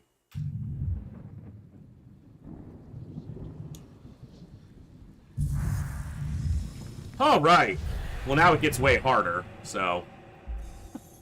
Send me more lovelies to punish. I will absolve them of their sins. Continue on, or we will never escape this convergence in space and time. Daredevil. Alright. Okay, now the problem is, I've only got 4 daughters. One of them's level 4. My Blade Master and Shield Bearer are quite beat up. Tokens don't carry over. Vitae doesn't carry over, right?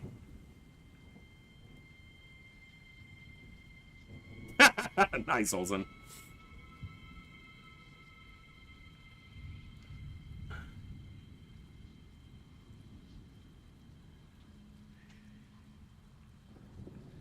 So if resurrection tokens don't carry into your next recollection, you might as well just use them. Because those daughters are going to be in the cemetery anyway. Like, anybody who's alive just goes into the cemetery when you start the next recollection. So if that's the case, I should either be sacking and resurrecting, or just resurrecting with the token that I have to get another... Remember their courage. Someone else in the field.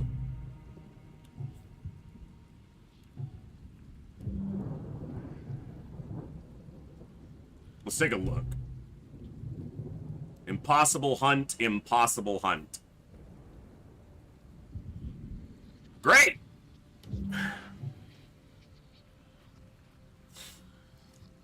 Alright.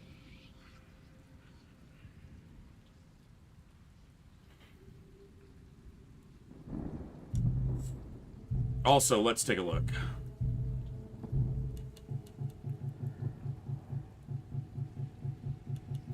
Caretaker is the last evolution of the Plague Doctor. It will grant armor and resistance to its master. It will attack the closest daughter if disturbed in its reverie. If 2 daughters are the same distance away, it will focus the one with the most HP. And the surgeon himself. Surgeon is protected by a group of caretakers. As long as the caretakers are in the battlefield, he will try to attack the closest daughter and, if necessary, replace a missing caregiver each turn. Caretaker each turn. Caretakers are lost in their reverie, following the surgeon closely and granting him armor and resistance boosts. If a daughter gets too close, they will attack the closest one. Kill the last caretaker, and the surgeon will become more aggressive, targeting the daughter with the most life and unlocking several new skills. Which we didn't see in this particular fight. Probably a good thing.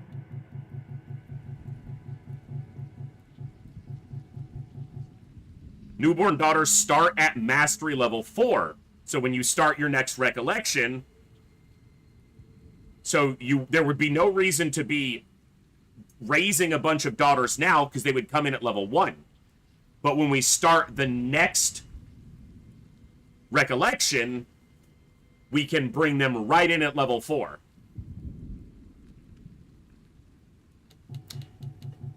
Skip an era, so you could go straight to the second week on a run, should you choose to.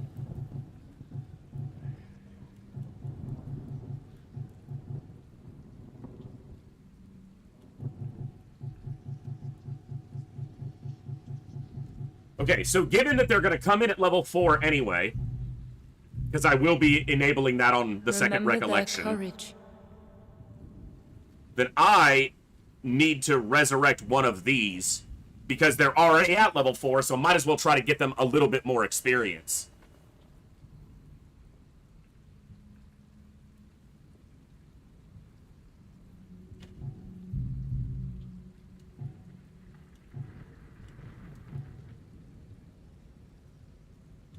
Oh, excuse me.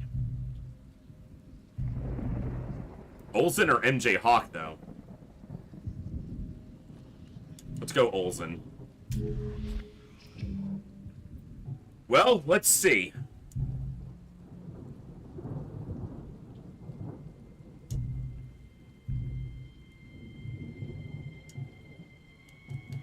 I'm only going to be able to do one of these unless I bring in a new daughter, because there's no way I'm sending, like, 2 daughters to one of these.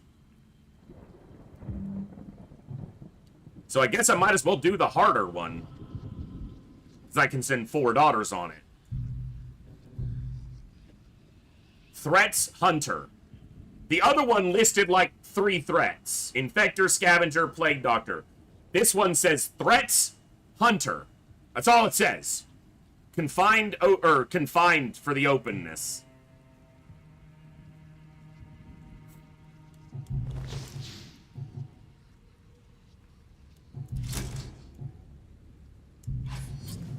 Second Blade Master or second Soul Slinger? Second Blade Master. My only shield bearer only has 694 health. Rough. Let's go. A single hunter, easy GG go next. No, that probably means it'll be 9 hunters. We must prepare to pay any price.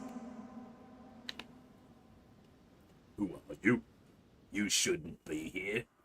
That's not what he sounds like, but that's what he sounds like in my head. In this Ooh, church, I like this. This map could not escape looks his different. scrutiny. I don't think I've ever seen this map in any of my playthroughs before. I like it. 8 enemies. Watch them all be hunters. Well, there are 2 hunters and an infected. Now, what do the infected do again? Pushes surrounding enemies 1 tile and deals 420 damage. Each pushed into each other, fine. Projecting shadows increase an ally's armor. Ranged destruction deals up to 100 damage and reduces the armor. And dark emanations heals. Okay.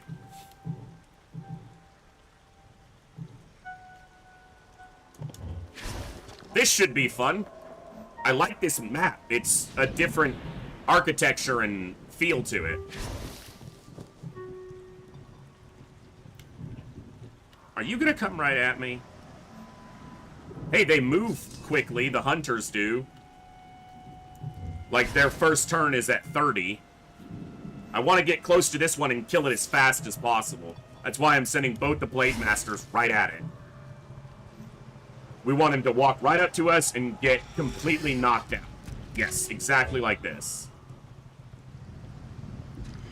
Now that guy, we're probably going to have to interrupting shot or intercepting round what he's going to do.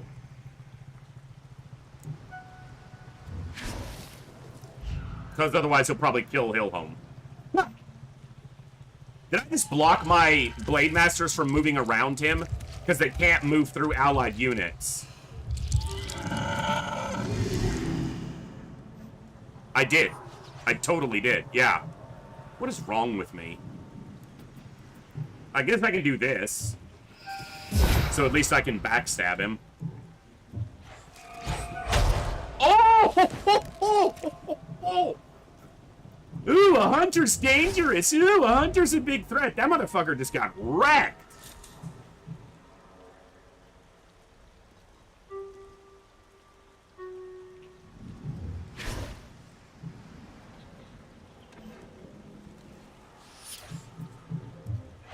I pray for your redemption.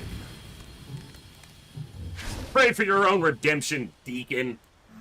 I don't need Memories once locked away from us. This guy's gonna go on 42.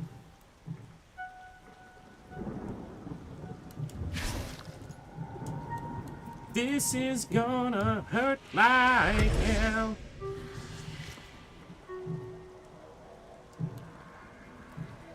Hold on. Hold on to yourself.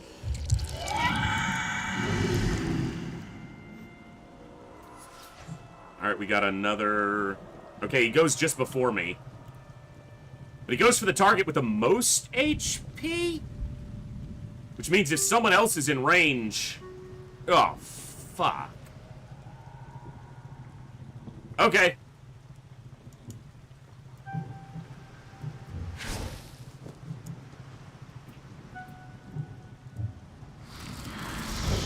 Oh, he goes on 32. What am I doing? The other one will go behind him, but that one goes off before he even jumps.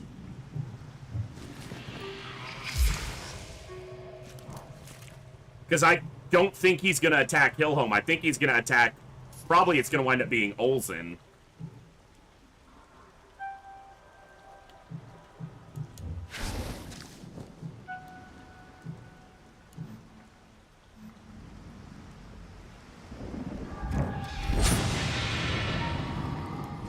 Also, Hillholm's Blacksmith's Grace wore off before this move even happens. It's fine, because he's gonna get wrecked.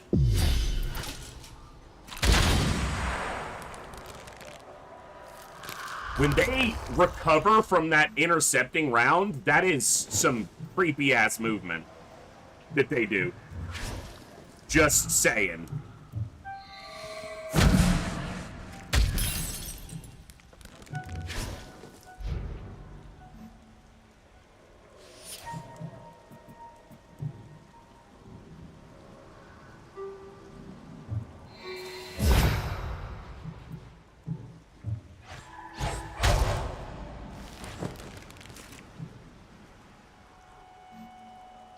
He's gonna attack Bazaar.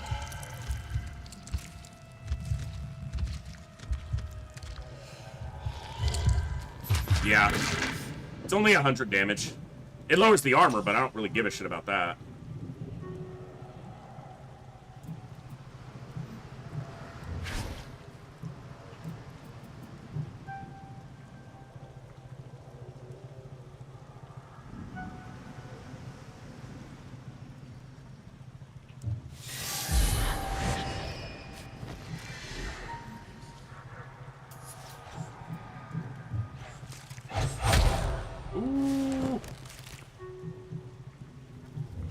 Didn't quite kill him.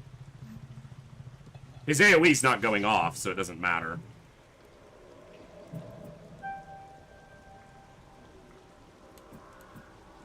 These guys have a lot of health.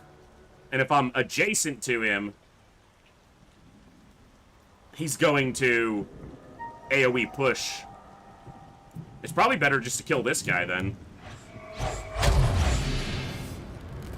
Shatter them.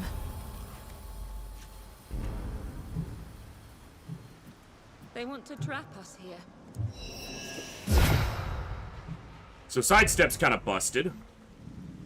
Memories once locked away from us.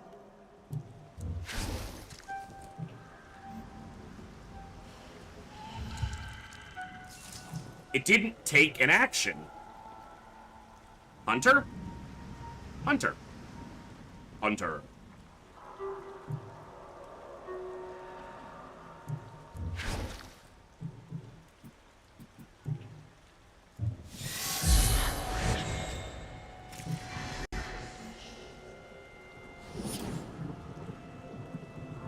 This thing goes at 43.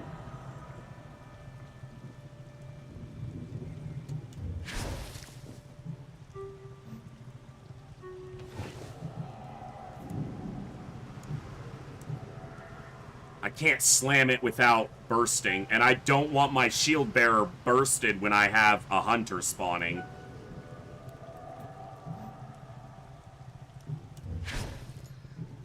I was hoping I could get in range to slam the infected, but that didn't We'll happen. reap what suffering has sown.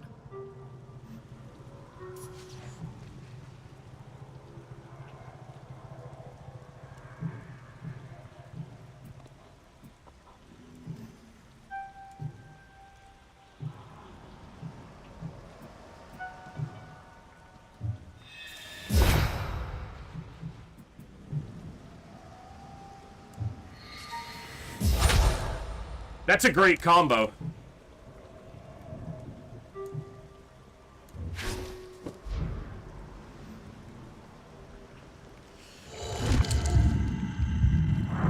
Healing? That's better than him attacking me. He does both. Because of course he does. Fucker. Alright. Probably kill this infected. The hunter doesn't go till 50 anyway right now.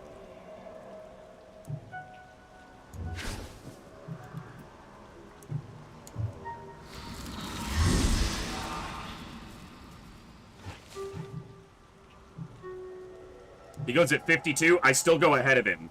So get next to him. Lowers his armor. And his dodge.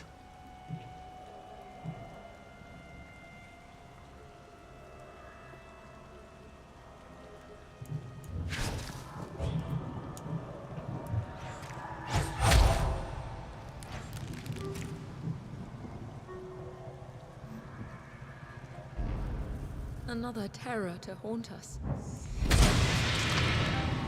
Oh, fuck. Did I burst T-Duck's last turn? Flesh is its Without parent. realizing it? I must have. Because I thought T-Duck's was coming up. So I must have burst, must have did burst on T-Duck's without realizing it.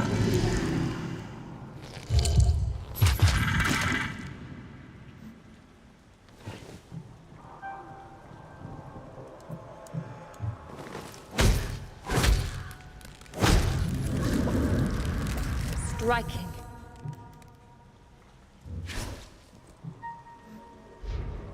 I'm assuming this is another hunter. No, plague doctor. That's good.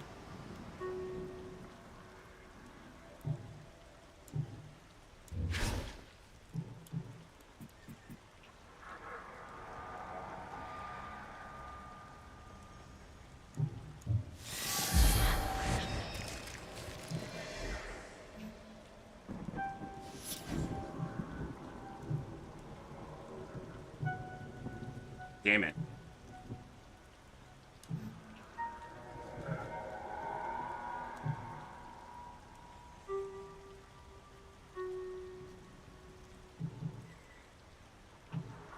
Five enemies, huh? And that's 3 of them?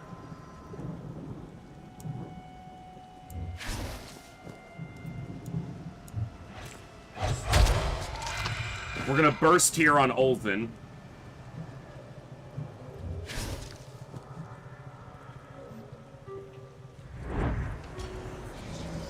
They worship torture and call it science.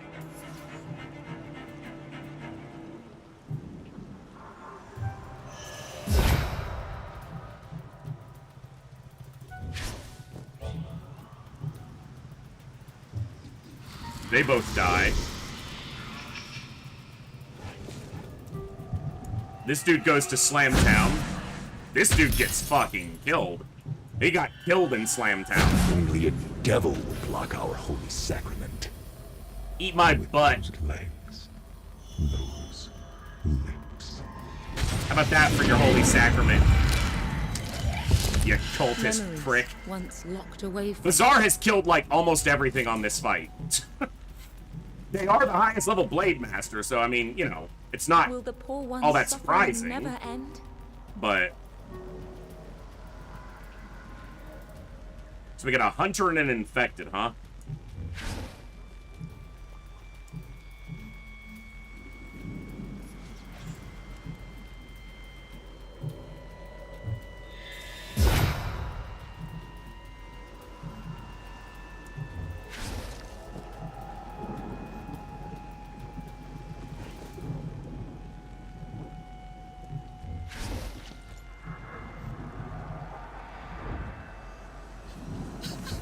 Come on, Hunter boy! Oh, you didn't want to step into melee with T-Ducks? Yeah, I wouldn't either. Those guns look dangerous. Dumbass.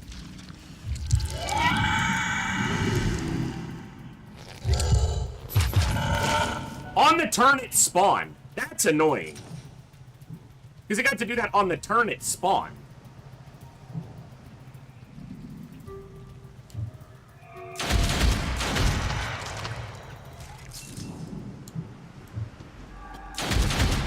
Only a devil will block our holy I did sacrament. that on the turn it spawned, so, you know, Those legs. all things in moderation or equality, or he got fucked. And this hunter doesn't get to go anytime soon, so he's gonna die too.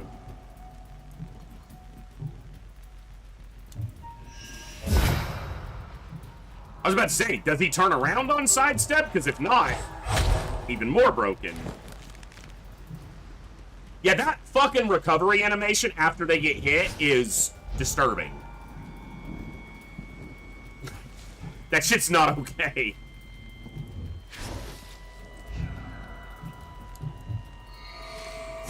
I'm bursting, but I'm pushing him past 100, so it doesn't matter. Because he's the last enemy, so... Alright. I need someone else to get a kill here, so, you know... Chill out, Bazaar. Let someone else have some.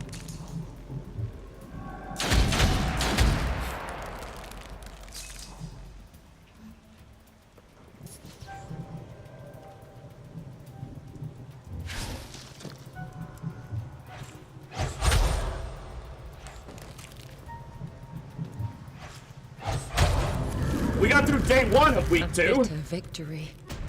Took a little bit of damage on Hillhome. A little bit of spread damage from the infected, once but locked away from us. hunters were easy enough to deal with when Bazaar is hitting them for like 1,700. Come what may, we will slow suffering's progress. Still no ethereal frame. Come on, man. Another threat has come to an end. So the only way I can do this, an impossible hunt in week 2, would be if I summoned 2 level 1... There's no way we could do that. 2 level 1 daughters aren't going to be able to do that. So I guess this is... There's no way we're going to clear this boss on this week, because I don't even know this boss's mechanics. So it's just going to be a matter of taking the highest ranking daughters we have as far as we can in this week, so that they're as high level as possible in our graveyard, so that we can res them into the next recollection and continue their progress, while the new daughters in the next recollection will start at level 4. Which means if I go through the entire first week again, which I plan to, not rushing the boss, they'll easily be level 5 fighting the boss, and maybe even higher.